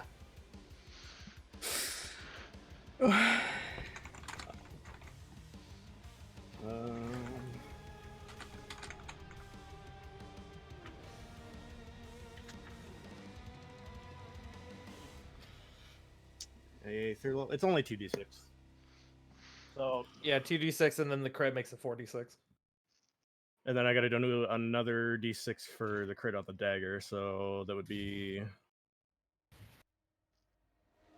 46. So it'd be 5d6, I think, total to add on. Yes. I'm That sounds doing about that. right. Okay, that's an additional 12. So you take a Wow, total. get fucked. Look at those 3 1s. Yeah. So you take a total of 24. 24. There you go. Bev's good at numbers. Better than me. Better than me. Then that's my surprise attack. Hello, I am here. Yumi will, very obviously scream and like drop to her knees when you do that. And all of the men notice a big ol' Yumi scream. Noriko and Alma, roll me a perception, see if you hear the scream. I imagine it's a very high-pitched scream. I don't know too many people who wouldn't hear it. Right. Alma has helmet. Nah, I do have God helmet. said to roll, so. It just takes a minute. I clicked the thing, but nothing happened. Oh. Wow! I got a nat bad. Noriko really said, "I do not hear." I think we need to put these virtual dice of Krista's into the shame box. Yeah. I was rolling fine up until this point. Absolutely. The dice said, not Holy not today. fuck. So, Alma and Noriko hear a scream, but they can't quite, locate it. They're like, huh, there's a lot of echo in these woods, huh? Dying hear that? rabbits sound like screaming kids, right? So maybe it's just a rabbit. And now everyone else roll me initiative.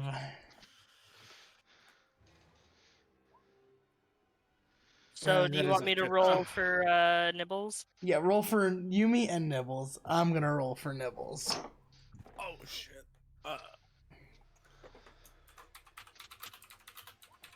Will Wraith kill a ferret live on TV? Bold of you to assume he could kill Nibbles. True. Nibbles is too powerful for mere mortals. Ferret for all. Ferret for all. You mean Nichols Xavier Vanderbilt III? That ferret? I'm gonna need Tsuyoi and Yumi to roll to the death. I have a 1 for my initiative. Mine's 0. All right, then Tsuyoi wins. Take a shot. Bye. Did you already hook the boy up? Thank you. I did.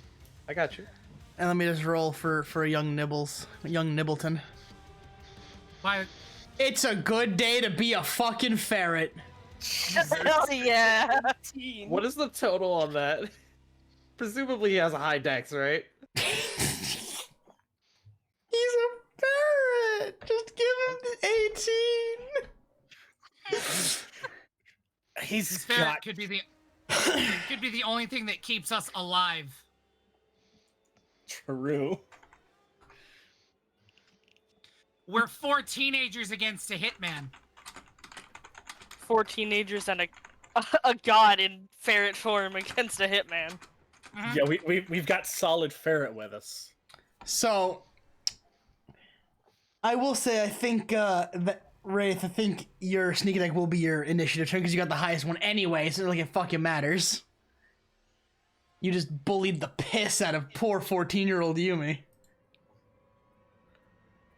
What day in April is it? So you want that to be my actual initiative turn? Yeah, let that be your actual initiative turn. Before, would I be able to use the thing before I just end my turn? Yes. Okay. So, as you all turn towards him, for those of you that saw Wraith the first time, he seemed to be more of a calm, collective type of person, but right now he is just radiating an intent to harm that to the point that it's almost suffocating. And I am going to use Killer Instinct.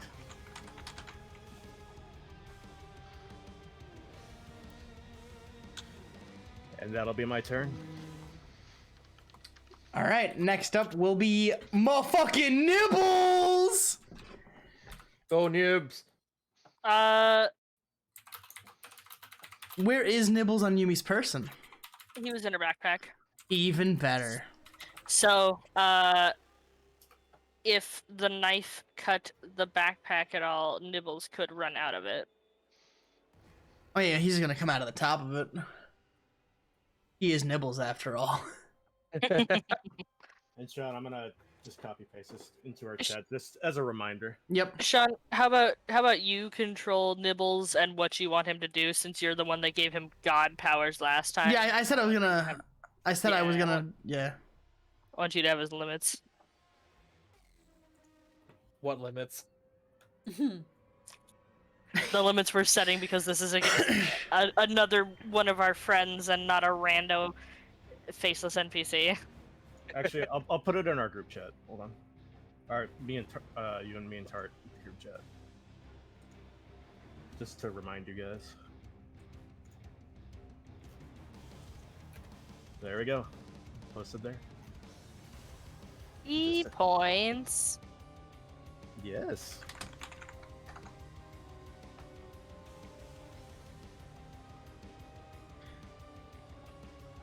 All right, so Nibbles is going to jump out of the backpack and climb up Wraith's arm.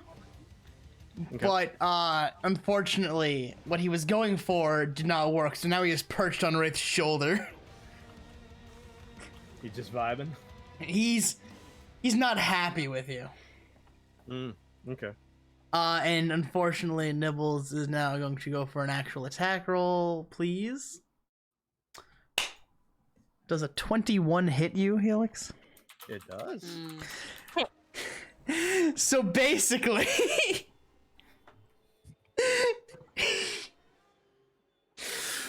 this ferret is going to go up like your hood and grab the front of it, like pulling it over your eyes, and he's going to basically kick you in the face. Okay. And you are going to take 13 damage. This ferret was trained. 2 6s. 2 crits on the 6s. Alright, let me...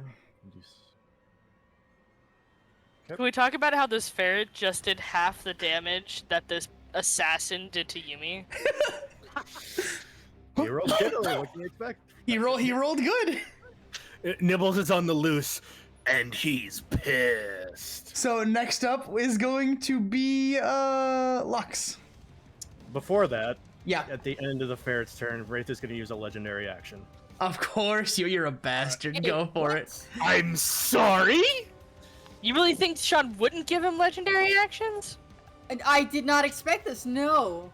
It's Sean. Sean, you bastard. I'm going to use one legendary action, and then Wraith is just going to do a swift strike against Yumi. An unarmed strike. You're this 14-year-old's on the ground and you're still stabbing her. No, I'm hitting her this time with a fist. A closed fist across the child. Are you punching her wound? I'm just punching down into her, whether it be her face or whatever. The back of her head. Oh, I'm pretty sure 28 hits. Roll the damage. Yeah, I think it hits. It's gonna be 11 bludgeoning, and Jonathan, can I roll key points on a legendary action? I'd say so, unless Tart wants to disagree. Tart? I vote no, but all right, you have more power than me. I'll go with Tart then. I'll defer to him for that one. Very well. Yep, just 11 bludgeoning then. Okay. Lux. I have to mark that down now. I see. This is a problem. I'm really glad that he hit me and not my ferret. I'm gonna be real. That was the better of the two things that could have happened.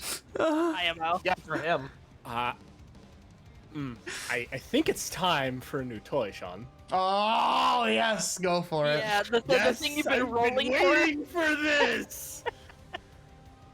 Lux will spread out his wings, and they will begin to glow, but not the usual purple that's been come to associate with it. Nah, they're yellow now, and he will flap his wings towards Wraith, and Helix, buddy. I'm gonna need you to make a con save. Well, no, he's not. But you know who is gonna make a con save? Nibbles. Wait, why is you have paralyzed a ferret? Why does Wraith not have to roll it? Because of killer instinct. What? He is immune to fear, charm, stun, and incapacitate. That's paralyzed. It's different. It's stun spore. It's paralysis. The effect is paralysis. Oh, hey, is that what you did with it? That is. Yeah, what I he did was with drinking paralytic poison. Oh shit. Okay, then yeah. Paralyze is a different effect. Yeah. I was like, wait a minute, what? I am a fool? Alright. Helix, roll me a DC 14. Con save. Would Sharpened Mind come into play here, just out of curiosity? Tart? Sharpened Mind. Let me look at it again. Sharpened Mind. That's not on the one. Is that on the thing you sent us? Yes, it's the latest one.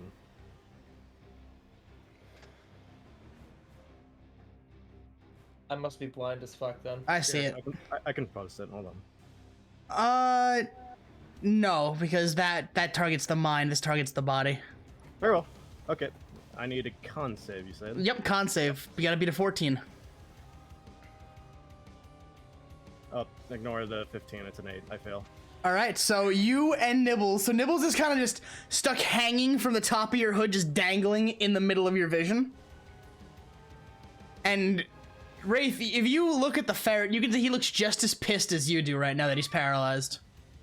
Sorry, Nibbles. And Lux is going to take that opportunity to grab Yumi and get her away from him. Okay, I don't need to roll anything for that, Sean. Here's a better question. Hey, Wraith, when you stabbed Yumi, is the blade still within her body, or is it just a quick stab and retrieve? It was a quick stab and retrieve. Okay, then yes, you can remove Yumi and get her some distance. He's gonna take Yumi as far as he can. It'd be weird if he left the knife in, because he wasn't using it anymore. He was punching me. I mean, he could keep the knife in your kidney as he punches you. Yeah, but why? Then I'm not bleeding as much as if you take it out. True. You see, he punched the knife. He punched the knife out of you. So, all right. So that will be Lux's turn. Next will be Koyo. Okay. Also, to see if this worked, I'm going to flash hell, instant death, and please tell me this worked. You're gonna instant hell. Damn it! Damn it! It didn't work. I have to reassess it. I was trying to get a gift going. So, Haza. Yeah. You being a DM, you should know that because of the paralysis, all of your attacks have advantage. So roll. You're welcome. So would that be 12 d20? No, 16 d20. Yep. So I'll just roll all my hits with advantage. Yep. I'm just gonna rapid fire roll 8 and see how we go. Yep. 1, 2, 3, 4, 5, 6, 7, 8. All right, let's see how many hit. So, Wraith, 22 hits? Yep. My armor class is 18. Just use that info. Okay, so 1, 2, 3. I give defender's privilege. 4, 5 hit. Privilege. Okay, let's go. All those 5 are crits. Excuse me? Because of the paralyzed status. If you hit a creature within 5 feet, or any attack that hits a creature that is paralyzed from an attacker within 5 feet is an auto crit. If it hits. I thought that was stun. That's paralyze. Is this considered a melee attack though, or is it a range? Yeah, no, he's all up in your shit. Okay. He's doing the raging demon from Street Fighter to you. Okay. Mako, how's it feel to be the one to turn the fight? It feels great. That's part of the entire reason. I'll roll an extra 5d4 after this. 1, 2, 3, 4, and 5. That's the main attacks, and then for the good rolls for d4s. Wow. So that is a total of. Give me 1 second. That's 46. 46. Oh, you guys are quick. Yep, that's 46. 46. Mental math, baby. So let's see. All right. All right, that'll be Koyo's turn. Next is gonna be Suyoi. Sean? Yeah. I'm going to use one of the 2 hits I have. And I'm going to punch our boy directly in the dick with my taser knuckles. Oh, you're evil. I love it. With advantage because he's paralyzed. Okay. That's a 19. That'll hit. All right. Oh, and that is a crit. Bro, you're critting his nutsack with taser knuckles. Oh, are you happy with yourself? What do I roll for that crit, by the way? You just double your damage dice. Oh, so 2d8?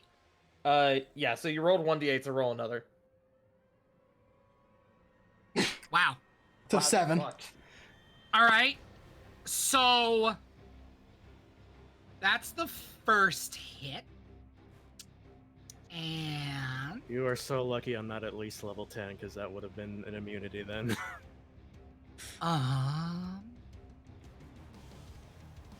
Let's see. You know what? Fuck it. I'm gonna punch him with the taser knuckle again. Y'all are so brutal. He stabbed my Yumi. I'm gonna fucking kill him. He's the dad. He's Wait, you just had a whole conversation about killing.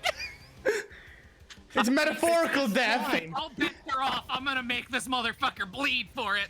Bev, it's fine. He's gonna kill him. He's gonna kill him non-lethally. He's gonna carry him. All right, and roll another d8 for your damage dice. Hold on a second. How the fuck I don't did you get? I don't think that's right. That doesn't seem right, actually. No, I mean, if I hovered over it, it rolled the d8 twice as 2. It could just be... do it again and see if it rolls another 5. Because it could just be luck. Yeah, okay. Okay. It's just luck. All right, so 11. Yeah. There's 11 damage to go with that. And hey, Sean. Hi. I'm gonna... What do I roll to tank the kinetic force from those hits? From your own punches? Yeah. Roll a d20 and see what happens. You want me to roll 2 for each? Yeah. That's one yes, one no. One of those. One yes, one no. But for the first one, you get a d12. A d12? Great. So, next up is gonna be Yumi, who is having a really rough night. Yumi is not going to be able to do anything for her turn. She's having a time right now. She's never been stabbed before. She's never been stabbed before, and in the kidney, which I hear hurts. And she was punched in the back of the head. Yeah, so Lux drags her away. She is laying wherever he has taken her and is not moving for this turn. Okay. Now let me get Oma and Notico to roll me another perception. And I argue advantage because of the glow from Lux. Yes. Plus, I'm pretty sure Lux drug Yumi out into the middle of that clearing. 21. All right, so both of you see a bleeding, crying Yumi being dragged away by Lux. Like 30 feet away because that's your movement, right? Yeah. Yeah. Yeah. For now. Should we roll initiative? Yep. Okay. Cool beans. Ah, I got cool. 10. 6. And to the top of the rotation, we have a Wraith who has to try to beat the D14 again, DC 14. Mm-hmm.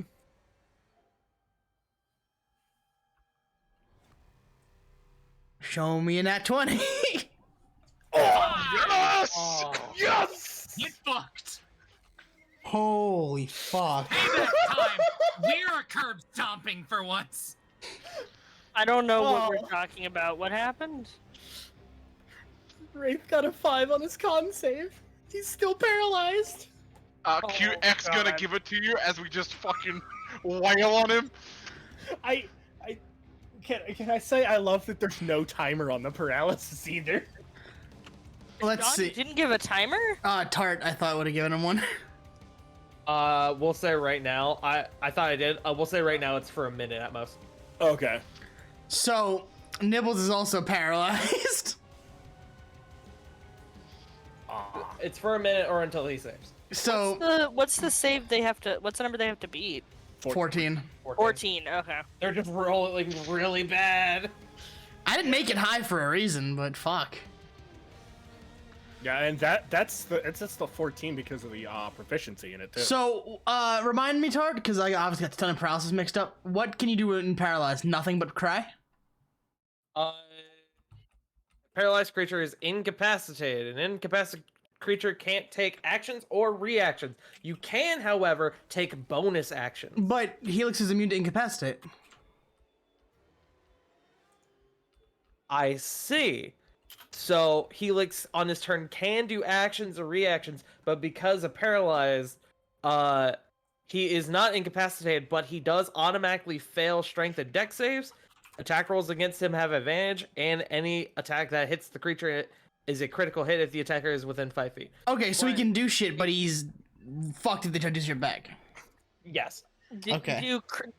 Are things still automatically a crit on him? As he is paralyzed, yes. All right, so Helix, you can use your turn. Yeah, you can do shit on your turn. So what would you like to do? That is an interesting little bit there. I like that. So you'll see like Wraith like almost like violently shake as he's like forcing his body to move. And he's gonna grab something from his backpack and he's gonna throw down.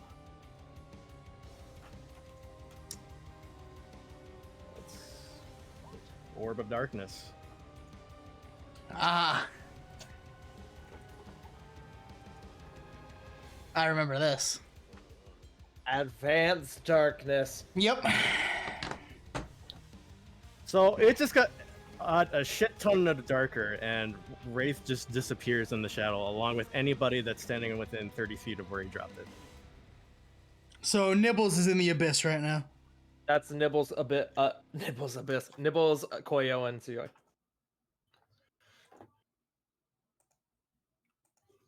Is there anything you want to do with your turn, Helix?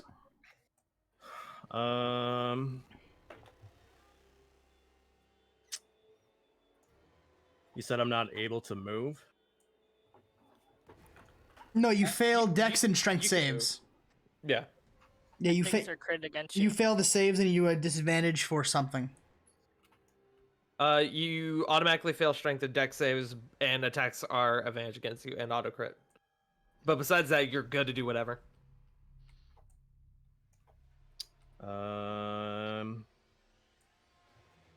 I am going to shift 15 feet in a random direction that I'll leave up to you, Sean. Okay. It's gonna be the fuck away from the two people who have accosted your testicles in your body. Believe it or not. Anybody I'm next to does have a opportunity attack at disadvantage if they want to.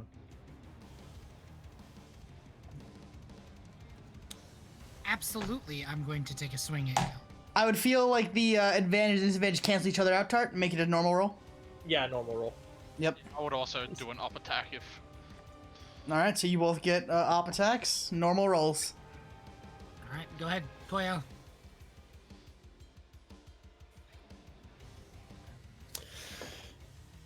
Man, I'm glad the poison made this, or the paralyzed made this a much more even fight. That's gonna hit. Good shit. And with crit damage as well, right? It's still auto crits, yep. Okay. Oh my god. 14 damage. Good job rolling max damage there, Koya. Good job. Piss. And Suyoi is going to... Hey, no one hurts a member of the Ferret Force and gets away with it. Exactly. Suyoi is also going to take a swing. Go for it. 20. What day is it? Holy shit. 9, and then another D8. A night for rolling well in combat? Holy fuck. 15. All right, so that's 15. That's 15 electric, that's 15 bludgeoning damage directly to your dick. You're not having kids by the time we're done with this fight. Don't stab my fucking kids. Next up is Nibbles is paralyzed. I think let me read it all because it's fucking his turn now. Nope, fuck Nibbles, I guess. But he is going to try to drop. Oh no, he's not. He's incapped, so he's just hanging from fucking Wraith's hood, pissed off. He's a fucking. He's a hood ornament. Yeah, he's just a hood ornament. So if Wraith gets away, we could potentially lose Nibbles. Yes. And Stakes have never been higher, gang. It's Lux's turn. But Lux is very much out of the orb of darkness and 30 feet away with a bleeding, upset Yumi. So, you never did answer the question I asked you. Because if they were if I still had them, I was absolutely going to be bringing those things. No, you don't. I don't have them. No. Damn. Fuck. In that case,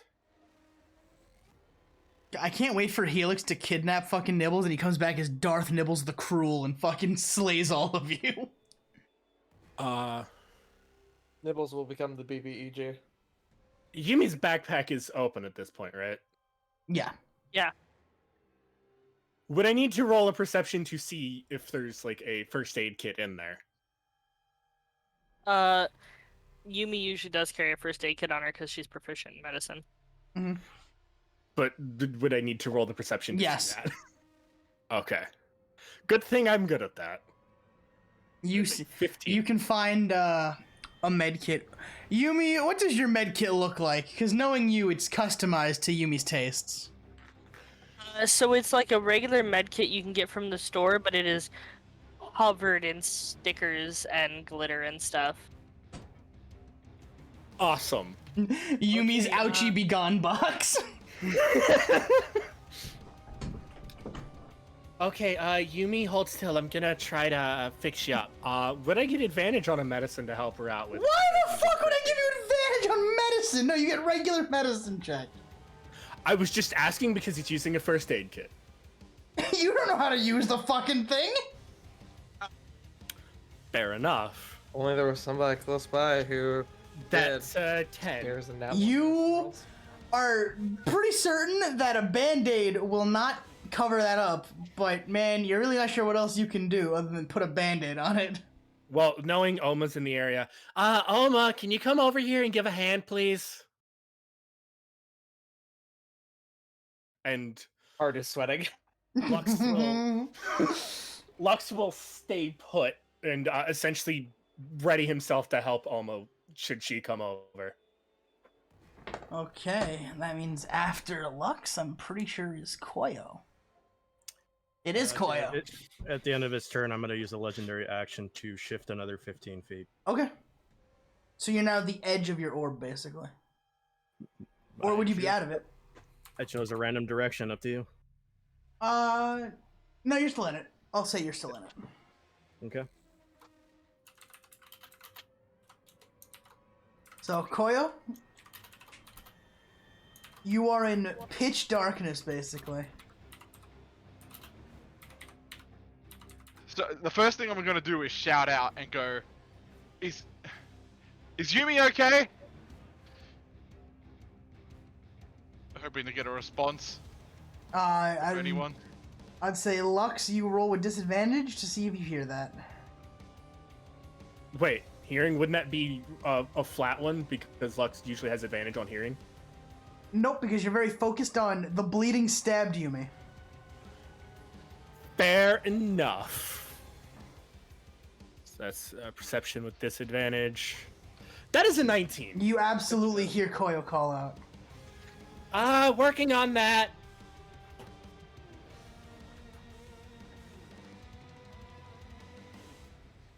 So I am being like, I am going to move forward in a random direction and hope I bump into him. Into the sphere of darkness. There's nothing else I can do. I mean, you could get out of the sphere of darkness. Well, I mean, either way, I'm heading in a random direction. Fair enough. I'd say roll me a dex check. Oh boy.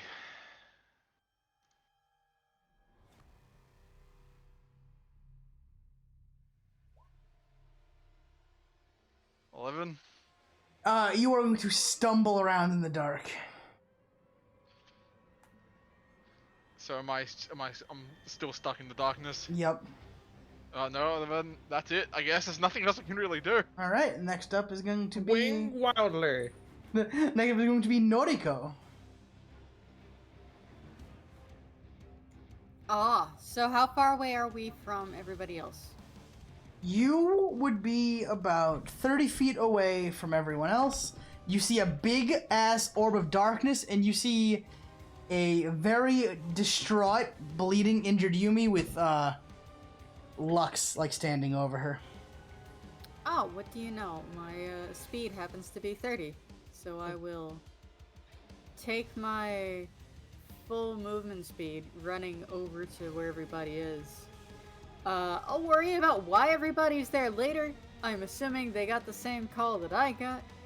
But right now we got problems. So there's a giant orb. Yeah? Mm-hmm. What? So it's just pitch black? Let me read the thing. The orb is pitch black. Because I don't think it loaded in what the orb does. It was above it. Looking. He essentially casts darkness. And it is Okay. currently imprisoning Koyo and Suyoi. Yeah. So I will, because I don't need to see anything if I am using my gum rope, and I'm going to try and latch onto something in the darkness. As many things as possible. Doesn't matter what, so long as it's vaguely limb-shaped. See? What would I roll to try and catch something? Roll me an unarmed. Roll me a gum rope. See if you can catch something. Let me just whoop, so people can see it. Says unarmed attack. Yeah. So give me gum punch. Gum rope wrapped around her hands to punch harder. Shut the fuck up. She's done that before though. Is that the, oh, that's the wrong one. Fuck. Okay. Sorry. Oh. Here you are. Gum rope. Blake, shut the fuck up. I got 19. Okay, so you are going to lash out into the darkness, and you are going to feel your gum rope wrap around someone's wrist. Alright. Don't know who it is, but they're getting hoisted out of the darkness. You are going to remove a full strawberry Koyo. Strawberry boy. There's just a look of surprise, but Noriko doesn't say anything. He slides out, spinning. That's okay. You will be let go immediately, and I think that's my turn. Throw him back into the darkness. No, she doesn't chuck him back in. She just lets go. I pulled him out and let go. Okay, I thought you like lifted him above it. Just said that's not it. It just dropped. It's empty. Yeet. Noriko's over here. No, we're not gonna slide Koyo across the fucking forest. No. And all right, so that's now gonna be Suyoi's turn. So Sean, I have a couple of questions. Uh-huh. One of which I require an answer in DMs for. Uh-huh.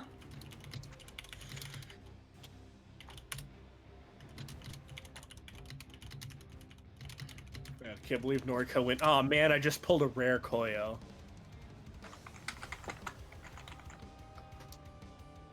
You see Koyo? All right. Now, that's a good thought because, you know, reasons. My other question. This orb of darkness is coming from a object, correct? Mm-hmm. Great. I don't like that. I don't like things. No thing on the ground. Nothing's allowed to be on the ground. Not even feet. So you're always actually Hey, floating right now. Sean. Yeah.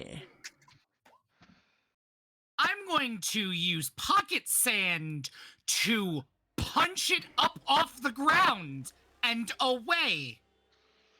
Okay, roll me. That's how it works. Roll me an unarmed. Because this is targeting something specifically, you know? and also hit heavy. So you're not gonna see it, but you're gonna feel something like roll away from you a little bit. But anyone who's outside the orb is gonna see a giant ripple of like tree, like branches and twigs and grass and dirt and dust just shoot out of this orb.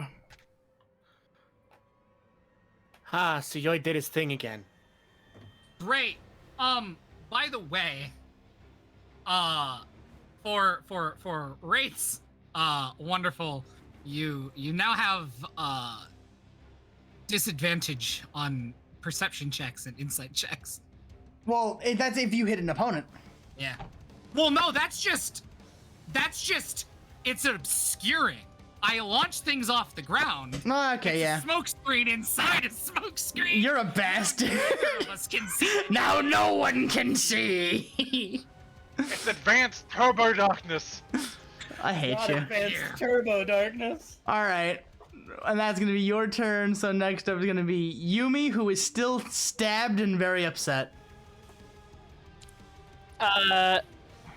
Yumi is still stabbed and very upset.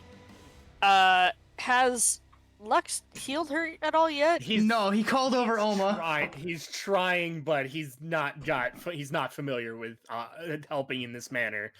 I had something for this, but Sean said I don't have it. He's used to creating the stab wounds, not fixing them. Yeah, Yumi is too upset to try and fight anything.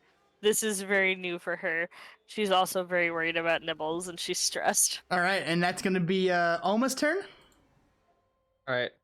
So you said we're within 30 feet? Mm-hmm. Are you and you have to remember Lux did call out to Oma for medical assistance for Yumi. So Oma's gonna run over to Lux and Yumi, and she's going to kind of kneel down next to Yumi. She's gonna say to Lux, "I got her. Go help the others." And she's gonna look at Yumi. And she goes, "Okay, Yumi, I'm gonna help you, but it's probably gonna sting a little bit. But just bear with me." And Oma's gonna lay Yumi's head on her backpack.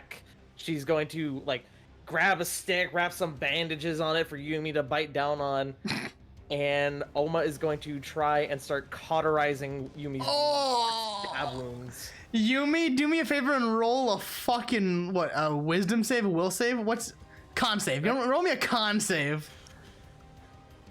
Yumi blacks out. Okay. Bev, no offense, but no anesthetic, and Yumi's already having a day. Yeah, no, that's fine. All right, Sean, because the med kit is there, and I do have expertise in med. You will get advantage. Okay. All right, let's fucking go. There was a nat 1 in there.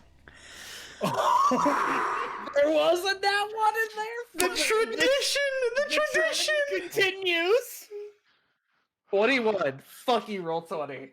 The fucking tradition of the medicine check nat 1 is undefeated. It really is. I'm impressed. Is that 3 in a row? Is that 3 in a row now? That's 3 in a row. Awesome. So you're gonna. Yumi only needs 1 kidney to live. You cauterized the wound without any issue, but you do notice that Yumi blacked the fuck out from pain. That's fine. I can wake her up after, but she's no longer bleeding out. Oh, fuck. It's a good day. Wraith, it is up to you. You are next up. You can try to roll that fucking con save to beat the paralysis.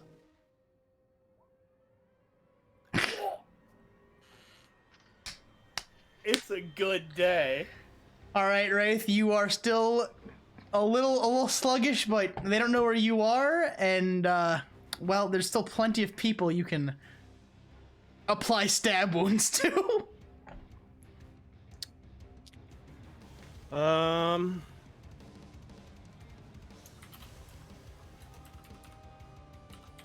And there's still a ferret hanging from the front of your hood.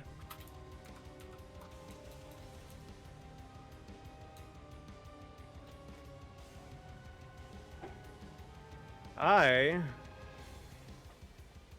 am actually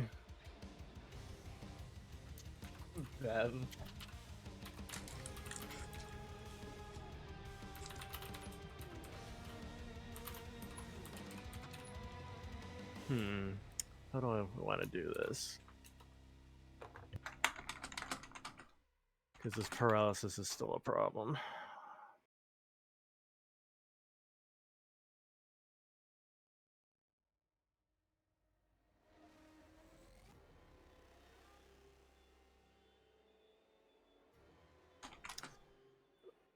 Fuck it, I'm going to do a quirk check and shadow step my full 60 feet out of the orb in the direction I remember where the group is from.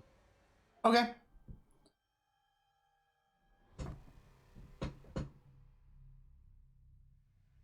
So you are going to... Yep, yeah, that's not even gonna be a problem. You are going to end up right next to where you remember Suyoi being last, and you quickly realize that it is inside your orb is just full of dust and dirt and debris, and it's a smoke screen within your smoke screen. You can taste it. I was trying to get out of the... Oh, out? Oh yeah, then you can get... Okay, I thought you said you wanted to go to where you knew where one of them was. No, the general direction of where the group is. Oh, where the group is? Okay. Sorry, that's on me. So you make your way out of the orb. That's 60 feet, so... Yeah. So, yeah, you very much make your way out of the orb. And you end up pretty close to the clearing, where you can see, Oma and Yumi, and you do see a moth flying back towards the orb, but no one has noticed you yet, per se. Well, I can't stealth because that's considered a dex check. No, you failed dex saves. Is it just saves? It's just saves. Strength and dex saves. Okay, fuck it. I'll use my movement to get into the trees and stealth. All right, so roll me a stealth. Nat 20. Wow. You become one with the fucking shadow itself, as per Wraith's normal MO. And from up top in the trees, because you got a nat 20, you can see everyone not in the orb of darkness.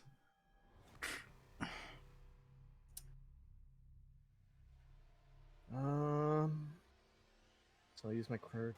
So stealthing, was that considered an action? What was that? Was stealthing considered an action?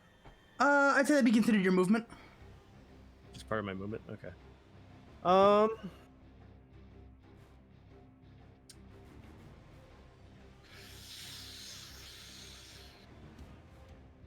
As much as I don't want to use these, I kind of need to, so I'm going to spend 2 key points to do quicken healing. So my martial arts die is a d6, so I add my d6 and proficiency.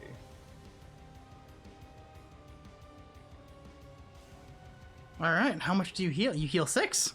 So that's that many back. That's max, though. That's pretty good. Yeah. And that's all I'm going to do. All right, so you are stealth.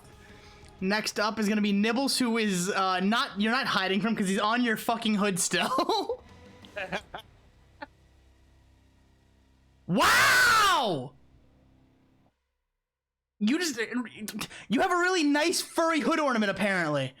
You should argue advantage for Nibbles because he's actually on him. Well, yeah, but that was for a save, wasn't it? That's a save, yeah. Oh, that's a save? Oh, never mind. I thought that's his fucking paralysis save. Poor He's Nibbles. still paralyzed. This fucking ferret is a demigod up until he needs to be. For anyone playing Pokemon sometime soon, I'll make sure to hit for it with Stun Spore.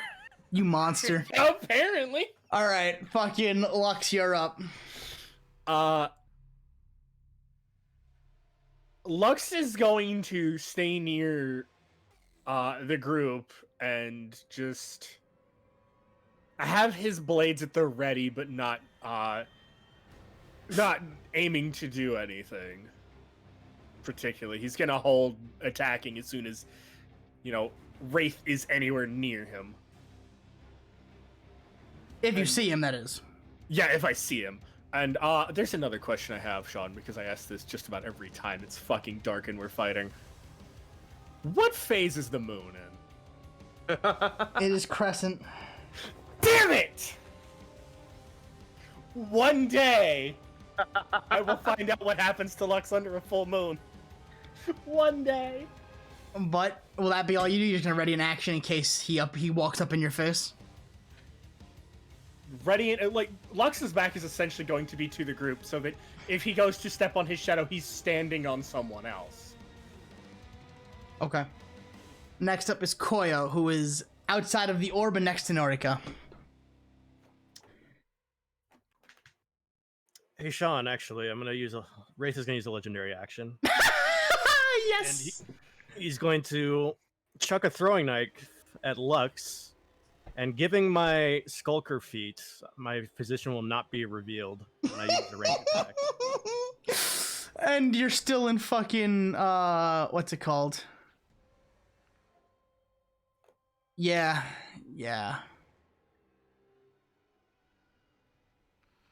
So yeah, Lux is gonna take a knife from somewhere. Roll for knife. And because I'm hidden, this is gonna be well. Actually, no, never mind.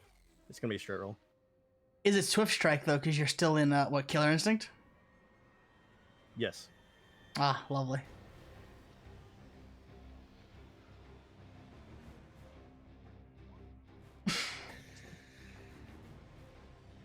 Yeah, that hits. Whew. And because I was hidden, it's also sneak attack. And that's the one I can do per round, so that's a total of 14 damage. And there's a knife in his fucking shoulder. You just got chucked with a knife from somewhere. Somewhere. Yeah, so it's just, ow, that hurt. Fucking Continue. unplugged my headphones with that. Actually, I do need to roll something I've been neglecting to roll, so that was that many. This is for me specifically, don't worry about it. Oh, is that what I think it is? Yes. Okay, cool. Next up on the rotation, that was Lux. So next is Koyo. Oh yeah, Koyo. Koyo's in the orb, outside the orb next to Norika. Yeah, so I want to obviously seeing Lux get stabbed, just don't know from where from. I'm going to see. I know I'm not going to be able to beat his stealth, but I'm still going to try perception.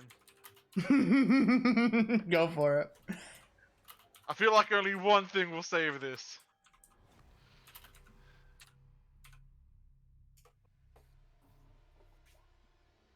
Nope. I tried. That's my turn. I'm just gonna frantically be looking around. All right. Next up is Noriko.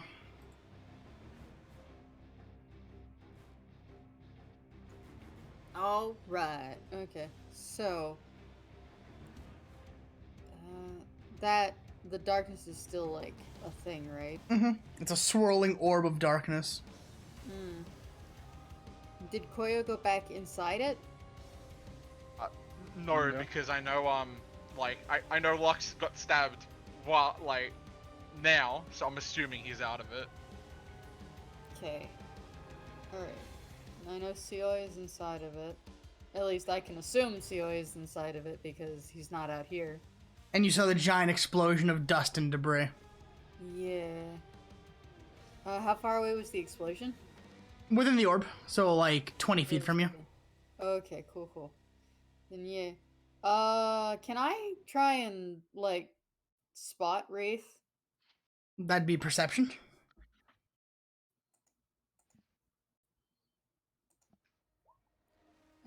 Wait, why is that no, that shouldn't be an advantage. I didn't change it. That's Regardless, yeah, no.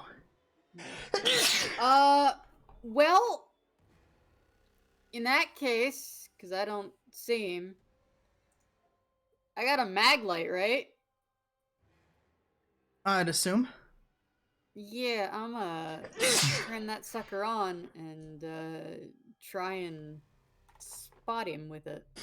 All right, that means next time you do a perception, it'll be with advantage because you have a flashlight. Hmm. So, but All right. for now, I think that'll be your turn, correct? Yeah, if I can't really do anything, then yeah, I suppose so. All right, then it is going to be Suyoi's turn. All right. Suyo is going to walk forward in a straight line until he is out of this fucking orb of darkness. All right, so after 15 feet of walking, but first roll me a dex check. All right.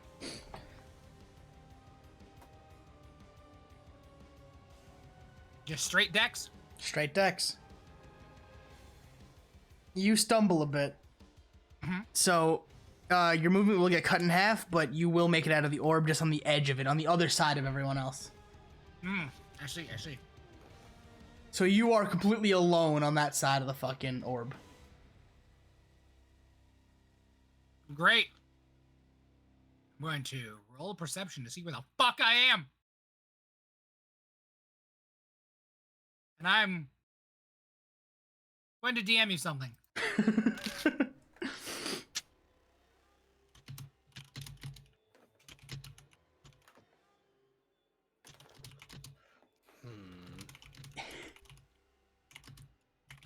This has been an interesting fight. Yeah? It has. How quickly the turns have tabled and then turned again. Paralysis fucked me up. I'm gonna be honest, I didn't expect it to work as well as it has. I'm so happy. This is the entire reason I got the paralysis, was for instances where somebody is too much for us to handle normally. It's a 14, Sean. I'll say you can absolutely smell someone. The scent of blood hits your nose, and there was quite a bit of it. All right. That's all I can do. Yep, so that means next up I see. So you're always gonna try to be a bloodhound, huh? is a sleeping Yumi, who I assume we're gonna skip, and then Oma. Oma is gonna use her action to attempt to wake Yumi up. Okay. I don't know what you would count that as. I'd say Yumi would have to roll a con save.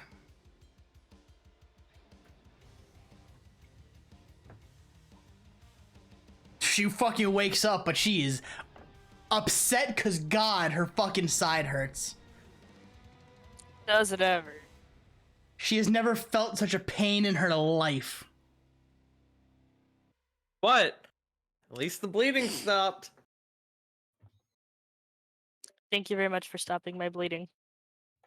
You're very welcome. I feel like Yumi's reaction's a bit different. Yumi is just like curled up on the ground, like clutching at her back. Like shivering in pain. Yeah. Oma is, of course, doing what she can to help her. Of course. I got you. The bleeding has stopped. I realize it probably hurts a lot, but we can worry about that when we have morphine or something similar. Yumi nods. She can't talk. She's gritting her teeth. Yumi knows if she talks, she's gonna cry. She doesn't want to cry in front of the villain. Where'd the stick I go gave you? Oh, it's broken in half. I see. And that will probably be over. All right, and then I mean it's Wraith. So Wraith, you can roll to break paralysis. I fucking hope so. Jesus. I hope not. Max of 10 rounds. Get fucked. Get fucked. How many rounds has it been? I think that's the. That was the fourth. The fourth one. Oh, fuck. Okay, so you are still completely stealth and undetectable by throwing knives.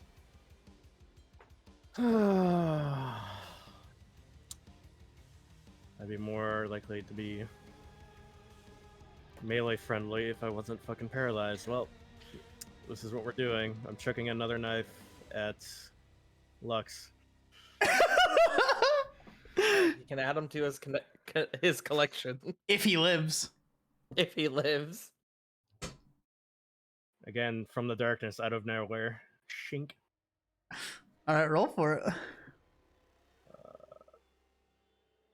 Come on. There we go. 22. That hits. Yup. And also sneak attack. So for another 15. How's Lux feeling with another fucking knife in his arm? Let's see. Ow! God damn it! This one's like bicep area. That's about where I smacked myself for that sound too. I hit myself hard on that one too. Ow! Every turn I remain paralyzed, you get another knife. I'm fucking pinpointing. No. Entirely fair. You've caused this for yourself. This is self-inflicted. Wraith won't be happy until he kills every kid in the vicinity. Fuck them kids. Fuck them kids. All right, so Wraith, that'll be your turn, correct?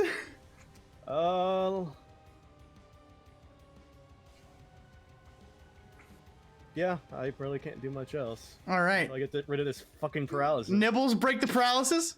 No! Oh, poor Nibbles. We're stuck in the fucking same boat, buddy. This ferret just looks fucking livid. Like, Wraith, you know what? Wraith, roll me an animal handling. Oh, no. This will be interesting. Okay. 15. You don't speak ferret, but you do know that right now the only person this ferret wants to hurt more than you is Lux. Quick, on your next turn, throw Nibbles at Lux. You just can see it in his eyes that as much as he wants to deliver another kick to the bridge of your nose and hurt you, he really has a bone to pick with the moth. The moth didn't mean to paralyze him. And you aimed the attack at him. I aimed it at Wraith. Is that the end of the ferret's turn? That is the end of the ferret's turn. Okay. Can't do anything. He's Legendary just a little action. boy. I'm going to throw another knife. Can I attach the ferret to it? Yes! And given the awkward nature that I'm doing this with, I'll say disadvantage, right? Yeah. Okay. He's a stiff ferret on a knife. Be gentle with my son. I make no promises. No. He's a villain. Nibbles hasn't even done anything to you. Kicked him in the face. Eh. Now one. Go flying. So the knife is going to fly right by Lux's head. But Lux, when you see the knife fly, you see something very furry attached to the handle of it. Sorry, Nibbles. And sticking out of the ground is a knife and a ferret wrapped around it. Crave your death. Sorry, Nibbles.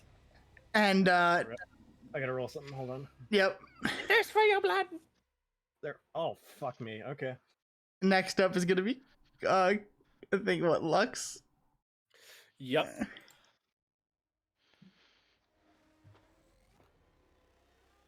I want to try something, Sean. Oh yeah? So these knives keep hitting Lux's front, right? They're hitting you from somewhere. But they're landing on the front-facing side of his body, is what I'm asking you. Oh no, the second knife hit you in the side of the arm, like flat out, like bicep facing out. Okay. That. Because of what is it? The skulker feat. It's he's undetectable. So. Well, that's not what I was. I wasn't trying to pinpoint him that way. I was asking that question for a different reason. Ah.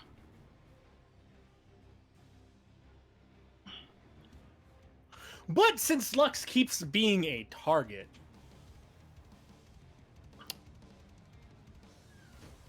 God, I couldn't imagine why. How far away from the tree line would you say Lux is? You're on the tree line.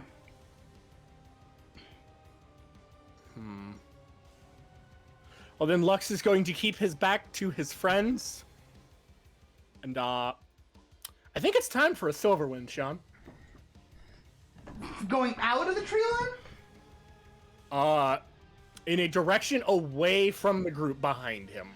Okay, so you want to do... Hold on. He can't see Wraith, so he says, "Fuck this forest." So you want to shoot Silverwind away from the group? Yes. Awesome, go for it. That is the if somebody is within the 10-foot cone in front of Lux, they have to pass a dex save. Yes, I'm aware. Otherwise, he's just uprooting trees and launching them. Maybe, but we'll see. Roll. So you're just gonna do it? All right, so Oma, roll me a DC 13, and you roll, Oma. No, you said the rest of the group towards the orb. Like, everybody's behind, like, Lux made sure his back was to the group that was with him, which was Oma and them. But you took Oma and Yumi away from the orb, which is towards the clearing, and you said you went back towards the tree line to go fuck with the orb, which means you are facing the clearing. I never said he went back to the tree line. You said you went back to the group. He said he wants to do the Silverwind towards the tree line. Oh, Lux never left by Yumi and Oma. Yeah. Oma told him to go, but he never did. He stayed put in case Wraith came after Yumi again. Okay. That's why I asked how far I was from the tree line. Okay, then no, you are at least 10 feet from the tree line. Cool, then that's just going right at the tree line. Okay. Just a reminder, I shadow step from the orb outside and stealthed immediately, so... Yep. By all assumptions, everybody should be assuming that Wraith is still in the orb. Yeah. Well, except for the one getting hit by a knife over and over again. Yeah. He doesn't know where you are, but he can kind of assume a general direction, considering that 3 knives have all come from him out, and all like landing in the same orientation. Yeah, it came from a direction, not a location.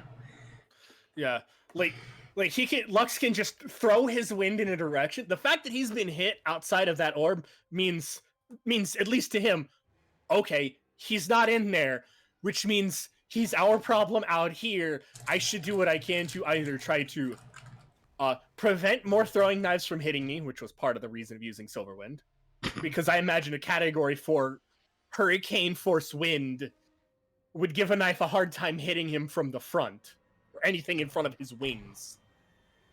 Okay, so... And also, if Wraith is in it, knock him out of his stealth. So you flap your wings, you see a bunch of wind, a bunch of trees kind of get uprooted. These are big fucking trees. But you don't see anyone knock out of it. For sake of argument, should I just roll a random d6 and you roll a d6 and we'll see what we get? Yeah, okay, I'm cool with that. For the sake of the fight, let's do it. Let's go. 1!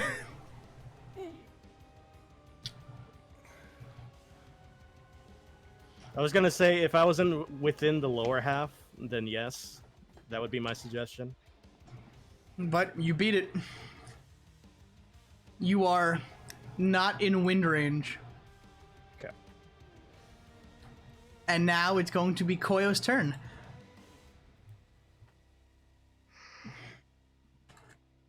Okay, so I'm going to Suffer, yes. All I can do is roll. Huh? Suffer, yes. All I'm gonna do is roll perception. It's all I can do. Okay. Then you get advantage because of Noriko's light. Well. Do I get the advantage? Noriko gets advantage. Okay. But everyone can see the light, though. But are you aiming at where he's looking? Light, to be fair. I literally have one of the highest powered fucking lights that you can just buy. All right, so okay, so I'll give you the advantage then. If you guys are working together, I will allow. Mag lights are bright as fuck. Those are essentially studio lights just Sean, in your back I'm just pocket. gonna let you know right now. Unless somebody has absurd perception, I don't think it's feasibly possible for them to find me through perception. So we might have to try something else. Oh yeah, well, no, I know. I was hoping for that nat 20, and then I assumed. A nat 20, I would have given him. Yeah, I would have given him for a nat 20. Yeah. But that's like that was it. Yeah, the nat 20 was the fucking pick. But no, you're scanning the tree line. You are scanning the trees. You can't see anything that I don't know. You see a bunch of like wind. You see a tree getting uprooted. Just gonna steer clear of that. Yeah, that's And me. now Nordico.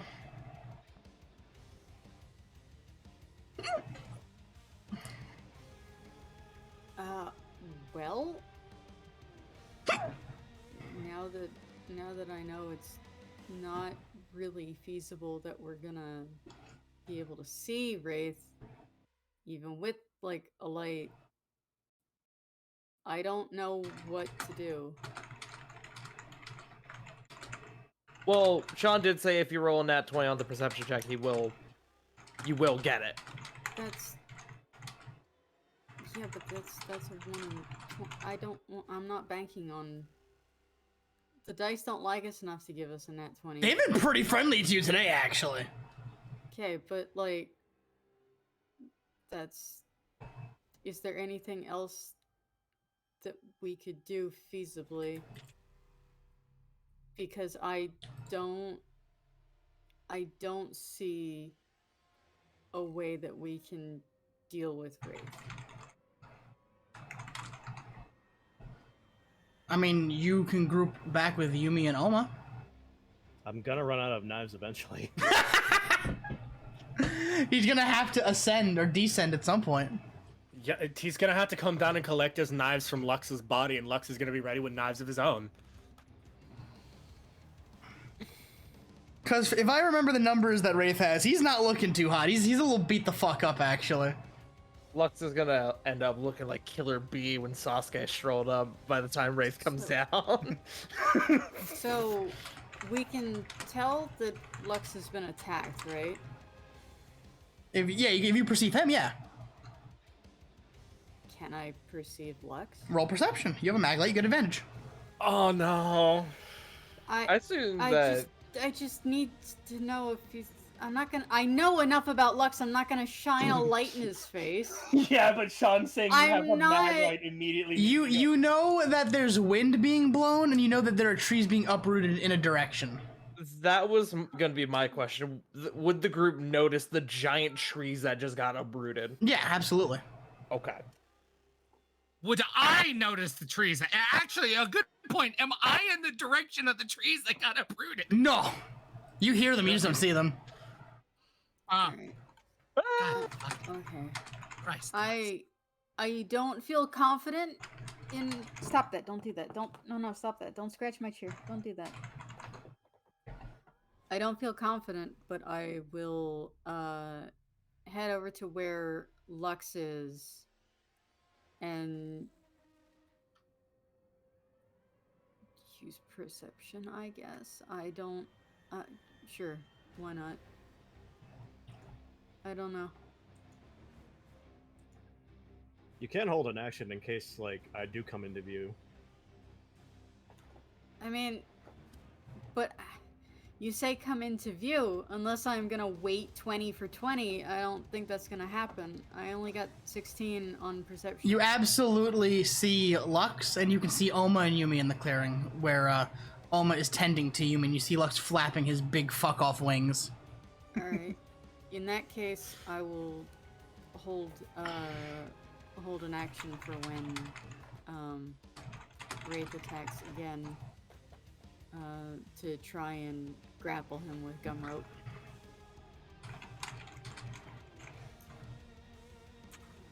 Okay. Is that fair? Yeah. Okay. Next is gonna be Suyoi. All right. So things are popping off, obviously, on the other side of this orb.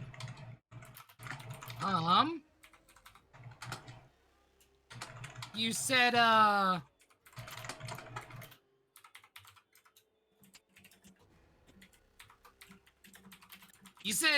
Helix. Yes. You said you took the knife that, you stabbed Yumi with, correct? I did. Nero, you're a fucking bastard. Hey, Sean. But whether or not you can distinguish the smell of her blood and Lux's blood, the amount of times I've fucking stabbed him with knives. And that's why I said disadvantage for that. I'm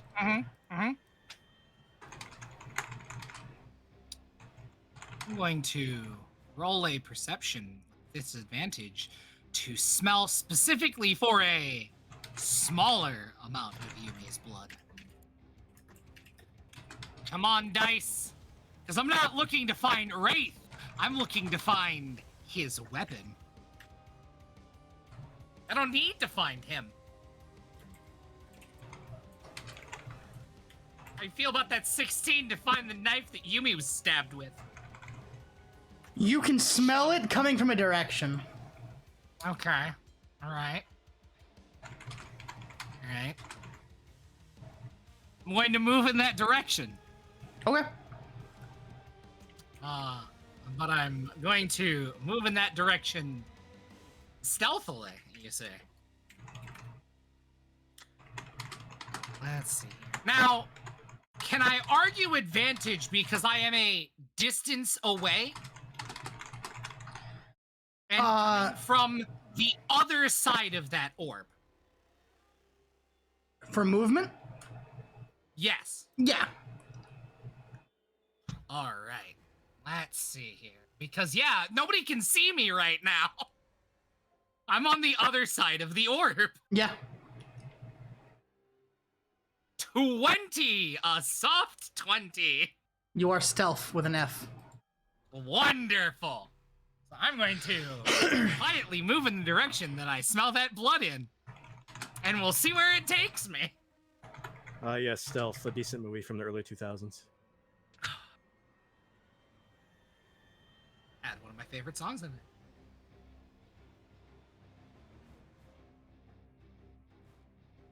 I think that's all I've got. All right, which means next Unless up. you're gonna let me roll again. No. Yumi is still not in the fight, correct? She's very upset and shuddering and angry. Yeah. Yumi's probably not going to be much of a factor in this fight. All right, so Oma's Unless next. stuff really comes down to it. Yeah.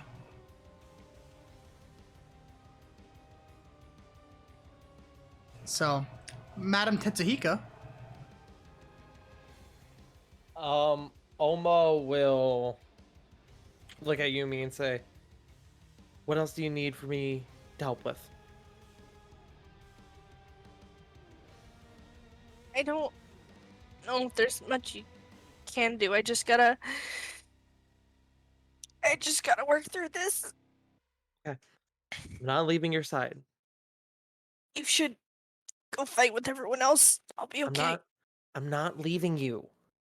I will be okay. I promise. Oma will look down at the wound again. Which is closed. Yeah. Yumi's just a big baby. Yeah.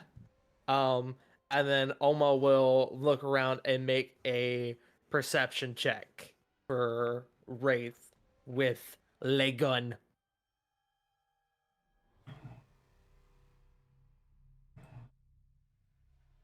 That's a 15.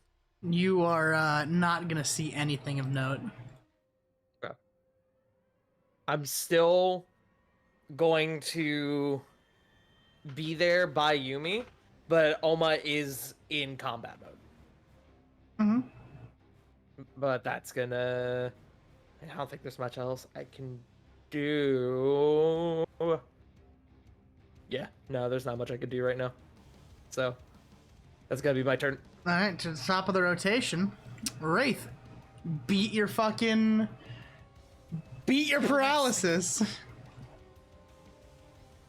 I don't know why that was a disadvantage. It should be a 20. That's a 20. He beats it. He's free.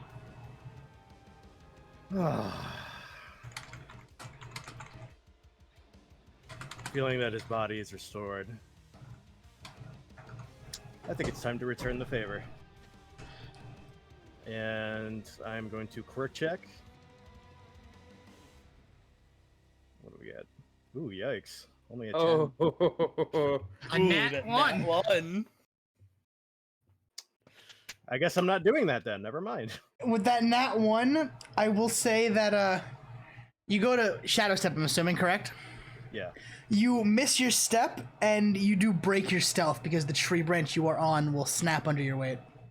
Okay. But you will not land with any like damage. You're just gonna hit the floor and be like, "Oh fuck."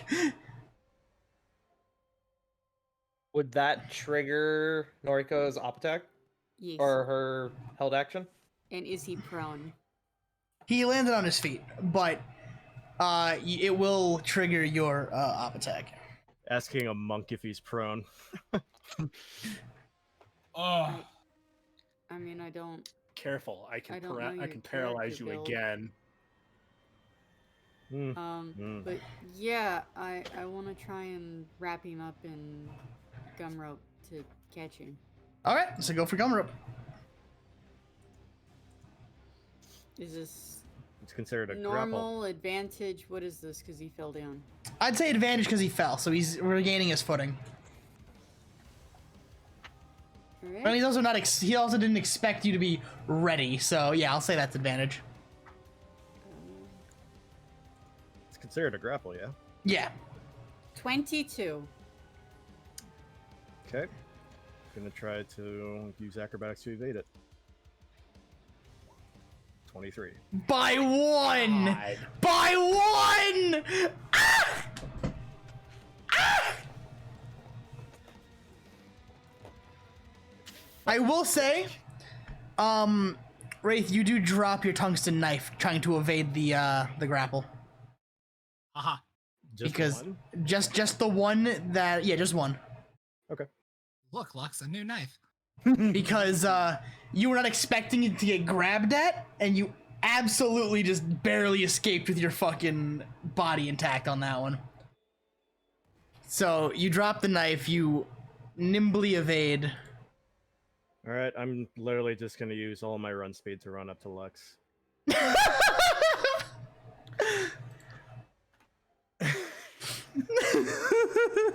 Okay. Pop, pop. Gonna smack him twice. So, first attack, 25. Yep. And I'm burning a key point. Lux, make a con save. Doesn't Mako have a held action for if Wraith got into his... I don't know if that still works while I'm doing Silverwind, though. Yeah, no, he is occupied, so. Oh, I'm bad at con saves. Oh. You are stunned. I see, that would stop the Silverwind completely. Return to sender. And I'm gonna hit again. Flurry of blows. No, not flurry blows. Just not flurry blows. Okay. Just extra attack. Yeah. Okay. It's a limited resource, unfortunately. True. True. And this is gonna be at advantage because you're stunned. So 22. Ow. Ooh. For an additional 7.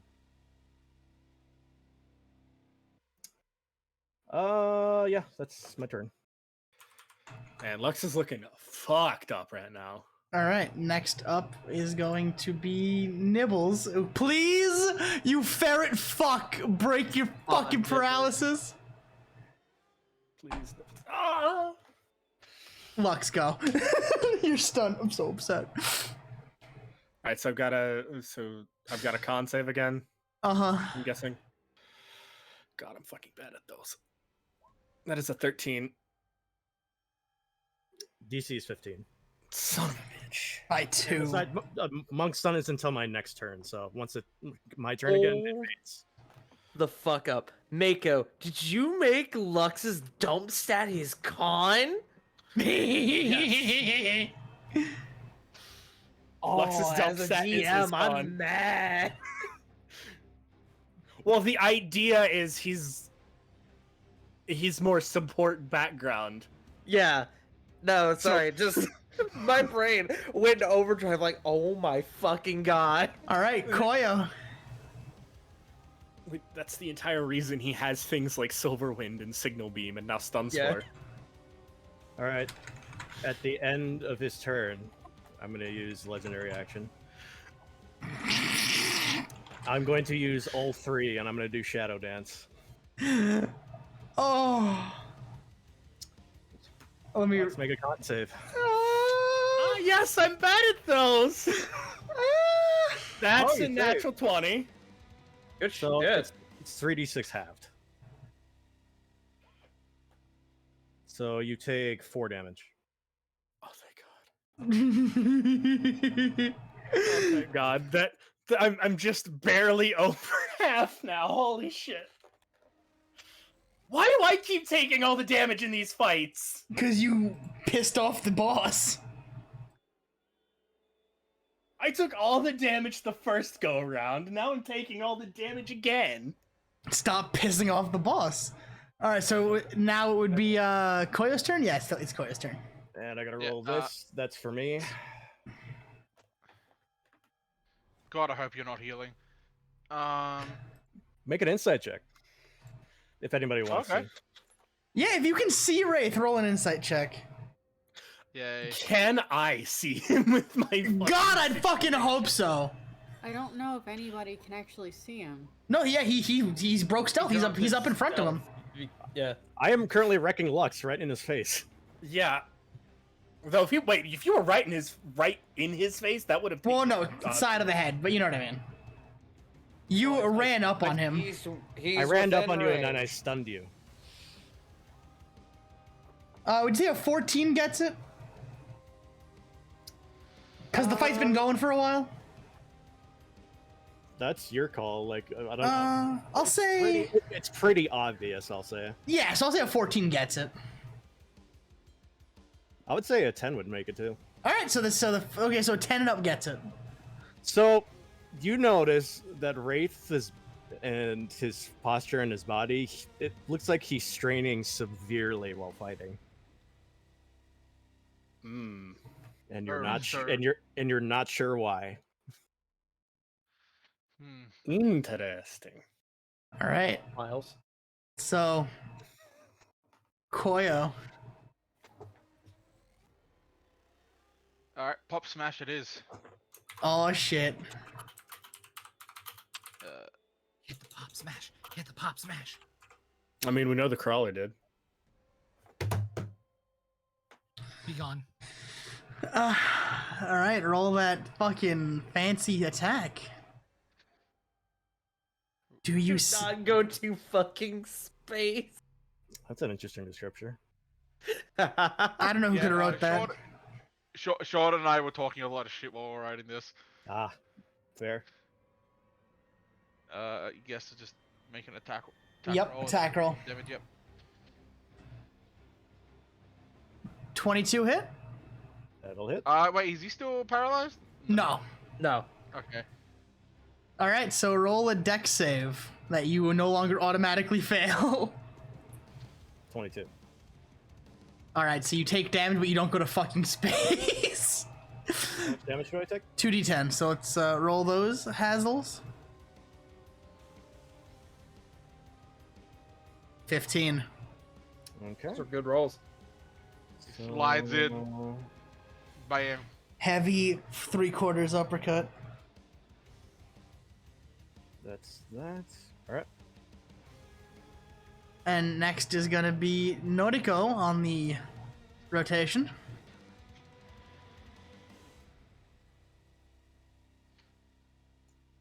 So I want to make sure that I understand.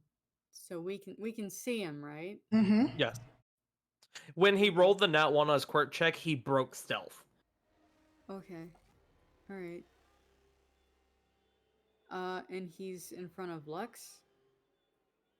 Now he is, yeah. Okay.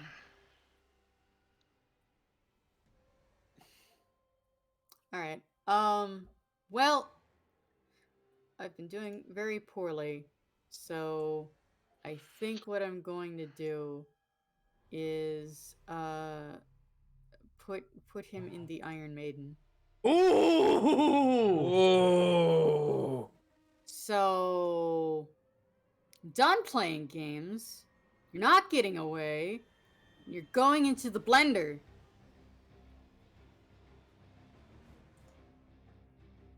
That's a 12.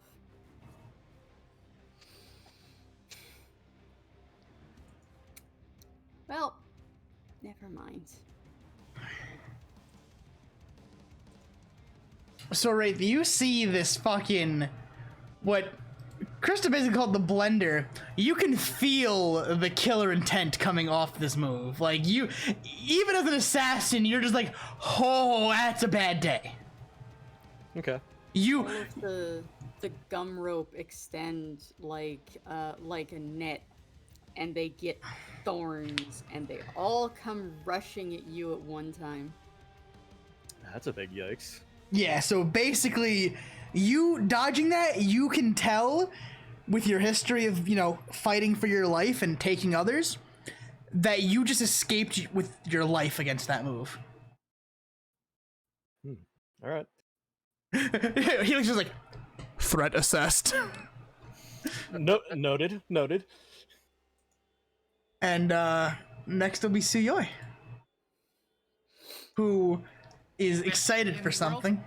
Is Suyoi a Kyo? Because nobody sees me. Nobody's paying attention to me.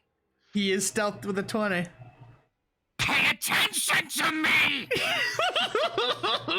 And oh, let's go. We're going to. I'm just gonna drop this in the chat here. This is gonna be a very bad day if this hits. I'm going to roll. Okay. 20. All right. So that is. You know what, Sean? I'm just gonna fucking roll the 4 of them. Yeah, because that you are undetected. How do you like stealth attacks, Helix? He's a fan. I like them that much. Oh. Sit down, son. Don't touch my Yumi. And you do have that D12. And I'm going to burn that too. Roll it. That is 48 damage in one brutal left and right hook combo to Wraith. To the back of your fucking head. You hit him with your combo, and you see Ray shudder, but he's still standing. That's okay, because I'm gonna hit him again. With what? The taser knuckle? No, I would say with your shoot move, that's your turn. That's both hands. That's both hands. Let's not get crazy now. Next up is gonna be Oma. So is Yumi still out of the fight? Yeah, Yumi's having a real rough one. Okay. Yeah, almost gonna fucking now seeing Homeboy is going to fucking pop a plasma rail. Where the fuck is it? Where the fuck is it? Did I get rid of it? It's in the day cruise sheet. Is that your gun? That is my gun. Did you bring your gun? Yes. I assumed so. You've been letting me make perception checks with the gun. True. I did also state it earlier when I went to Noriko's room that I had. Yes. I was about to say, yeah, that was mentioned earlier. So plasma rail in the day crew, that is a 21.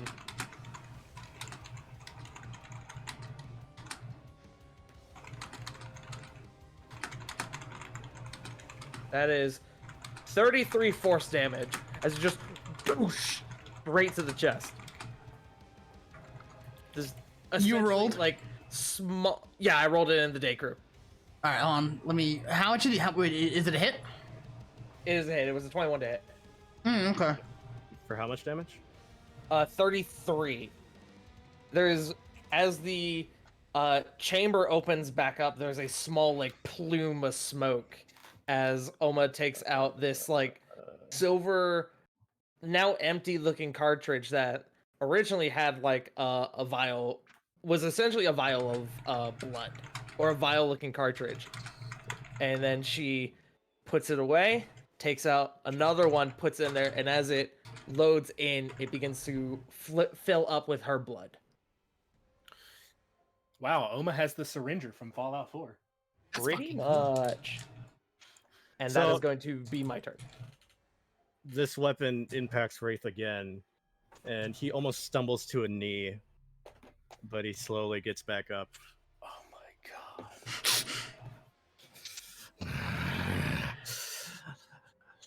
As the last son of the Shimada clan, I will not fail.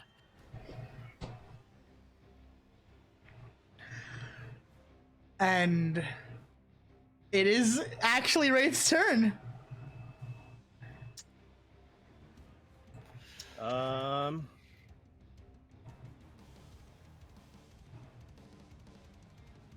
All right, I'm going to quirk check. 15. I would like to shadow step to Oma.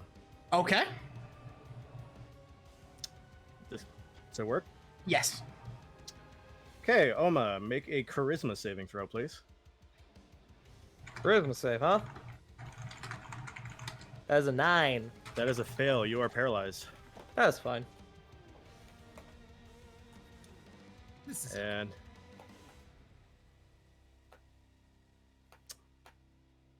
all right, and fuck it. I'm gonna spend my last ki points, and I'm gonna flurry of blows. You're gonna flurry of blows, Oma? Yep. All at advantage.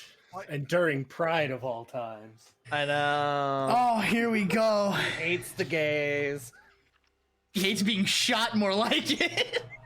Hey, as you hit me on that first attack, go ahead and make me a con save.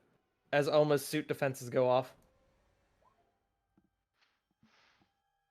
Okay. So con save. Oh, that's a lot of hits. Oh. Okay.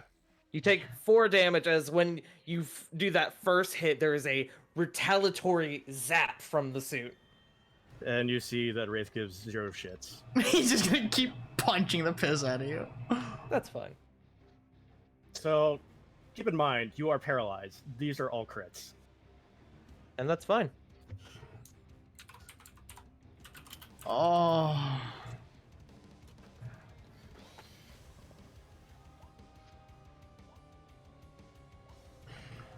And then, was it an Do extra? I win the jackpot? That was 3 7s. The jackpot is more damage. You won the jackpot, and the prize is pain.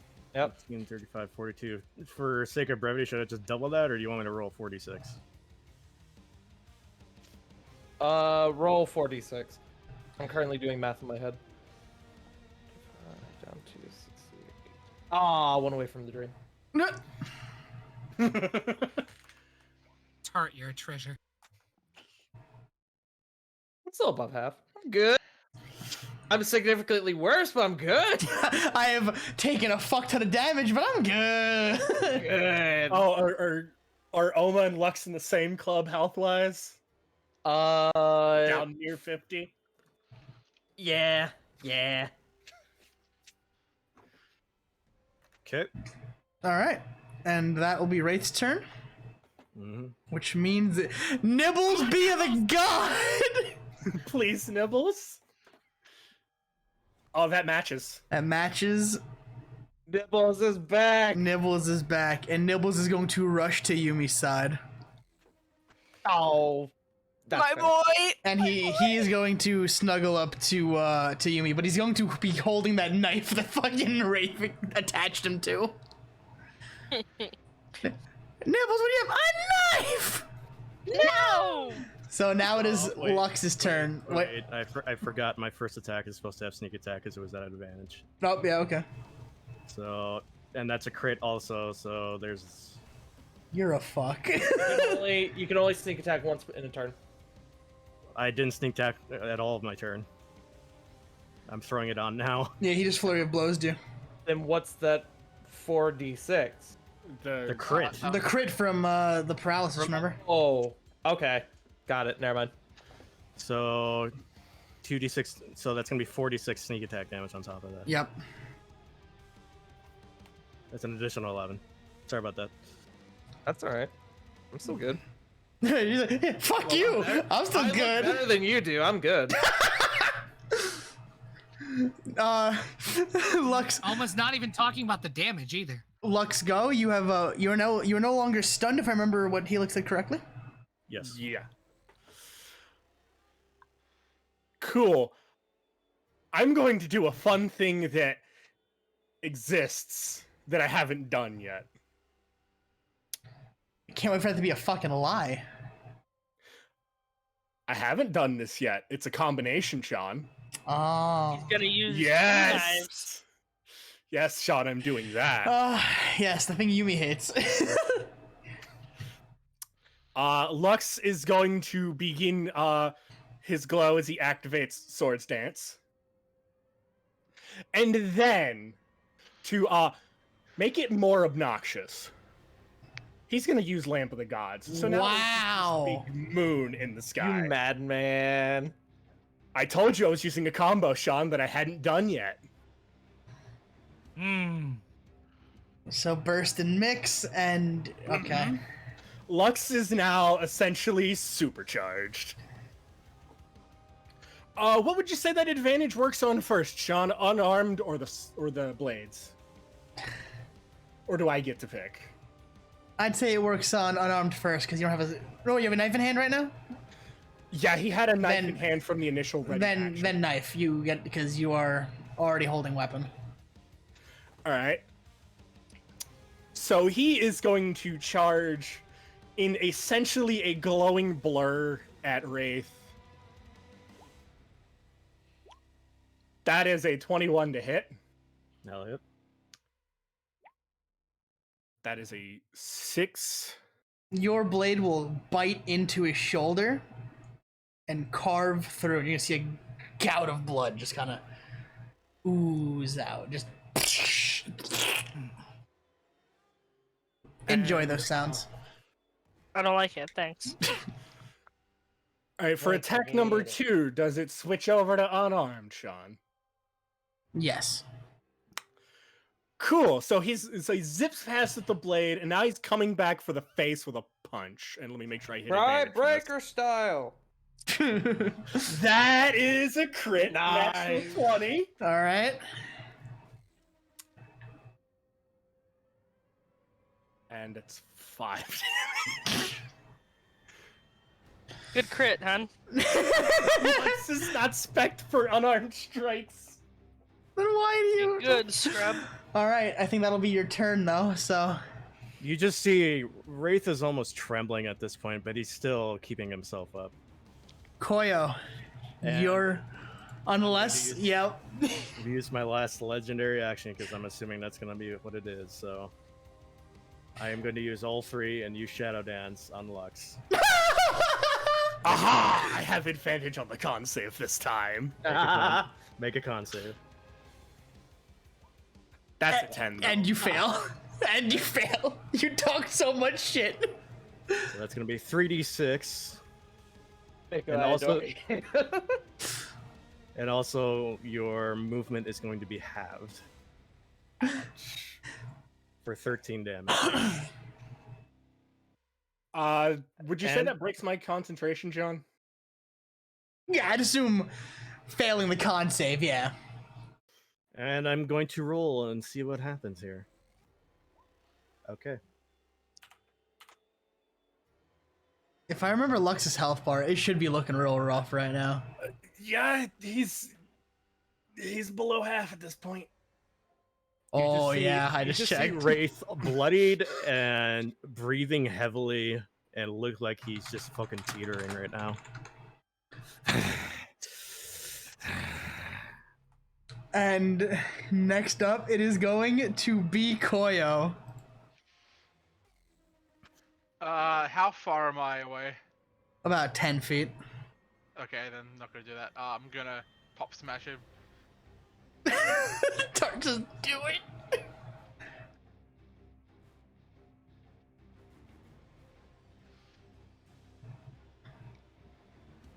All right, so you're gonna pop smash. Go for it. Yep. Will you send Wraith to the moon? Like Doge, we're going to the moon. Camera grabs. Do the moon. Oh, I saw that one. Panic. Wraith, you have an 18 AC, right? Yep. Defender's privilege.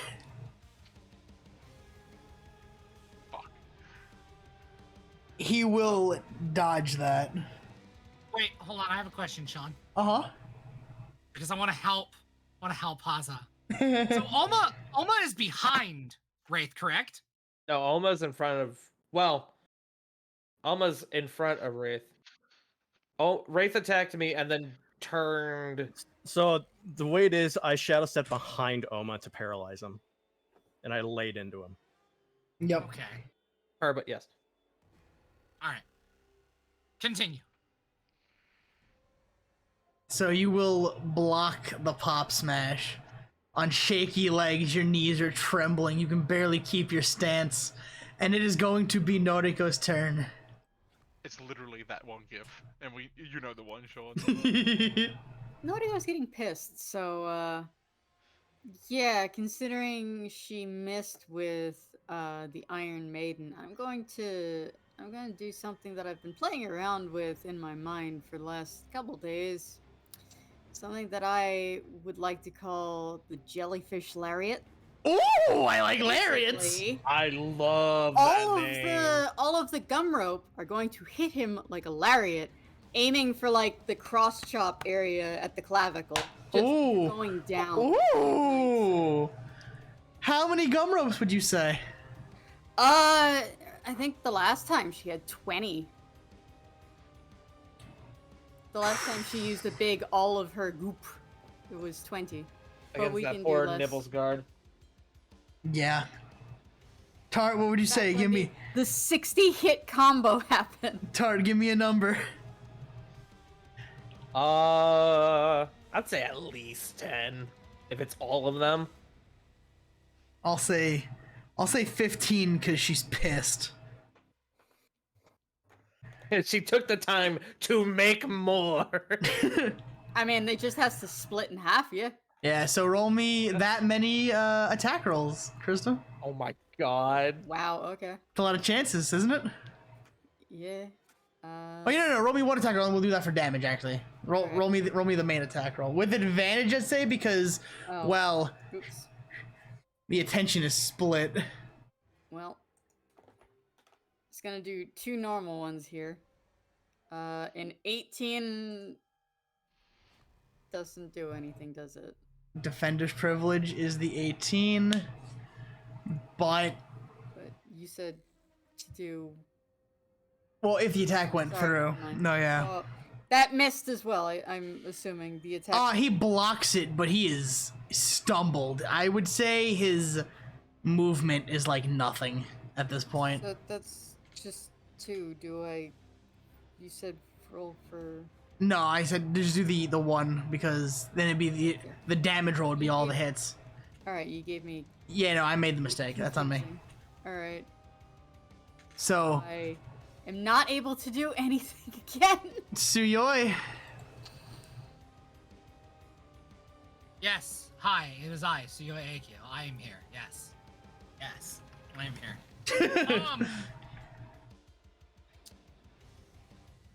So, Sean. Uh-huh. I'm going to throw a punch with a lot less restraint. A lot less. Mm-hmm. There's a lot of blood on the ground and in the air. I'm very angry. Gonna miss that one when I go to throw that punch. Unless you're willing to give me advantage on that because of how fucking rattled Wraith is. At this point, with Tsuyoi in the fray, wouldn't Wraith essentially be surrounded? Basically. Oh, so yeah, I will roll another one. Because yeah, flanked at this point. Man, I can't believe you'll have kobold pack tactics. So that 20. Yep. That definitely hits. No, that's gonna be a 4. Yep. And then, Sean, I'm feeling kind of hungry. go for an unarmed strike, but you know what you're gonna be using. And I'm just going to do it this way, because flanking. Natural 20s on both sides. Holy fuck! The story wants to be told. Sean, can I? You know the condition. Oh, okay. All right, that's fair.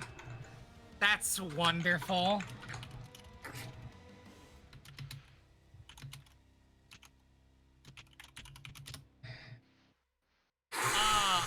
So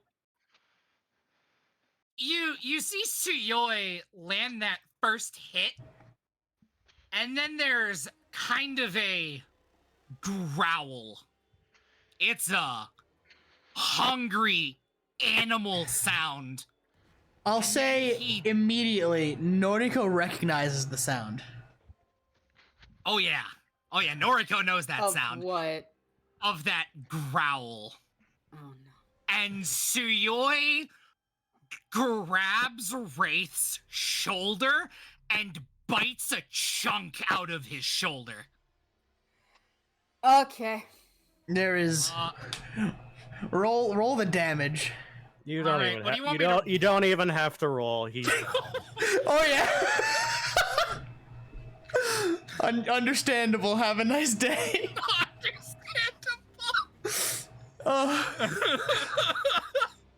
So, as this geyser of blood shoots out of your shoulder that Lux had already cut through, your body's gonna tense up real not nice like. Would you agree, Wraith? he's just gonna tense up his entire body, and so you're gonna feel that he's like literally flexing his entire body to try to move, and he can't. And while holding still, though, he'll drop to his knees while you have your neck, or while you have your teeth into his neck. His shoulder. Or shoulder. Okay, And great. he's just gonna literally pass out on top of his knees.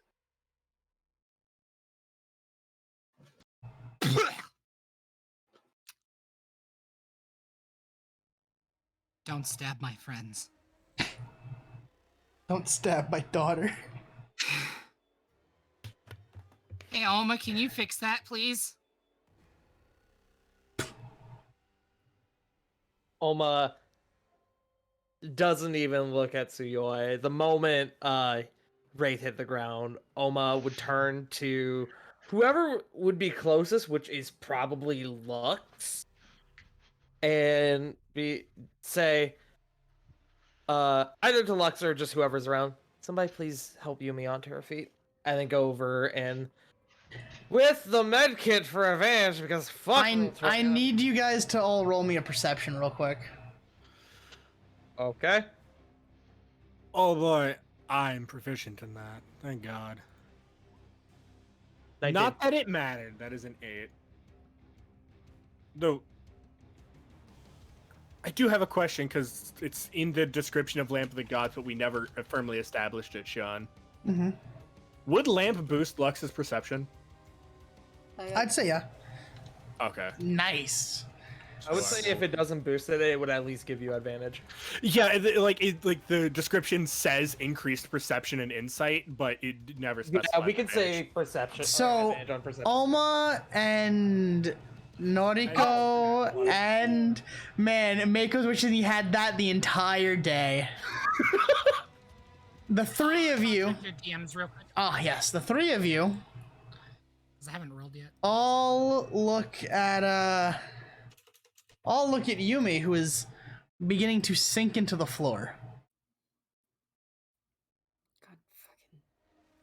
And it looks like the floor is water, basically. Like it suddenly became not solid, and the ferret and the pink-haired child are sinking into it. Yumi freaks out and tries to find solid ground. I grab Yumi. No hesitation. Lux would also book it over to grab Yumi. Is there a roll attached to that? No, you can snag her from that. You can reach out. I mean, Lux would just straight fly over top of her and grab her. The Omo was right next to Yumi, so.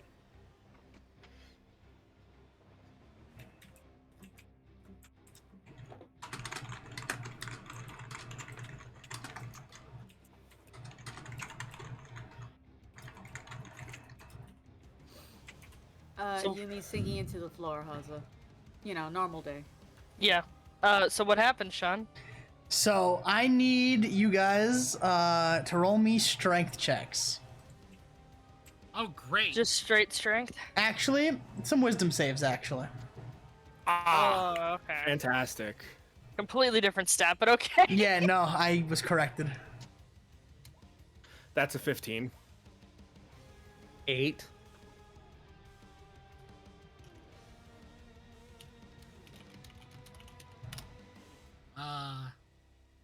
Yay or nay on that, Sean? Because of the previous reason. Anything we discussed? Yes.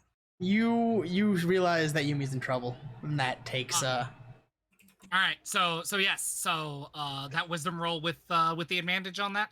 Yeah. Wisdom save. Okay.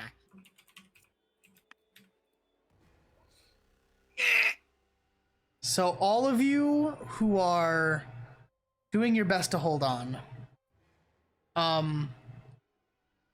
all of you start having this compulsion in your head to let go and to basically go count sand at the local park. And you all failed the DC.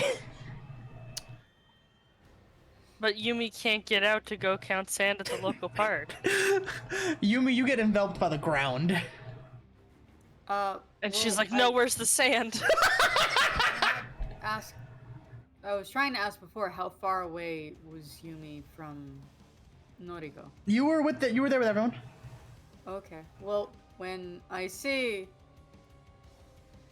the attempts to save Yumi didn't really go well, and they let go of her for some fucking reason, I will reach out with 2 gum rope and wrap it around her, like underneath her armpits, like around her chest, and try and pull her free. Okay, so as you like wrap your gum ropes around her, you also do get the compulsion.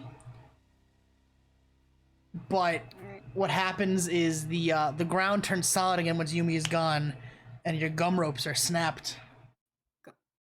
Gone? Not gone yet, but like cut in the middle, like where the ground went solid again. So I don't get to roll for it? Well, wait, did you roll for the wisdom save? No, I haven't rolled anything. Oh yeah, roll for the wisdom save then. Because I wasn't helping prior. Okay, then roll the wisdom save. Having her being further away, does she get advantage? 20. Oh, you beat the wisdom save, you demon amongst demons. So you absolutely refute the urge to go count sand at the local park. You're like, that's stupid. Why would I do that? My friend is in danger, or Yumi's in danger. So I yoink her out of the ground. Well, I wouldn't say you yoink her out. You don't beat the well, you do beat the compulsion, but you start feeling yourself getting pulled into the void with her, basically. Is there no strength check for Noriko to get me out? Strength check. Well, I didn't say. Let me finish. So you're bracing your feet and you feel yourself being pulled in. So I need you to roll a strength to try to pull her out. Since I haven't done anything either, can I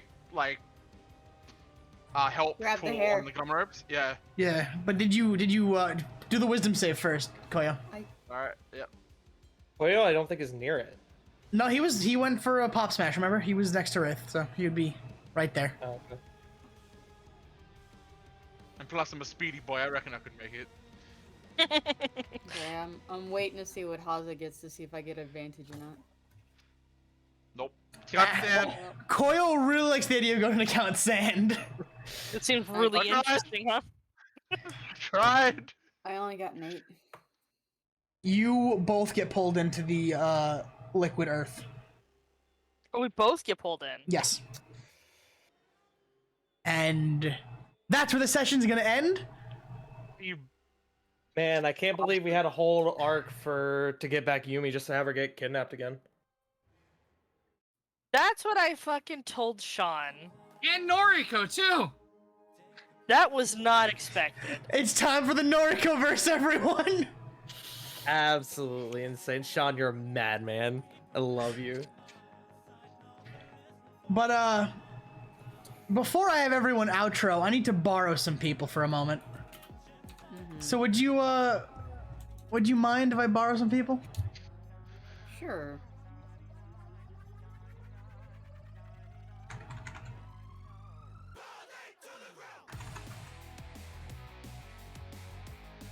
There we go. We're just waiting. Ah, yes. Now, one moment. I see. Hello.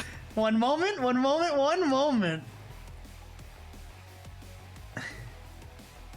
Well, you bastard. Should have known. Now. The rest of the party has gone off to, effectively go count sand, grain by menial grain. And soon the ground would spit up Yumi and Noriko.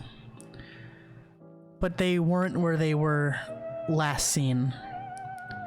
I'm gonna allow the owner of the establishment to describe what's around them.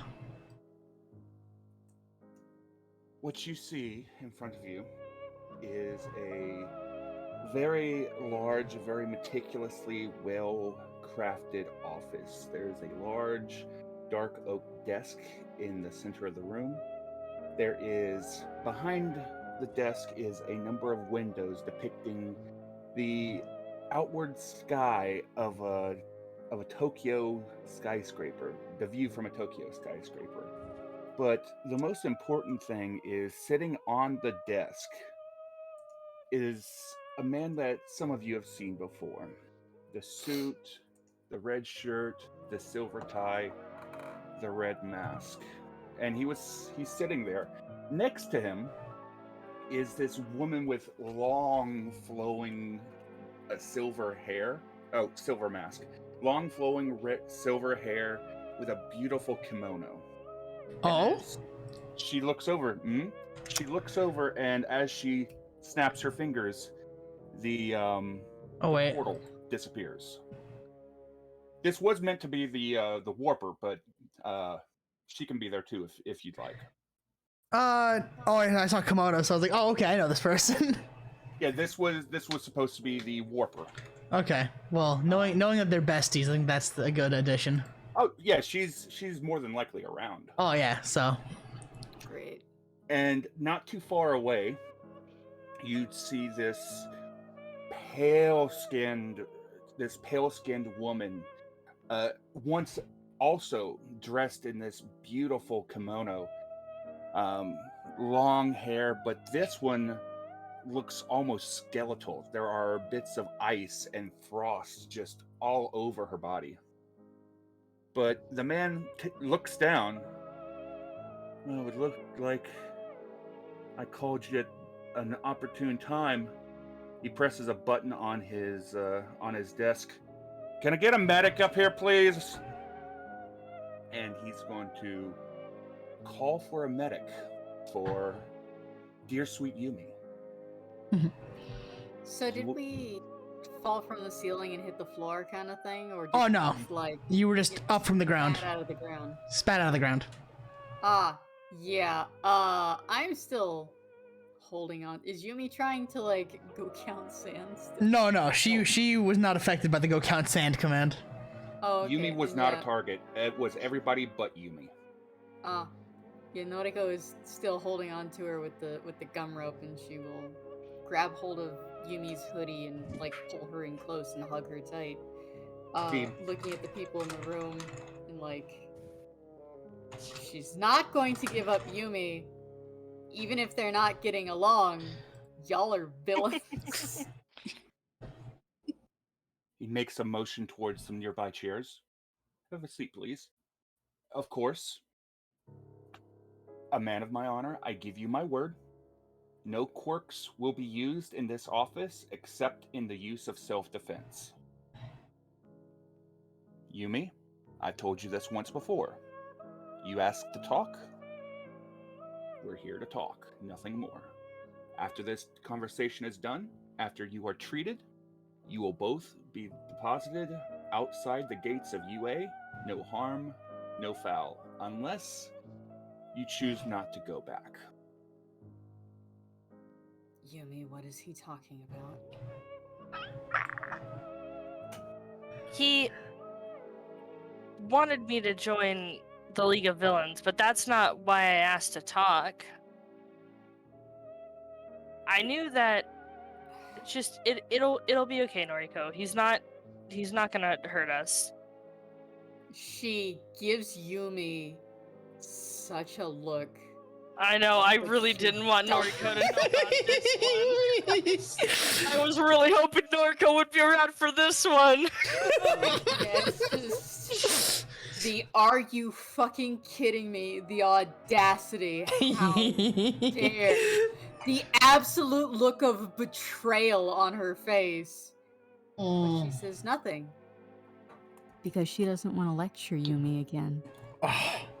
Are you sure you can't just drop Noriko off first? That's not happening.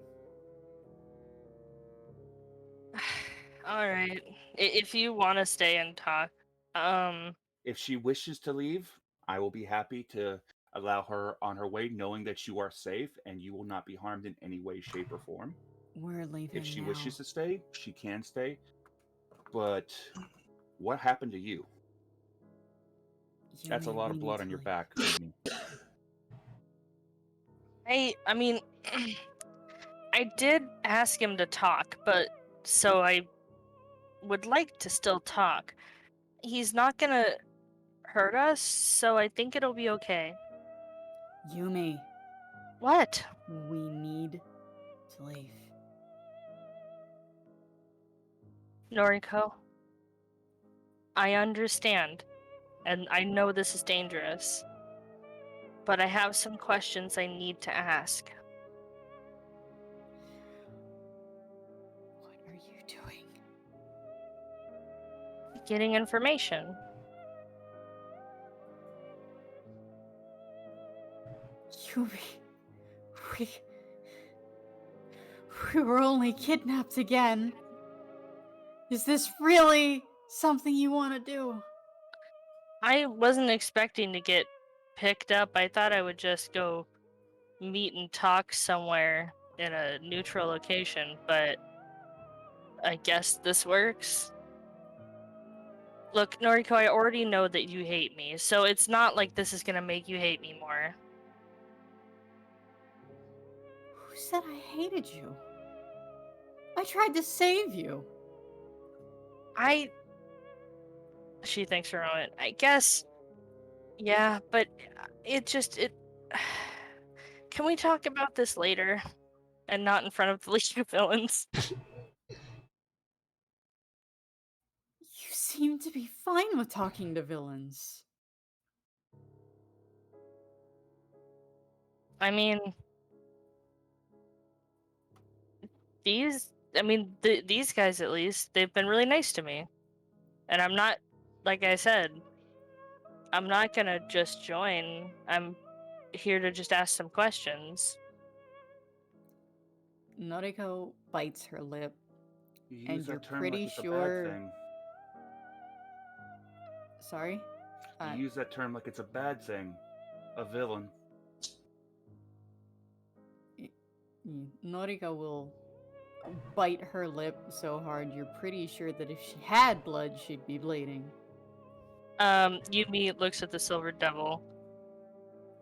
I talked to my dad, and you were right about him, but he's really adamant about the fact that villains are still bad, and I'm gonna believe my dad, but I just wanted to know Why?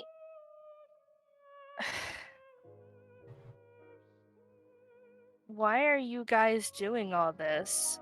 Did you seem nice, I guess? I don't know you that well, but you've been nice to me so far. Why are you hurting people and all that?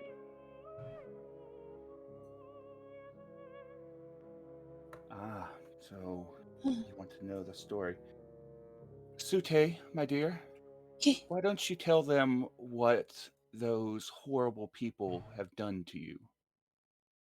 What they did to drive you to where you are? The woman who's known as Sute, as soon as she's addressed, will sort of shuffle. She has a very noticeable limp, and she'll move partially behind the Silver Devil, like she's like this person will protect me. And she will sort of lift her head, and her hair will part, and you'll see that her face is a mess. Her eyes are sunken in. Her lips are torn up. She has no nose. She looks like she's suffering from severe frostbite wounds. And she's gonna look you both directly in the eye and say, "Heroes, Giantes hurt us. They see me like a monster. They tried to kill me. I don't have information. Junpei-san, I can't." She'll look up at the Silver Devil. He nods gently, reaches oh so gently out, and he gently places a hand on her shoulder. It's okay. Just before we found her, a group of heroes, students, your classmates, assaulted her, hurt her, tried to kill her. That doesn't sound right. What happened? Took my prize, took my bait, took my specimen, took my snake. She sounds really upset. He goes digging into his desk for a moment. Heroes aren't what the media portrays them to be. Heroes are people. Villains are people. There are good heroes, there are bad heroes. There are good villains, there are bad villains. He reaches into the desk and he pulls out a mask. Yumi, go ahead and roll history for me. Okay. Actually, Once I find it. Oh, there we go. Actually, Noriko will might want to roll history too, because she has information. Took her snake, you say? Wonder what that's about. Gee, I wonder. That's a 14? And a 13 from Yumi. Yeah, I'd say Noriko remembers the conversation with Feng. Great. Yumi, Yeah. this is the mask of Flash Freeze.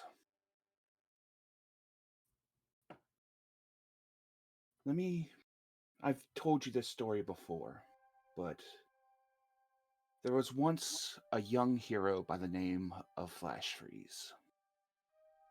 He was just like you. Happy. He wanted to be a hero. He wanted to do good. But one day, he made a mistake. And has got his hero killed. And this was a grave error on both his and the hero's part. They met this villain one day, and in the middle of a battle, Flash Freeze wanted to stop them. Stop them both. Stop people from getting hurt.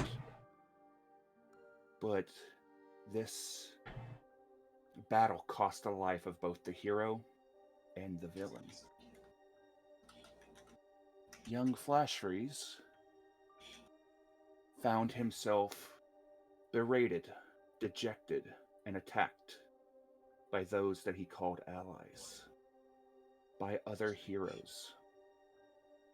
They attacked him, they beat him down, they scorched his body, they bruised and broke his bones, until the point the boy could take no more.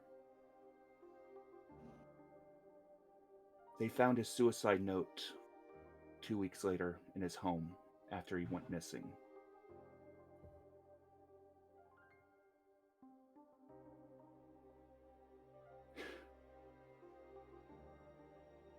Roll an insight check. All right. Oh god, I don't know shit. Noriko got 17. I got a 4 for podcast.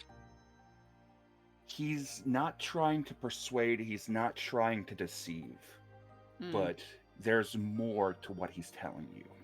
Yeah, Noriko will... Because Yumi is, like, in her arms, like, as close as they possibly could be. And she whispers very quietly so only Yumi can hear.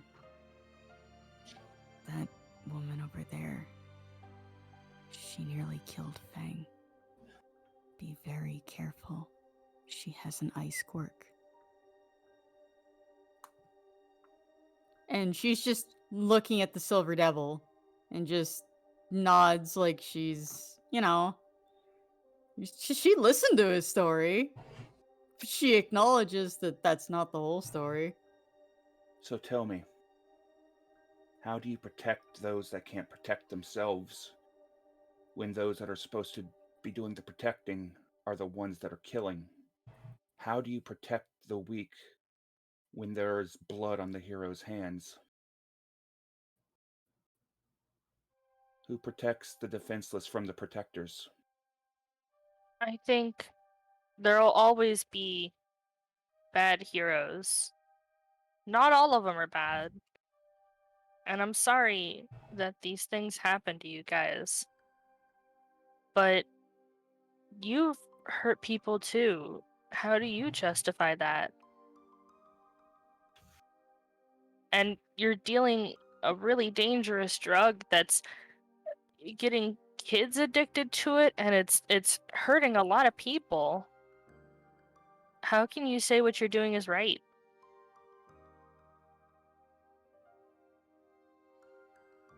When I first created the Devil Trigger,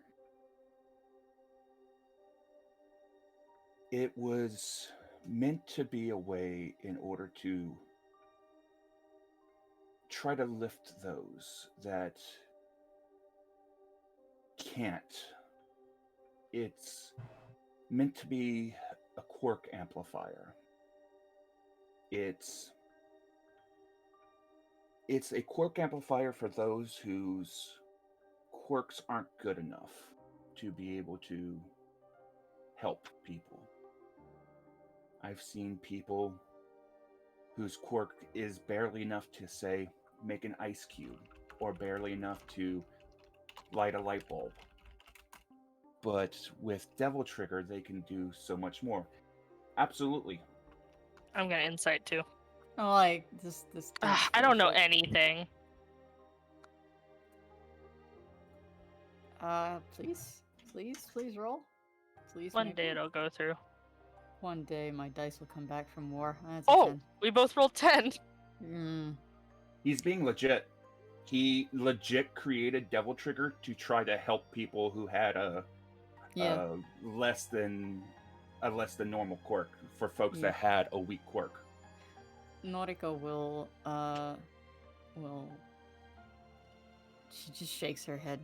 If you were working in pharmaceuticals, you'd go through it in pharmaceutical means. I know exactly what the drug you have does to people. You gave it to Sioi. And you did get, it was Alton who was on it before, right? Yeah. And you were giving it to Alton, and he's just a kid. I don't see any way where that could possibly be good. Alton approached me because he wanted his quirk to be stronger. He wanted to be a better hero. and that's why I gave it to him. At this point, Sean, can you go ahead and give me a roll of a d20 plus 9, please? Oh, you're a demon. How's a 28 feel? Ooh, I like that. You didn't tell me you weren't gonna use your quirk. Did you fucking lie to me? No. My persuasion and deception skills are both plus 9. Motherfucker. This is just the devil's natural charisma. Sute standing behind him, nodding. Yes, I totally believe this. Stupid Absolutely. sexy devil. Why? Stupid sexy devil.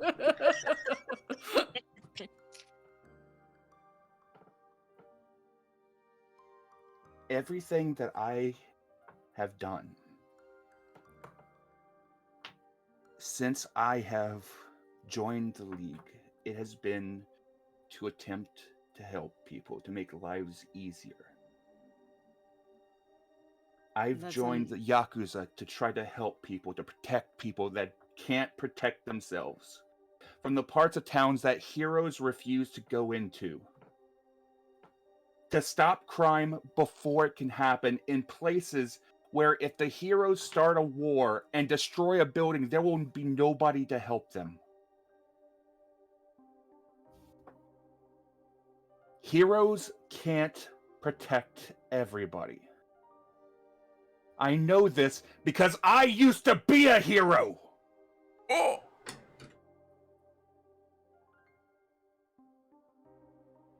Yumi looks at you with a determined face. Noriko's unfazed by this information.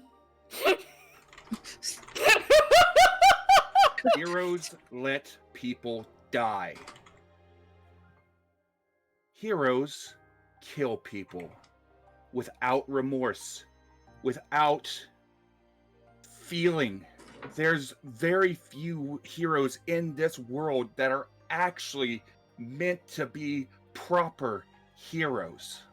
That's an awful broad brush you're using.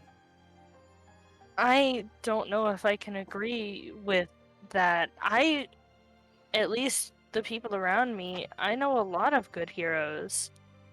And what are they? Even though my dad used to be a villain, I like to think he was a good hero.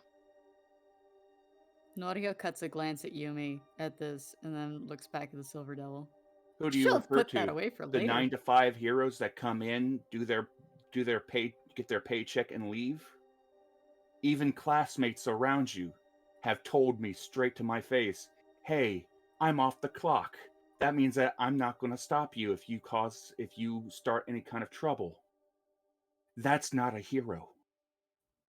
A hero is supposed to protect people, no matter what, no matter where, no matter how.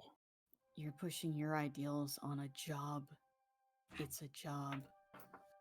Being It's a hero literally- is not a job. It's very, it's not a whole lot more than the police. It's just policing quirks. That's all it is. Ah, the police. Yes. And just how wonderful they are. Do you know how many of the families in this town have the police wrapped around their fingers? How the Earlkin family manipulates them. How the Yami family manipulates and coerces them. No. The police are just as worthless as heroes around here. The 9 to 5ers. No. People like All Might, like Deku, that actually give two flying fucks about the people in this city? Yeah. They get to be heroes. But the ones that just do this for popularity, for sponsorships, no. Because those people will will demolish an apartment building, leave dozens of people trapped in there, and not care. Just because it's a part of the job. Because damage is going to happen. No! You stop whoever is causing that problem without the destruction, without risking lives. There will always be bad people and people who don't do the right thing. But you're acting as if villains don't do that sort of thing all the time. I'm talking to you right now because despite the fact that I've grown up being taught to fear villains and to fight against them, you seem pretty reasonable. And like I said, I don't want to join you. I don't know if I have it in me to ever consider myself a villain and fight against heroes like that.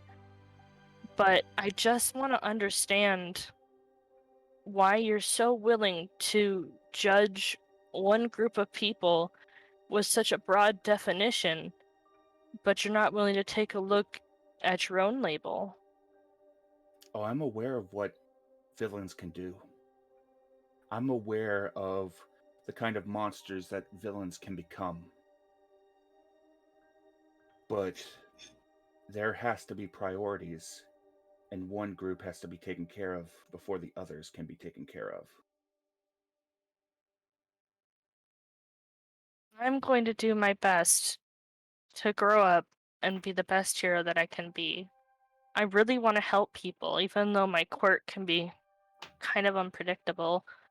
I'm doing my best to learn, and I do make mistakes. I am still human. But I want to prove you wrong. That there's more than just two heroes who can make a difference. And not everybody whose family are affected in the fighting between heroes and villains are out for revenge. That I can promise you. I also want a better world. I don't like all the violence and the killing and the anger. I may have kind of a naive look on life, but I'm growing up a little bit, I think. And I'm starting to understand what I want. Also, did we kind of forget the fact that you kidnapped someone who's 14 and 16 and you're how old? She asked for this meeting. I did ask for a meeting, though. I meeting, figured not a kidnapping. We're having a meeting. Sorry. She asked for it. She's here. Had she not asked for the meeting, you two would still be wherever it is that you were. I don't interfere in people's businesses unless my business is interfered with first. Remember how all of a sudden I just left you guys alone after I paid you? It's because you've been staying out of my business. What did Jackrabbit ever do to you that you had to kill him? Insight. Alright.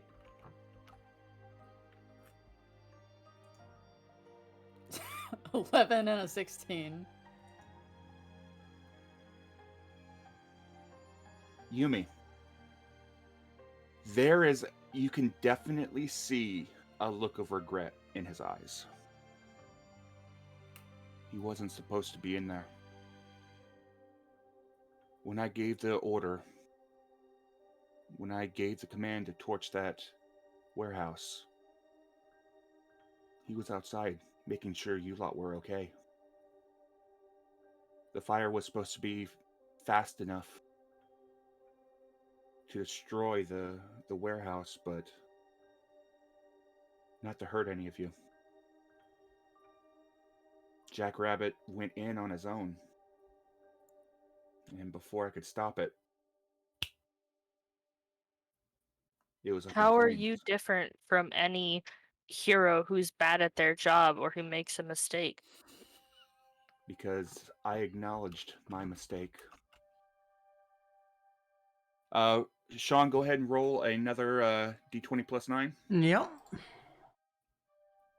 Ooh, 11. You may not believe him, and of course, you all can roll insight on that. Because this is going to be with what he's saying now. At 17 and 18 on insight. Okay. You can believe him on this or not. You know that he's being truthful on this, since you beat him. What he's about to say. I've admitted my mistakes. Not a month ago, in the middle of the night, I went to Jackrabbit's grave by myself. Sorry, I made an offering to him. And I begged his forgiveness for what I did to him. Because he was one of the good ones. His death was not supposed to be. But because of my actions, and because of my order, it was. Yumi will be able to feel Noriko, like, squeezing her a little bit closer. Not around where she got fucking stabbed, but like around her shoulders, and just like. Oh yeah, was there ever gonna be a medic to take care of that? I assumed that the medic had shown up and was taking care of her while we've been talking. Oh, Yeah. Noriko hasn't let go of Will Yumi. Noriko let me go a little bit so I can be healed, please? Maybe? There is a medic who is just kind of like prodding at the goo. He's like, I need to see the damage. Oh, yeah. As soon as there's a poke, that's spikes. Back. Boss, listen, I'm trying here. Boss, please. Yeah. Noriko, can you please just... Noriko If will look at if he Yumi. wanted to kill me, he would have done it by now.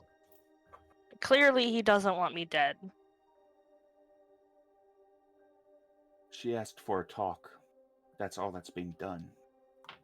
I gave you my word already that you would both be placed back where you left or from UA, whichever you would prefer, safe and sound, but it's not going to look very good on me if a 14-year-old winds up dead in my office because of wounds not afflicted by me. Now would it? It's additionally incredibly rude to leave someone wounded and untreated. Not very hospitable, now would it? Noriko will look at the devil and then look back at Yumi.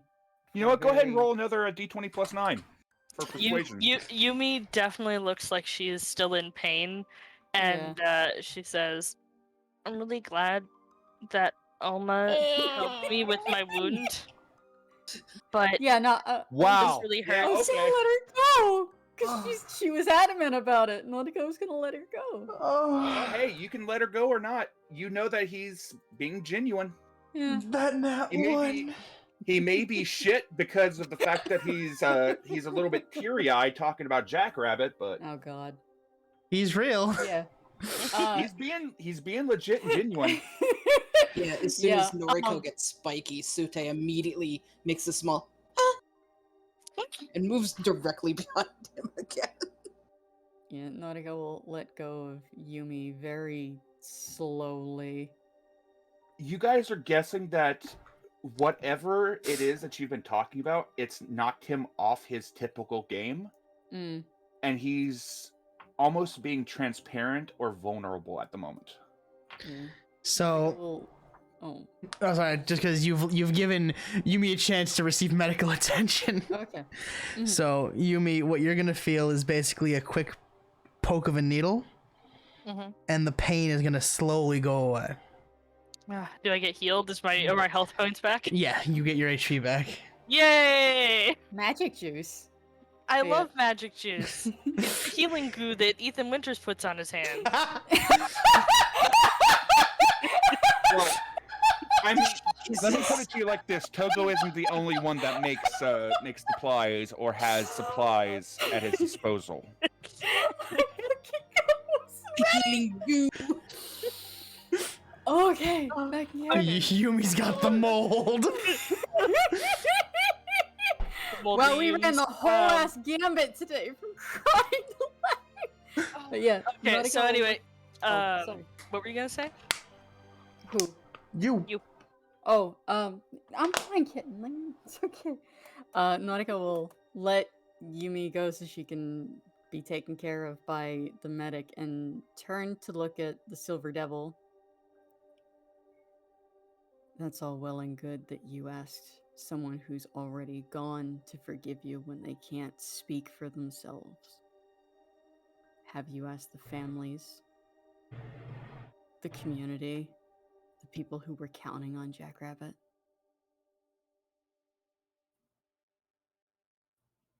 Have you asked us, who saw him die because of you? Shh, kitten, it's okay. Shh. Now that Yumi is feeling better, she's gonna look at Silver Devil again. Still has determination in her eyes.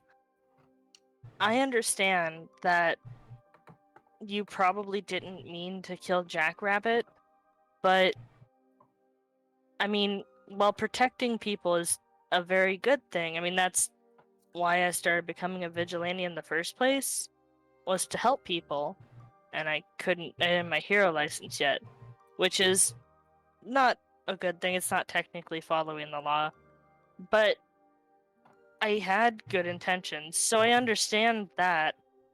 But I don't think just taking out current heroes will solve the problem. I think that's just gonna breed more spite and hate. I think the best thing we can do is convince people who are gonna become heroes someday that we should be better than the people before us. Who said anything about taking out heroes?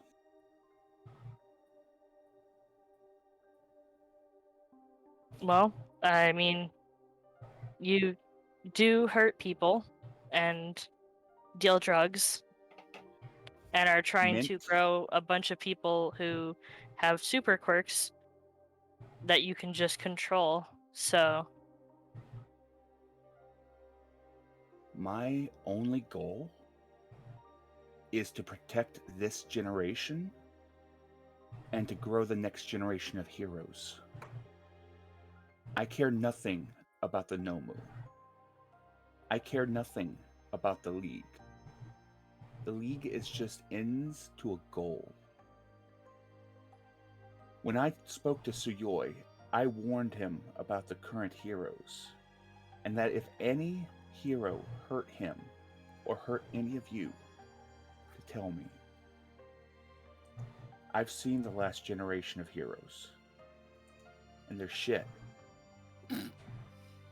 If I want to give this generation of heroes a chance. That's why I've made Devil Trigger. Because it can help people that couldn't be heroes previously become heroes. I watched what it did to Suyoi, and it was really scary. You won't always know what'll happen to people when they take your drug and what happens when they get addicted to it. I don't think drugs are the answer. Say no to drugs, kids. Devil Trigger simply brought out who Suyoi really was. Nothing That's more, not true. nothing less. And Noriko Really? will stand up. That's not true. Oh, rumor has it, not 12 hours before that, you said that he deserved to be in Tartarus. Or is the narrator wrong in what she told me? Really I know trust the what you things that said. she says. Congratulations.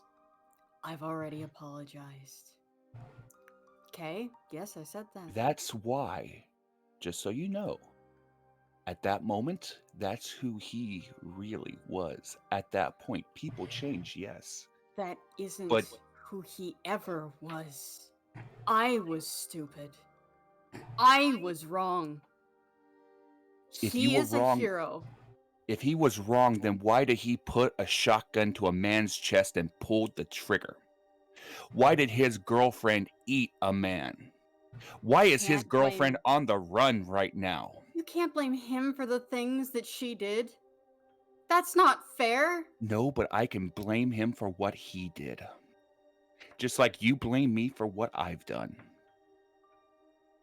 You're right. Suyoi is really violent, and But I can't control him. But I don't think calling him a monster is gonna help anything. He's still my friend. What I mean to say is that you are all acting like Devil Trigger made him a monster. It did sure not just didn't help. flip a switch in his mind and turned him into a monster. You What gave came him out? something. I gave He tried him to kill me. I gave him Devil Trigger. It boosted his quirk and removed his ambitions. It brought out the real him. The part of him that he fights. The part of him that he tries to bury deep down. Okay. It brought out the real him. Let's say that is true. If something like that is true, how can you excuse giving these drugs to countless other kids and adults who you don't know their quirks that well? You don't know how they'll react to something like that. What if a bunch of people started going unhinged? We are not our quirks. We are who we choose to be.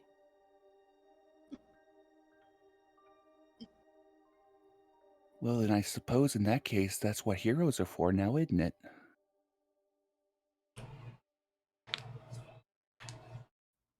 We're going to be heroes. Yumi stands up from her chair. I've learned a lot today. Thank you for meeting with me. I know what I want to do now.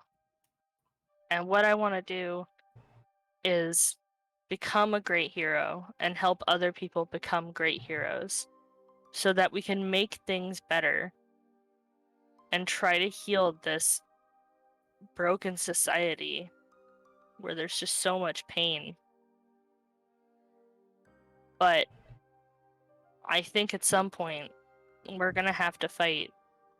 I don't really want to fight you. Your quirk is pretty scary, but if you're insisting on giving drugs to people, especially people like around me that I know, it's going to be a problem. I'm not forcing it into their throats. They're taking it of their own, except for Suyoi, who was an example. But if you think you're going to fight, that's a fight that you're going to be bringing to me. I have no intention of attacking any of you or hurting any of you. Was it not you who called an assassin on us? What? What? How do you think Yumi got like this? There was the assassin. The fuck? What assassin? I don't know. It's the second time he's attacked us. Do I know Wraith's name? Did he ever say it? He did say his name was Wraith. He did? Yeah. Okay. It's some guy named Wraith. He's got like weird shadow quirk and Sorry. Oh, what were you gonna say? Oh, I was gonna ask Sean a question. I'm sorry. Oh. Go ahead. No, go ahead and ask Sean. Oh, what was the name that he said you won't get the last? The Shimada family. Shimada family. Yeah. Sean, can I roll, I don't know, history, I guess? Or Yeah. anything like that with Yakuza? Yeah. D20 plus 2, I suppose? D20 with what? Plus 2. And depending on if you want the Yakuza knowledge with advantage or not. Yeah, I'll give you the advantage because Yakuza knowledge. Wow! Okay. Two tens. And give me one more D20 plus 9. I was gonna say, do you want Sute to roll because she leaves? It's a 1. Okay. Sean. What was that, Sute? I said you would want Sute to roll history as well, since she practically roams the streets. No, you wouldn't know. Okay, just checking. Oh, fuck. Okay, so 3 10s in a row. His face, as soon as you mention a Shimada family, his face goes through about 4 or 5 different shades. No. Who the hell is the Shimada family? I don't know. He presses a button. Kirima, yeah, apparently there's a Shimada family moving into town. See if we can get eyes on them.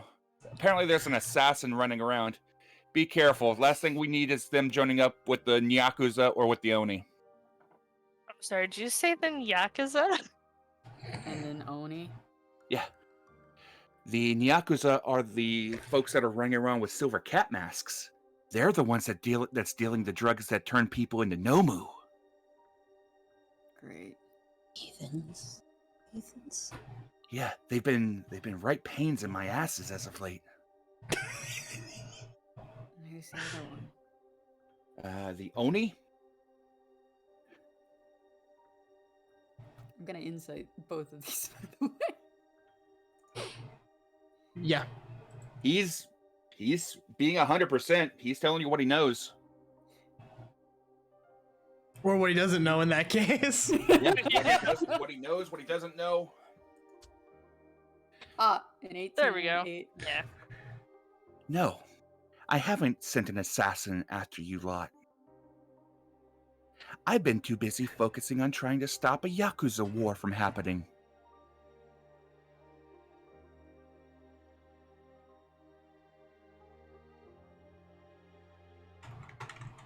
Well, I guess it does make a lot more sense, everything you're saying, if you weren't just trying to kill me and stabbing me in the kidney. May I ask you a question? Why would I try to send an assassin after somebody that asked for a formal meeting with me? Fuck. Because I figured it was because my friends and I were sticking our noses in places where we didn't belong again, and that would piss you off, like at the warehouse when you set it on fire and tried to have Neurosuoi kill us all. You see, I've already instructed you not to do so, and you haven't done so. You did me a favor by stopping the Yakuza that took Koyo, by the way. Thank you for not having me step in on that. Much appreciated. That's why you all got paid, because you helped me out, and you haven't been in my business since. So, I've been leaving you alone and letting you do your own thing. Now, whoever is hiring this assassin after you lot, I can't say. The Shimada family, apparently. I guess we're gonna have to figure that out. Whoever the Shimada family is, it's a new family in the area if it's a Yakuza clan. Because this area has the Toho, has the Yami, and has the Earlkins.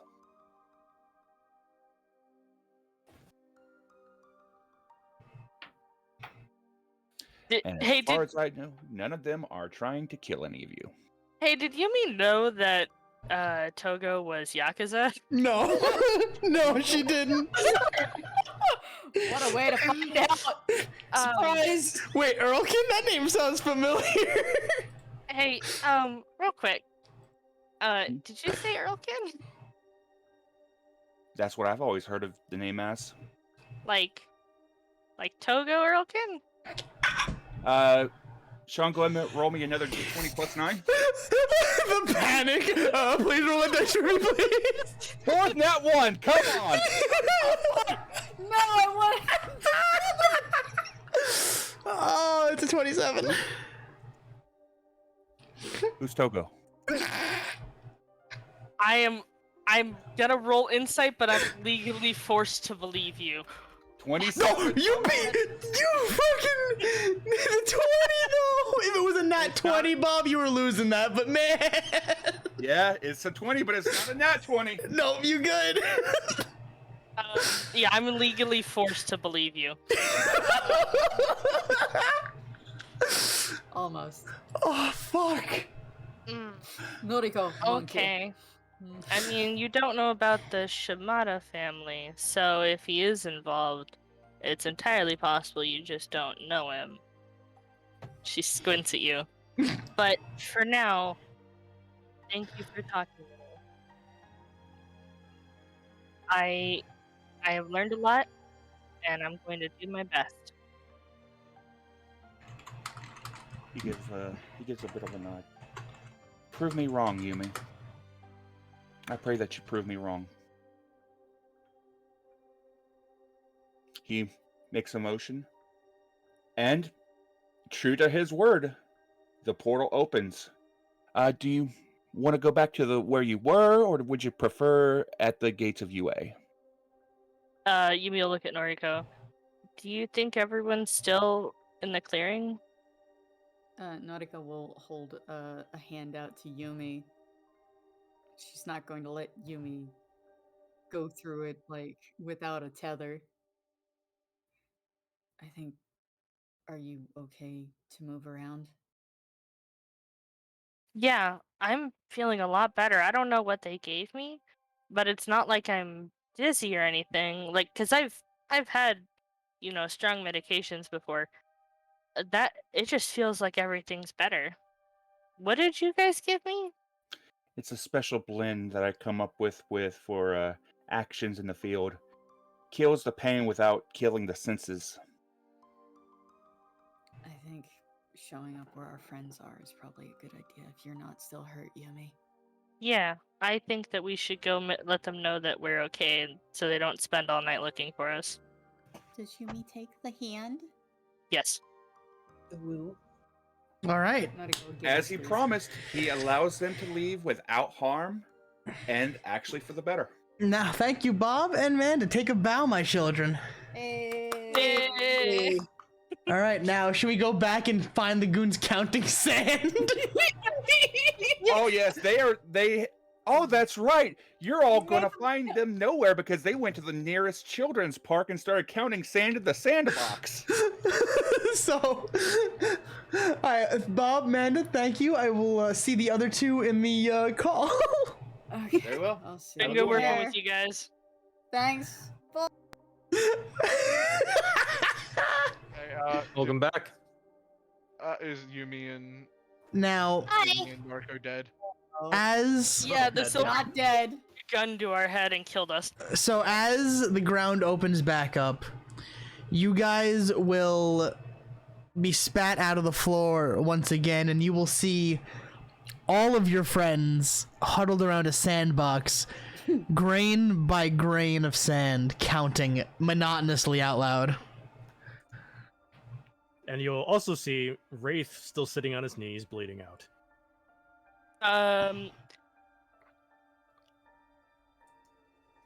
He's bleeding out. No, he's bleeding, not bleeding out. He is. Oh, okay. He survived. He survived his death saves. He's just pissed. This is death saves. Because All I was three of them in a row, actually. No, yeah, no. I rolled all my death saves and passed all of them. So. Oh, okay. You're fine then. You're stable. I was worried that I was gonna have to go heal you and then have you instantly kill me afterwards. So he's what, face down? Did they tie him up? No, he's on his knees. We never got the he's chance still to. still on his fucking. Okay, right. All right. Yeah, he's okay. just slumped on the ground on his knees, and he's just I accidentally sitting up, staring off into space. Right. I accidentally knock over the cardboard cutout that is Suyoi. Yeah. If he's out, I'm sure I've got zip ties or something, and like tie his wrists and his ankles, and then he's going in the gum rope, and I'm gonna lift him over my head. He can't weigh more than me. Yumi pulls out her cell phone and calls Deku. Does Deku answer, Sean? Yeah, you hear. Hello. Hey, Oh, hey, Yumi. Okay, so this time we didn't do anything. There was just an assassin after us, but it's okay because we caught him. Can you come help? Where are you guys? I tell him our location. Alright, I'll be there in a minute. And then you hear, Melissa! Yumi, Going out! Tell him that there may be Yakuza around here as well. It's Yumi again. Not that, the pink-haired one, not the one who killed all my tea. Yeah, that one, the one who you had to drive around before. So I don't know what you can do to help us with this, but apparently it was the Yakuza who sent him after us? No, there may be Yakuza here, Yumi. Oh, okay. They may be Yakuza here, but I don't think so. Alright. Come here, they were gonna send an assassin to kill us. Noriko will hold her hand out for the phone. May I? You have the phone over. She's got him suspended in her hair above her head. She's like, give me the phone, goddammit. Give it to me. Give me hands the phone over. I said that. Get down, Crystal. Noriko will put the phone to her ear. Is this Deku? No, it's All Might. Wonderful. We could use All Might. Yeah, well, he's dead, so I'm the best you got. Fortunate. Then I guess you're the best one for the job. So, there may or may not be Yakuza here. We were told that there was going to be something happening. We showed up. One of our classmates could be somewhere around here. I don't know. It came from his phone. This might have been a trap laid by the guy who tried to kill us. I don't know. But our classmate is gone. He's God knows where. There could be Yakuza somewhere around here. We don't know. The rest of the team is incoherent and counting sand. Why are they counting sand? Probably a quirk. We had to deal with the Silver Devil. Yeah, we talked to the Silver Devil. You did what? To the phone. We got kidnapped. Again. Yumi's reaching for her phone. Noika's like leaning backwards. Let me talk to Deku with my He's very heavy. Hold on. He's very heavy. I don't want to fall. That's my phone. Let me talk to Deku. It's my birthday party. I get to pick the phone.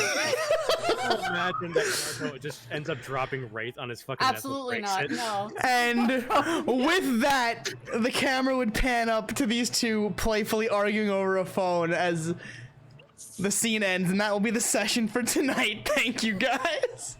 751, 752, 853. So. Yeah, we talked to the Silver Devil. You what? Yeah, exactly. Well, it's good to cover our fucking bases. Shroud, you got my message, right? I did. I'm gonna be using that. Boy, that was So, first I'm gonna shill the man who can't be here. So Nero, you can find him at twitch.tv/Nero Napier and on Twitter at Nero Napier. He's a lizard boy, very stinky, very scaly. But, let's start with our guest. Bob? No, the shadow one. Yeah, Wraith. I was about to say, is that me or Guy? I'm fucking here. Oh, well, Fucking Silver, Hot Boy Silver Devil. Hey, Helix, that's not fair. What are you, Koyo? Bro, see, No, the disease is spreading. There's a reason why I was campaigning for you to join us. Like, you are kindred spirits, right? Me and you are the same. Are you gonna join the Yakuza next? When will he's this joining end? us. No, he's joining us. No. What do you think this is, Avatar? So, as if every member of this school isn't already associated with a gang. It's fine.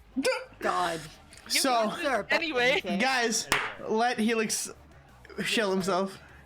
You can find me both at Twitter and Twitch at HelixSucks. If I decide to stream once at a blue moon, you can find me there. Hell yeah! Next up, let's talk to the first person who had to cry their eyes out, Bwev. Hello, I'm Web. You can find me on Twitch at twitch.tv/SourSlimes, and on Twitter at twitter.com/I'm SourSlimes. And I play Yumi. And Quista. Hello, it's me. I'm Quista. I'm also known as Spoiled Chestnut, and today I was Noriko Gumi. Who had a fucking roller coaster. Let me tell you.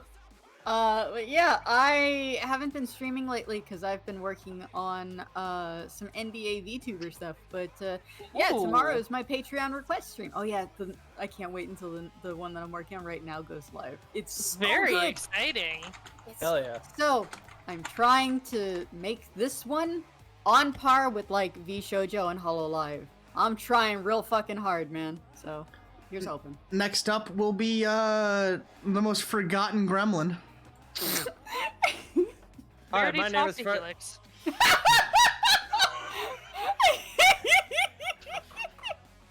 I was hoping someone would do that. I was absolutely hoping someone would do that. I love you. Yes.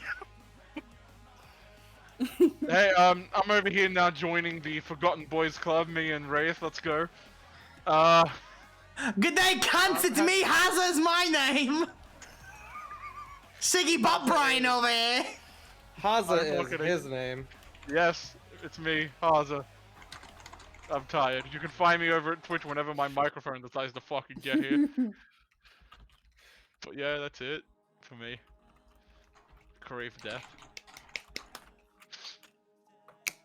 And next up will be the crumchiest boy.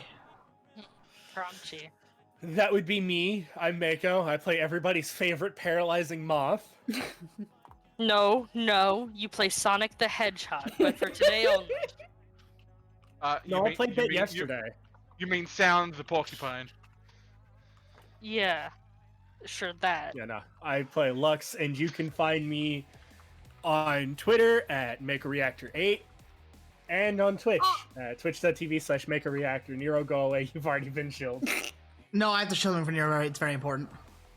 Nero, hello. But Nero, we'll do your thing last, right? Okay. Because I want it to be the ending note. So next up will be the rootin' tootin' laser shooting lesbian. Hi, that's me. My name is Furring Tart. I play everyone's favorite rootin' tootin' laser shooting lesbian, Oma Tetsuhiko. I'm also the co-DM here at Bearers of the Torch / character manager. You can find me at twitch.tv/FurringTart, where I do variety streams, video games, D&D, other things. More video games, probably. That's all His I got. dog also shows up to the streams. Oh, that's true. My dog is does so show up. fucking important. Now, you can find me at twitch.tv/FurringTart. More importantly, you can find Nugget there as well. True. Now, it's very important. Nero, we have to talk about a thing. Yes, we do. I'm sorry that I resummoned you, but this was kind of important and we went to do it today. So hi, I'm Nero. I played Tsuyoi. I have to babysit in less than 5 hours. It's going to be fun. But no, hi.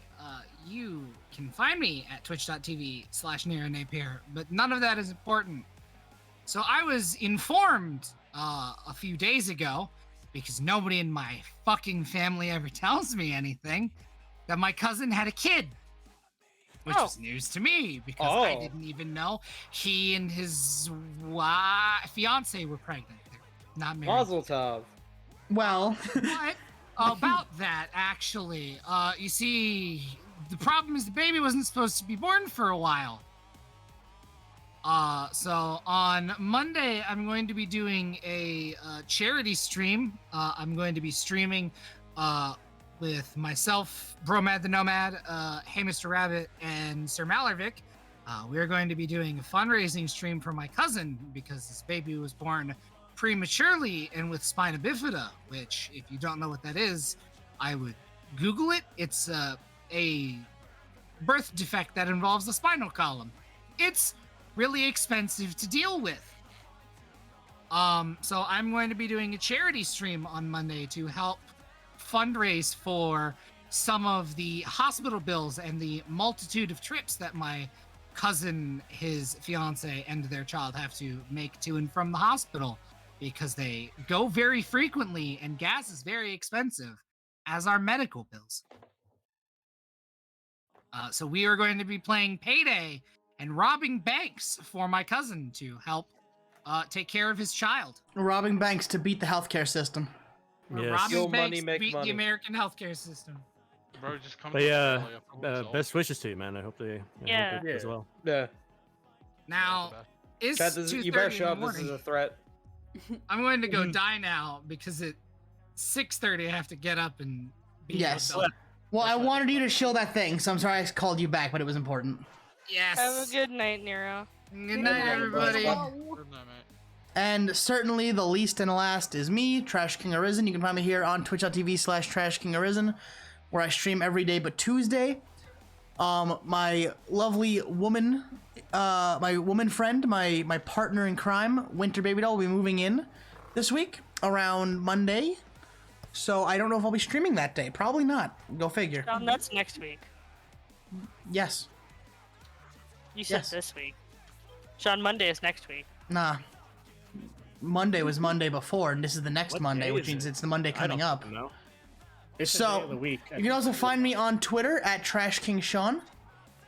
And follow me, don't follow me. I will be doing my post shadow removal surgery stream tomorrow, so you can all see what I look like now, deformed and marred and horrendous to look at. And He sent me pictures. It's pretty gnarly. Y'all should show up. Also, go to the shop, buy the merch. There's links in the Discord now because Sean just pinned the fucking things. I didn't do it, Woos did it, but Woos, okay, well, Woos did it. Go buy the shirts, they're really good. Join the league. Join the league. And now we're gonna find someone to raid. Well, good luck. Cheru and Bracky are both playing Sea of Thieves. Cheru has 56, Bracky has 74. Trash Gremlins is live. yeah. May I argue Trash Gremlins because our previous lizard girl Mizuki is currently on there? Oh. Yeah, let's do that. At least I know they were. They are there. So, everyone have a good night. Go stab the gremlins. Stab them to death. Run it. Run they shit. Say to death. I think they relished that. To death. I know what I said. Just close enough. Have a good night, everyone. Stay classy and stay trashy. Have a good evening. Everyone say goodbye, or else this is a threat. Bye. Goodbye. Bye. Bye.